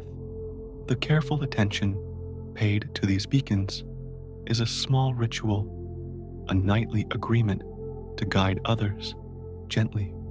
In the keeping of light, there is a kind of moral weather, an assurance that care can be shown in very practical ways. Tide tables and sailing schedules are posted in central places, their characters written with clarity and modesty. Travelers consult them before embarking, aligning their plans with nature's quiet program. The printed times become a part of the harbor's modest architecture, and they steady the community's movements. Knowing when to expect the next change in the water is like knowing when to breathe deeper, a small reassurance that actions are in harmony with larger cycles. Small courts sit near the harbor to resolve minor disputes calmly and efficiently. When disagreements arise about goods or fees, magistrates listen and make measured judgments. Their manner is even, and their rulings are based on precedent and careful record. The presence of such courts keeps the harbor peaceful because everyone knows there is a fair method for resolving differences. Justice in this context becomes a tranquil tool for preserving the collective ease of trade. Harbor maps are drawn with care, their lines and notes made by hands that have watched the coastline many times. These maps measure depth and mark rocks and name safe coves with loving accuracy. Sailors treat them as companions, bringing them out in quiet conversations about routes and rest. The maps are not about conquest, but about knowledge, a slow accumulation of detail that helps each passage be less uncertain. To consult a map is to take comfort in shared wisdom. Signals by lantern and flag follow simple, predictable patterns that are easy to learn and to respond to. A certain color, a particular rhythm, announces intent and request. Those on shore watch these signals as if reading a long, patient poem, understanding in an instant the meaning encoded in cloth and light. The beauty of such communication is that it reduces haste, translating urgency into a controlled set of actions that can be met with preparedness rather than alarm. When foreign ships visit, their cargoes are often met with curiosity and a quiet taste for newness. Merchants examine exotic wares with thoughtful interest, noting the differences with respectful attention. There is always a careful process for accepting new kinds of goods, a testing and a recording that ensures all is as represented. The harbor operates like a slow gate, letting novelty pass through measured steps until it becomes part of the familiar fold. Pilots' logs and customs books together form a woven archive of the harbor's history, an accumulation of small entries that, when consulted, reveal patterns and changes. These books are treated with a sense of reverence, for they contain the practical memory of many hands and many voyages. To read them is to see the harbor in its continuity, a slow story that grows thicker with each recorded day. The archive is tended like a garden, its growth pruned and preserved with steady attention. Weather houses and simple forecast practices are part of daily planning, using observation rather than prediction with arrogance. Mariners look at cloud and wind, at the smell of the sea, at the pressure of the air, and make decisions rooted in experience. This quiet reliance on sensed truth keeps many choices modest and prudent. Operations adjust to these impressions, and plans are amended with calm flexibility. The harbor thus moves in accord with the elements, not against them. Harbor masters keep simple routines for emergencies, rehearsed quietly so that if the need arises, responses are calm and competent. Drills are conducted with a low profile, more like practice than parade. Men and women know where to stand, what rope to use, which bell to ring. This preparedness produces a reassuring calm. It is not a show of force, but a commitment to safeguarding the lives and goods that pass through the port. Foreign emissaries are given time and space to make their proposals, and the negotiations are slow and respectful. Protocol frames the conversation, providing clear expectations for behavior and exchange. There is an unspoken kindness in keeping the pace measured. It allows each side to find words that fit, to consider offers without impulsiveness. The harbor's social grace extends into these talks, making diplomacy feel like a careful craft rather than a sharp contest. Pilot stations are compact and efficient, serving as centers where knowledge of currents and tides is gathered and shared. The people there trade observations like small gifts, and their shared intelligence keeps the harbor moving safely. The exchange is modest and routine, full of the quiet pleasure of communal competence. In this way, knowledge circulates gently, binding together those who steer the ships and those who tend the shore. Maritime law is applied with a steady hand, favoring clarity over spectacle. Disputes that cross borders of custom are handled through careful review of papers and testimonies. The judges and officials involved take their time, seeking to understand facts in context and to apply rules consistently. The result is an atmosphere where law is a stabilizing, ordinary presence rather than a dramatic force. It keeps expectations clear and allows trade to continue with confidence. Customs houses are small centers of administrative calm, where transactions are processed and papers are filed with orderly care. Clerks move through their tasks in even rhythms, stamping documents and making notes. The sound of the stamp is like a metronome, marking the steady progress of business. Visitors sitting in these rooms find themselves soothed by the predictability of action, each procedure a reliable step in the harbor's daily choreography. Harbor towns support a quiet economy of services that orbit the flow of ships, inns that welcome weary hands, tea houses that offer quiet conversation, and stables for beasts of burden. Each establishment operates with a modest pride and competence. The innkeeper knows the time of tides as much as the time clocks, and the tea house keeper listens patiently to the stories of sailors, adding nothing but attentive presence. These services keep the social fabric soft and steady. Licensed translators and recorders are entrusted with ensuring that what is written and what is said align. Their work is unobtrusive but essential, enabling contracts to cross languages and meaning to be preserved. They check and double-check, aware that precision matters, but always moving with a calm temperament. Their efforts make it possible for many kinds of people to transact under the same rules and to trust that agreements will be kept. Customs officers sometimes use simple physical measures to ensure standardization, such as known lengths of rope or fixed volume baskets. These tools are modest regulators of fairness, and they are respected by merchants because they are consistent and transparent. Measurement becomes part of the harbor's moral grammar, a way of speaking about fairness that needs no argument. The consistency of measure reassures merchants that their work will be recognized and their trade will be balanced. Quarantine practices are gentle and pragmatic when needed, set up to protect both health and commerce. Ships suspected of carrying illness are given a space and care, with provisions left at a distance and careful records kept. The protocol is compassionate, aiming to reduce contagion while preserving dignity. Those in quarantine receive essential supplies and are monitored with a modest solemnity, a practice that values life and the long-term welfare of the community.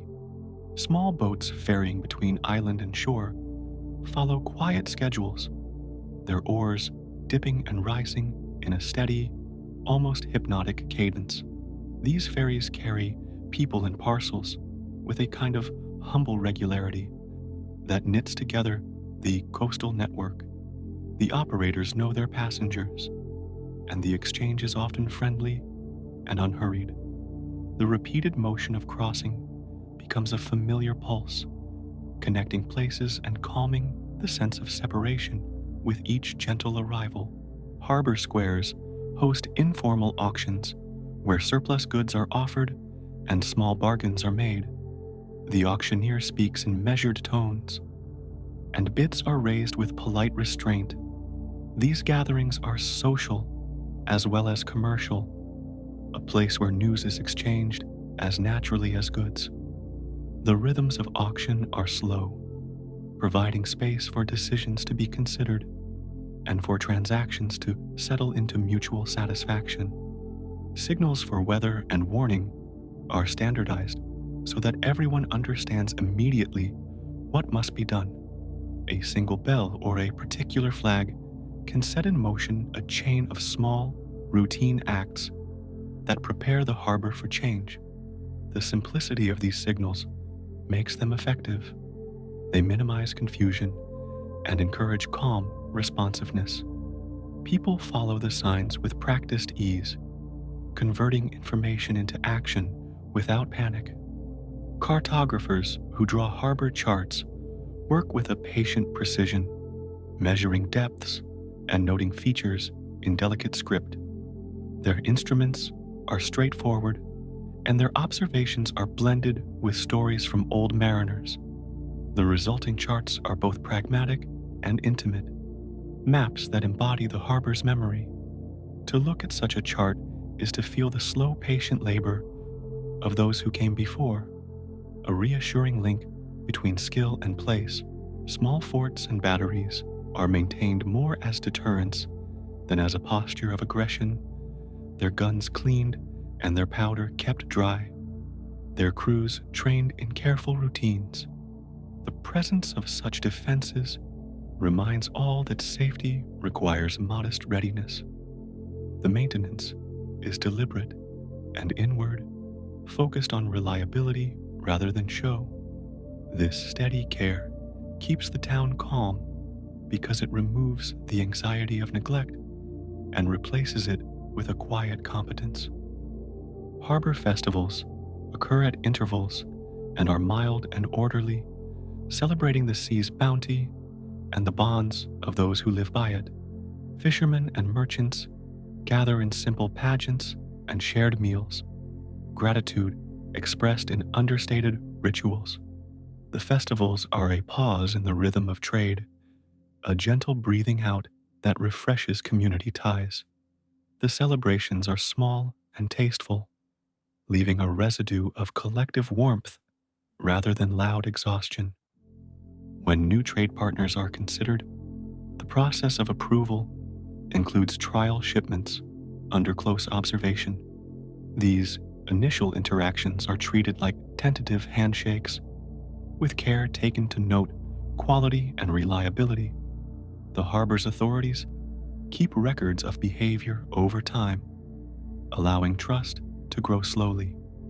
This gradual approach preserves the harbor's stability by ensuring that expansion of contact is measured and deliberate. Harbor apprenticeships are long and absorbing, with young people learning to tie knots, read charts, and keep ledgers over many seasons. The training is patient and repetitive, emphasizing steadiness and observation. Master's guide with mild correction and repetition, allowing skills to root deeply. Apprentices emerge from such training with a calm confidence, having absorbed not just technique, but the harbor's ethic of care. Commercial contracts are written in clear, modest terms, avoiding lofty promises and instead specifying precise obligations. The language used is practical and devoid of flourish, meant to ensure understanding. Clarity of contracts supports predictability, and the harbor benefits from such straightforwardness. Each agreement becomes a simple tool for cooperation, enabling people to proceed with their work without lingering doubt. Harbor supply chains are organized in layered networks that allow for redundancy and gentle flexibility. When one route is slow, another can take up the slack without alarm. This redundancy is not extravagant but prudent, designed to keep essential goods moving in most conditions. The structure of supply thus mirrors the harbor's temperament: careful, adaptable, and quietly resilient. Customs records are periodically audited in calm sessions, where officials review ledgers with attention to detail. These audits are not accusatory, but preservative, intended to catch errors and to maintain trust. The act of review is done with patience and shared purpose, reinforcing the sense that paperwork is a communal artifact that must be kept honest for everyone's sake. The harbor's way of dealing with change is incremental, adding new practices only after old methods have been considered and tested. Innovations enter through small experiments, observed and adjusted until they fit the existing fabric. This measured approach keeps transitions soft and manageable, avoiding abrupt disruptions. By preferring gradual change, the harbor maintains its tranquil order and continues to function as a gentle mechanism of exchange. Merchants' ledgers sometimes include small personal notes, thoughts about a voyage or a weather observation, and these marginalia give the records a human warmth.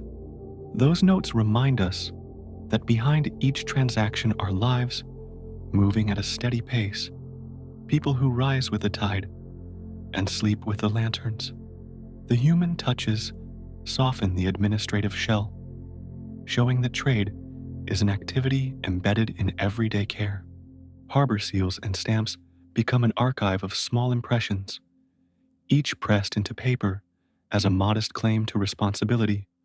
Over time, these marks compose a tactile history of arrivals and departures. They are like fingerprints of a community that handles its own affairs with orderly precision.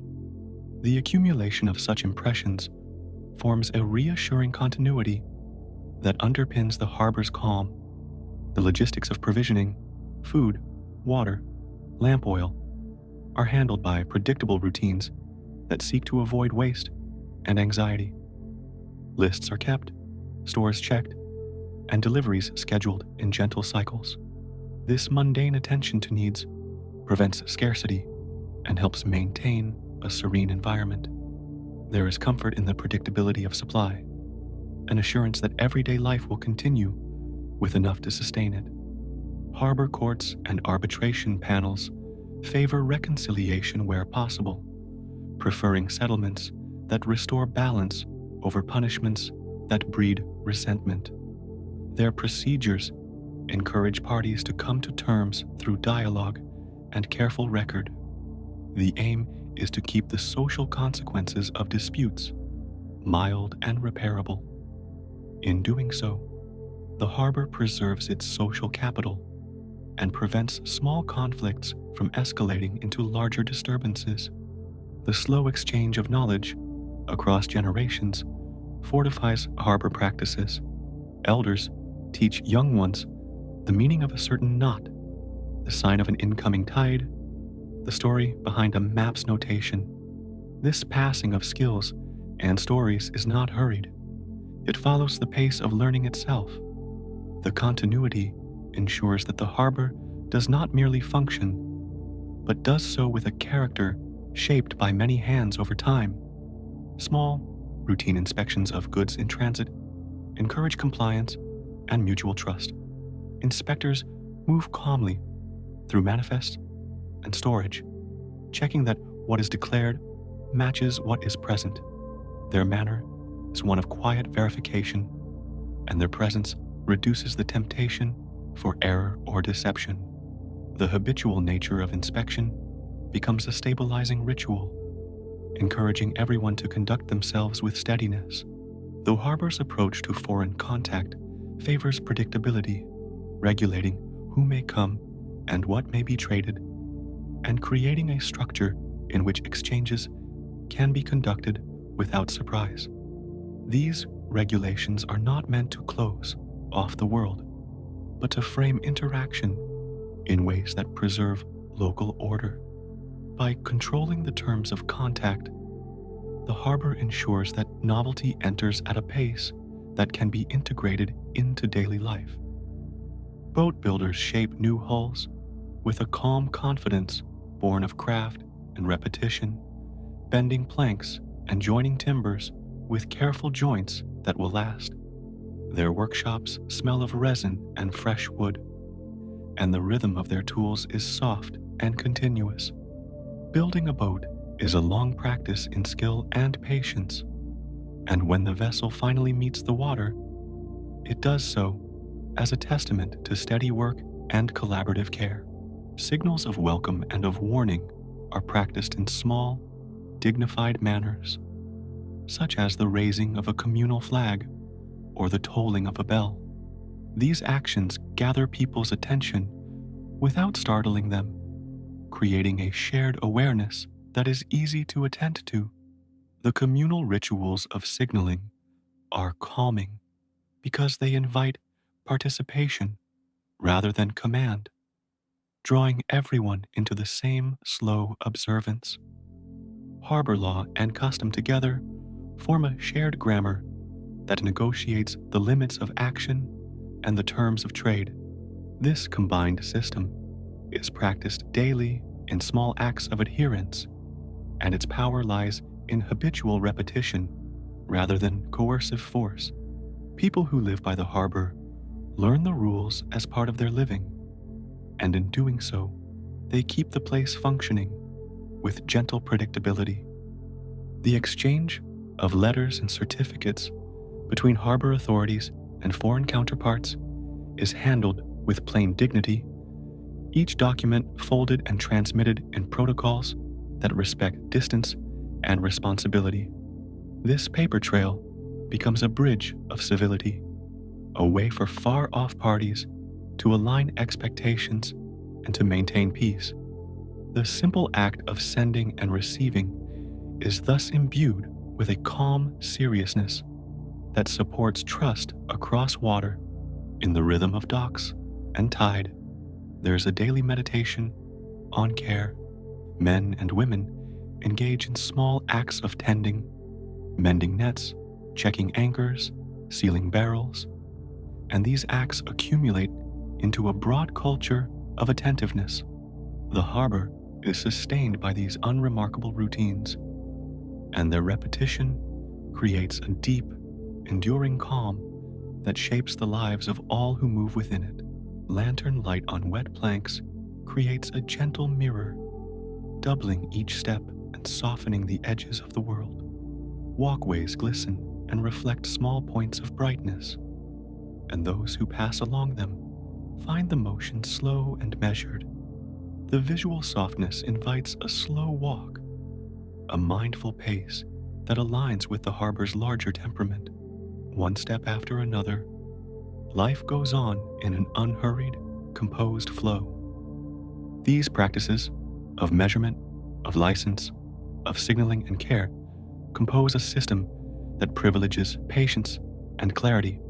It is a system that welcomes exchange, but asks for it to be given and received with restraint.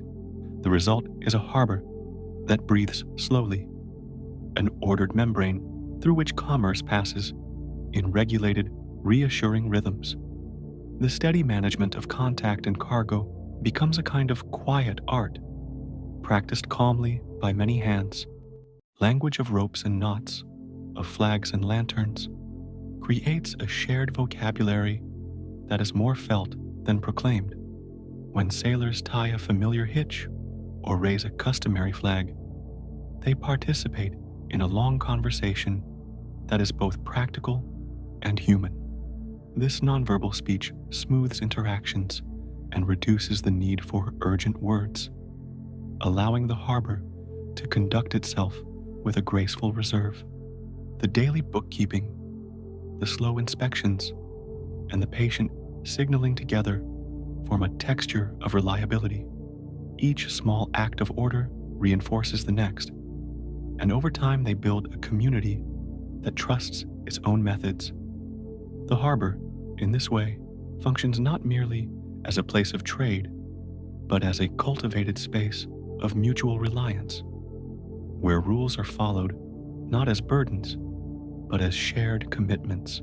There is a steady teaching in the harbor's routine that life can be arranged so as to reduce friction and preserve dignity.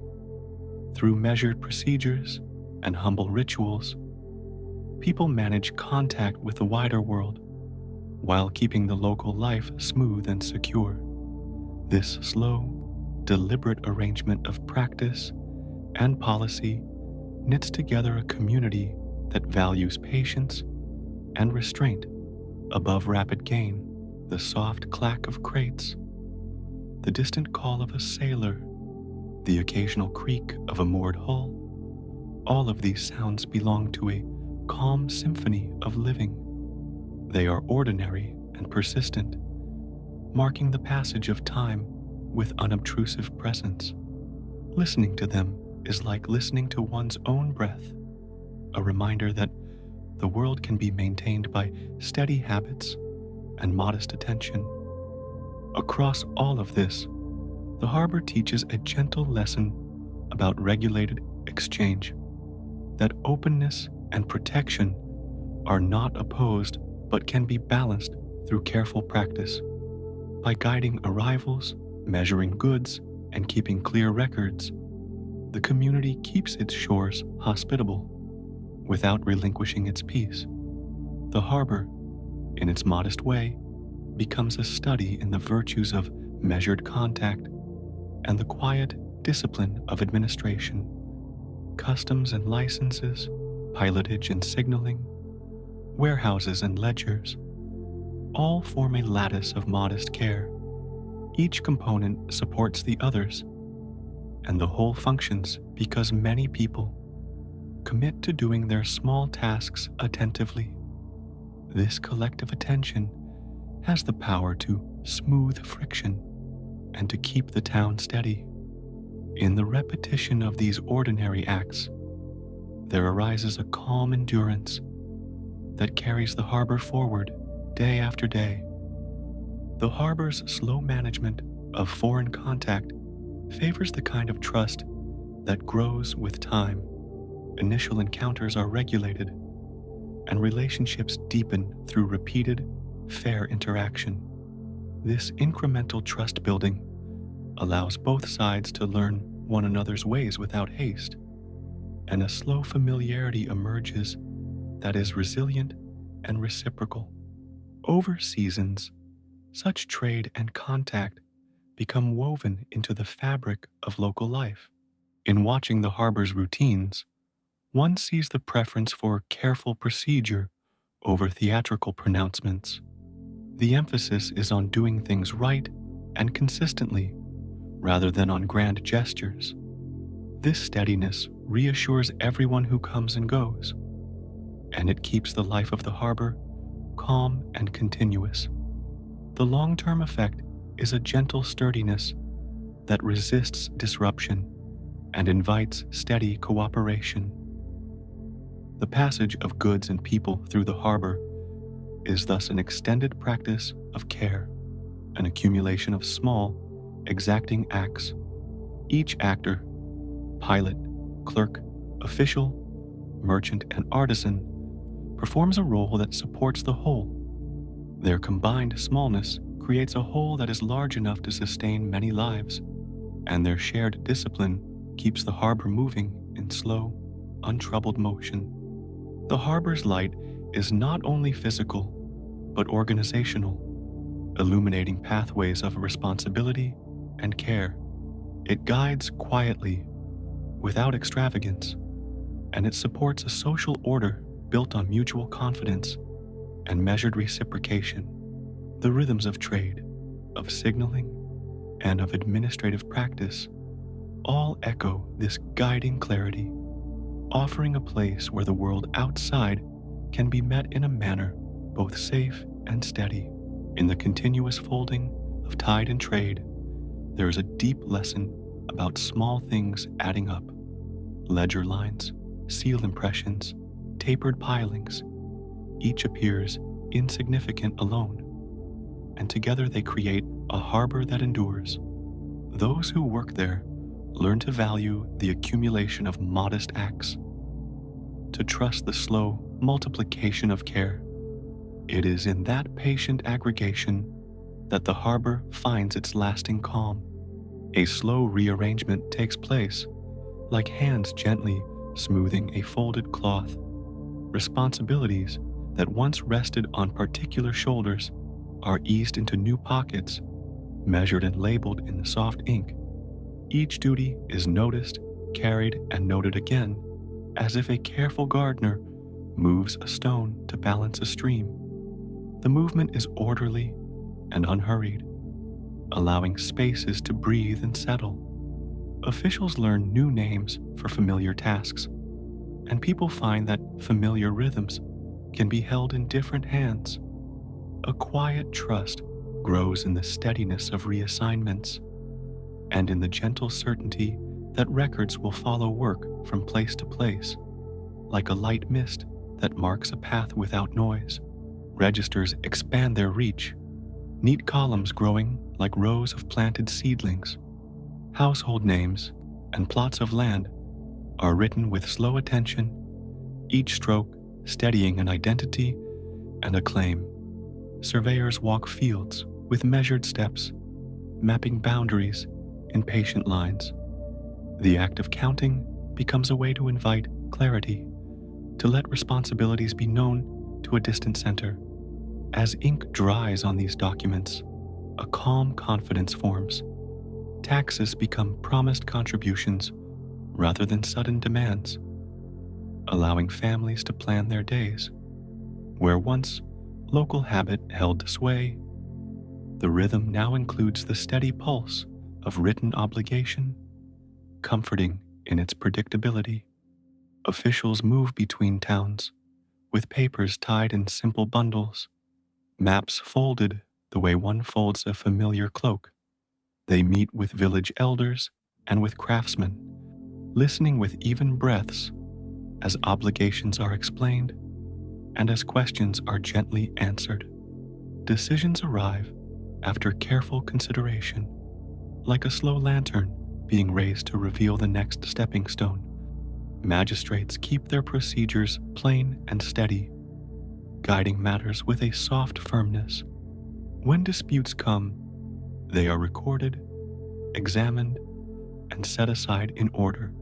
Legal steps follow one another with the quiet certainty of practiced gestures, and people learn to trust the cadence of process. Lines on maps become the bones of a quieter, wider body. Roads are measured and maintained with regular care, each mile a small act of connection. Bridges are tended as if they were delicate seams joining two halves of a garment. Post stations and inns along these roads settle into calm routines, offering a place to rest with simple warmth. News moves at a steady pace, carried by riders and by later, by new iron paths that hum softly as trains pass. These routes give shape to administration, allowing officials to travel, to meet, and to bring distant orders into the familiar neighborhoods of towns and fields. A new kind of stewardship unfolds in offices that keep careful ledgers, where names and duties are arranged in neat columns. Clerks practice their script with patient repetition, and training becomes a slow art. Schools arise not as temples of sudden change, but as calm places where skills are taught with care. Young people learn account keeping, measurement, the language of law, and the modest firmness of public service. Merit grows to be a gentle standard, replacing some old certainties with the quiet guarantee that ability will be noticed and placed where it best serves the whole. The atmosphere in these spaces is one of steady refinement, like oil being slowly rubbed into a wooden surface. Military organization adjusts with a similar deliberation. Uniforms and ranks are redefined, and soldiers are taught to serve a single, distant sovereign rather than many local lords. Training takes on an unhurried regularity, drills repeated until motion is restful and sure. Arms are cataloged, stored, and moved in an orderly chain, each warehouse a quiet promise that tools will be where they are needed. The presence of a central force brings an unruffled sense of unity across wide regions, and with that comes a slow acceptance that protection and order may be found in coordinated care rather than in scattered, sudden action. The conversion of stipends and obligations is carried out like an exchange of old coins at a calm market. Compensations once tied to specific roles become bonds, and payments structured in ways that can be measured and recorded. Landholders receive clear documentation of what they may cultivate and what portion is due to the central authority. Where rules are changed, a patient system of appeals and adjustments is set in motion, allowing lives to shift gently rather than to be uprooted. The process is attentive to continuity, seeking to preserve dignity while adjusting the forms of support that people rely upon. Cities breathe differently as municipal structures take shape. Streets receive names and numbers, and public works move from ad hoc attention to planned care. Water and waste are managed with steady schedules, and markets are arranged with thoughtfulness so that traffic flows calmly. Inns and guild workshops settle into predictable patterns, while licensing and regulations are kept in quiet ledgers. Urban life gains an evenness that soothes daily concerns. Citizens come to the municipal offices for routine matters, and the ritual of visiting a clerk becomes as ordinary and reassuring as buying bread in the morning. Ports and harbors become places of regulated exchange, where ships arrive to a gentle choreography. Customs officials move with slow precision, checking manifests and recording cargo with careful hands. Harbor masters maintain lists of arrivals and departures, and docks are kept in good repair, like tending a shared garden. Trade becomes a matter of quiet trust, bound by licenses and measured fees that are predictable and fair. When foreign vessels come, contact is conducted with deliberate manners, and goods flow into markets with a steady rhythm of tides and well-tended piers. A soft system of law takes shape, drawing on models that are written and then applied with thoughtful repetition. Codes clarify expectations in calm phrases, and judges learn procedures that are practiced daily until they are smooth. Criminal matters are handled by offices that mark steps clearly so that fairness feels like a routine thing, not a sudden surprise. Civil disputes are mediated through consistent channels, reducing the uncertainty of private arbitration. In this way, legal processes provide a comforting framework for ordinary life, allowing people to plan without worry. Education becomes a steady current that reaches beyond the elite courts. Schools for children and for adults spread like quiet pools, offering instruction in reading, calculation, and the basic arts of governance and trade. Teachers follow simple syllabi and gentle methods, encouraging learning by practice and by repetition. New knowledge is blended calmly with older arts, preserving continuity while enabling adaptation. For many, the chance to attend a local school brings a measured opening to different roles and occupations, expanding quiet possibility rather than creating hurried upheaval. Workplaces adopt regularized schedules where artisans keep steady hours and apprentices learn in seasons. Workshops and factories hum with a uniform pace, each task aligned to the next. Guilds gradually transform into associations that set standards and help regulate practice, providing calm support to their members. Merchants operate under stable rules and gentle oversight, and the exchange of goods becomes a mostly predictable affair. Wages, contracts, and accounts are recorded, and the sound of balanced books replaces unpredictable barter in many places. Medical care and public health receive steady attention. Clinics and hospitals are established with quiet deliberation, equipped with instruments and procedures that are taught with patience. Sanitation and cleanliness are regarded as public duties, scheduled and maintained. Vaccination and simple preventive measures are explained and implemented in calm campaigns, with officials visiting villages and cities to encourage regular practices. These efforts are not rushed.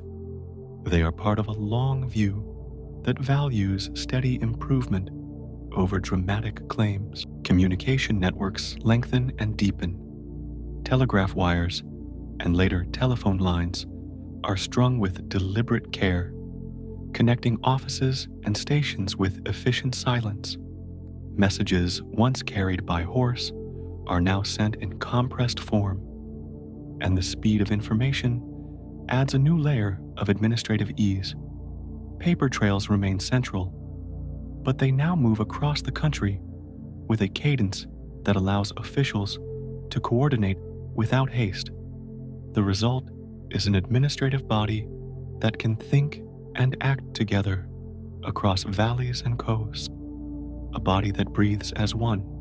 Cadastral work continues as a patient enterprise, with surveys refined and maps kept up to date.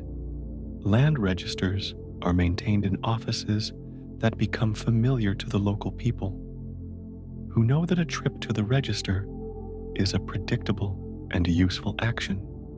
Cadastral clarity helps disputes fade into manageable processes, and the knowledge of who holds what becomes a quiet foundation for contracts and agriculture. The mapping itself is treated like a craft, with trained surveyors who walk the fields and check boundaries with measured steps. A professional course of civil servants develops, trained to manage the soft machinery of the state. They practice clear handwriting, record keeping, and correspondence that aims to reduce guesswork. Promotion is often tied to demonstrated skill and steady work, not just to lineage. This professionalization creates a body that is predictable and routinized, a comforting presence in towns and on the roads. People come to expect that certain tasks will be handled competently, and this expectation in turn encourages more orderly conduct. Police forces organize with a patient emphasis on presence and prevention. Stations are established in neighborhoods, and officers patrol with a measured step, greeting people they meet and building steady relationships. Crime is handled through a system that aims to be clearer and more predictable, with records kept so that patterns can be understood and addressed. The presence of an organized force contributes to a sense of safety that is not loud or intrusive, but persistent and reassuring, like a light kept burning at the edge of a path. Taxation moves toward direct assessment, with land surveys and census figures creating a stable basis for collection. This reliability helps families plan their crops, labor, and household expenses in a calm way.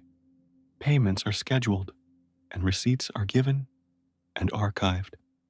The steady administration of tax matters reduces surprise and hardship, and it allows local projects to be planned with a longer view. Public works that improve roads and irrigation are funded in small, predictable ways that slowly reshape landscapes for the better. Currency and finance settle into regulated forms. Coinage and paper notes are standardized, and banking institutions keep ledgers that allow for smoother trade and investment. Credit becomes more accessible in measured increments, enabling craftspeople to buy tools and merchants to stock goods without sudden stress. Accounting practices spread and taught with clear methods so that businesses can calculate risk and reward with calm assurance. Financial stability supports steady growth rather than frantic speculation. Railways and steamships, when present, are routes of gentle connectivity. They do not interrupt life so much as provide a new tempo. Towns near stations acquire a different hum, a quieter expectation of movement and goods. Logs of freight and passenger lists are kept with steady care, and timetables turn into promises that people can orient their plans around. Transport is planned and timetabled, and the predictability it affords becomes a new kind of civic comfort. Legal reforms are applied in a deliberate way, with codes introduced, taught, and explained through clear manuals. Judges and lawyers learn new statutes with patient study, and courts use regularized forms to handle cases. The law becomes a tool for the calm ordering of disputes, laying out steps that are familiar and repeatable. This codification brings the feeling of fairness into daily life as people learn what to expect and how to prepare. Land tenancy and agriculture shift through gradual arrangements. New leases and rental agreements are written with clear terms, giving farmers a quieter sense of security. Irrigation projects and cooperative undertakings are encouraged with measured support, and local committees manage shared resources with regular meetings. Harvest calendars and market schedules are standardized so that farmers can plan purchases and sales without sudden guesswork. The rural economy finds a restful continuity in predictable seasons and in clearer property relations. Urban planning takes on a patient geometry. Streets are widened in some places, and markets relocated with care to improve flow.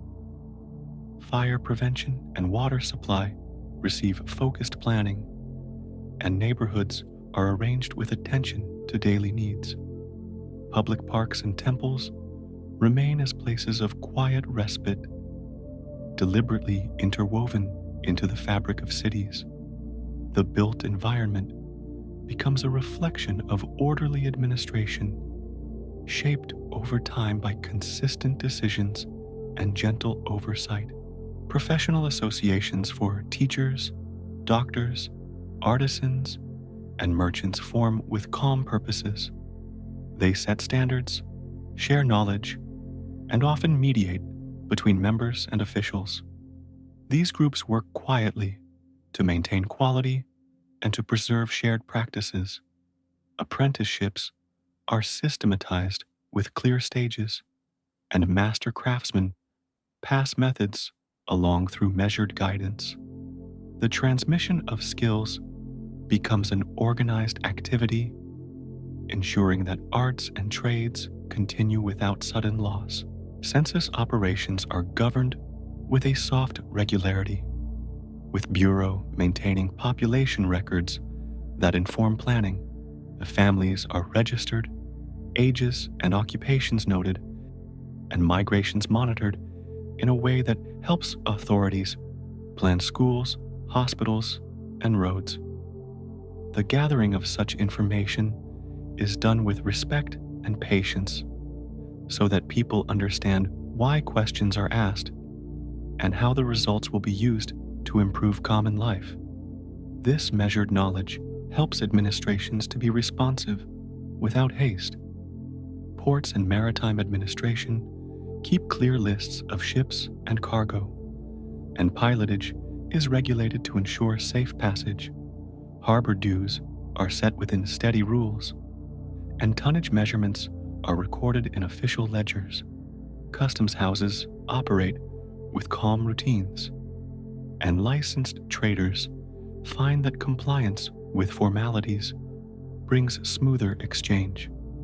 The sea remains a source of livelihood and connection, but it is managed with systems that reduce uncertainty and encourage regular commerce.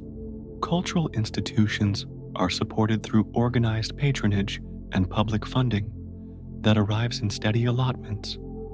Theaters, schools of music, and workshops for crafts receive measured encouragement, allowing traditions to continue in reliable forms.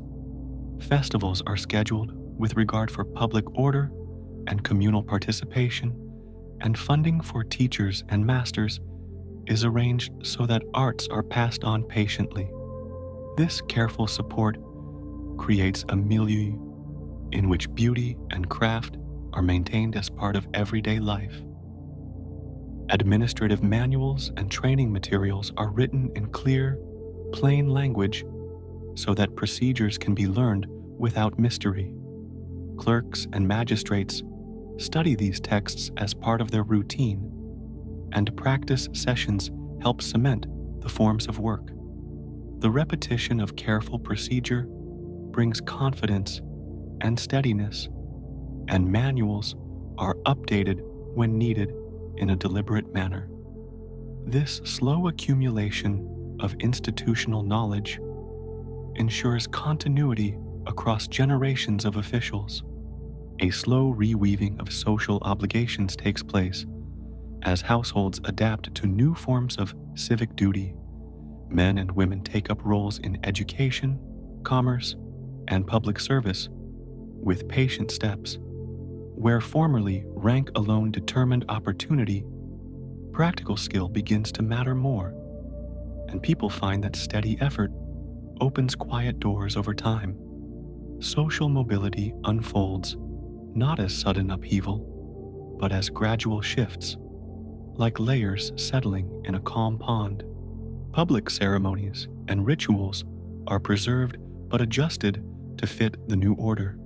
Official proclamations and processions occur with measured pace, and local customs are often incorporated into civic celebrations.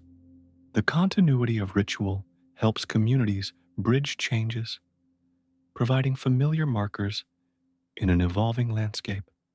These ceremonies reinforce a shared rhythm that steadies public life and reassures individuals in the face of administrative change.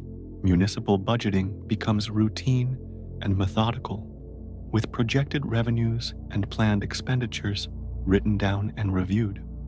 Public works proceed in phases, each stage carefully funded and executed.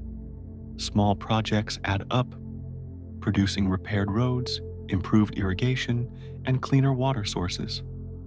The incremental nature of these investments creates a steady improvement in living conditions, experienced by citizens as a gradual unfolding of benefits rather than sudden transformations. Central ministries coordinate with local administrations through regular correspondence, visits, and reports. Policy is implemented through clear directives, and feedback flows back in measured summaries. This two-way flow of information allows local particularities to be respected while maintaining coherent national standards. The language of governance becomes familiar across regions, a shared vocabulary that smooths cooperation and reduces friction in the daily administration. Recruitment for public service emphasizes steady training and reliable performance. Entrance examinations and practical trials are introduced in measured ways, and promotions are based on demonstrated competence rather than mere favor. This approach to staffing ensures that offices are filled by people who can manage routine tasks with calm efficiency. The result is an apparatus that functions like a well-tuned clock, each cog turning in a predictable rhythm. Land rights and dispute resolution are mediated through systems that prioritize recorded agreements and gradual adjudication. When conflicts arise, they are handled in procedural steps that allow cooling and reflection, avoiding rash settlements. Written contracts and formal leases create a baseline of expectation, and when misunderstandings occur, a slow process of mediation seeks a fair outcome. This approach reduces the suddenness of ruin and allows reconstruction through orderly means. As local magistrates and national officials meet, they develop a quiet, mutual respect, grounded in shared processes. Each learns the other's rhythms, and a collaborative tone emerges. Where central policy must be adapted to local conditions, adjustments are made gently, and agreed methods are documented for future reference. This cooperative practice creates a stable pattern of governance that values steady adaptation over abrupt change. A network of archives and repositories grows, storing deeds, decisions, maps, and correspondence. These archives are tended with care, cataloged and preserved, so that future officials can consult them. The presence of such records adds a calm permanence to decisions. People learn that precedents are preserved and that practices can be revisited. Memory becomes a public resource, held in papers and in careful hands. As the fabric of administration is slowly rewoven, the daily life of people alters in small, reassuring ways. Market days follow more predictable schedules. School terms are consistent, and the collection of public dues is regular. Inhabitants adjust their routines to this new cadence, finding comfort in the predictability of the visits to offices, in the steady timing of public services, and in the routine presence of officials who manage common affairs with quiet competence.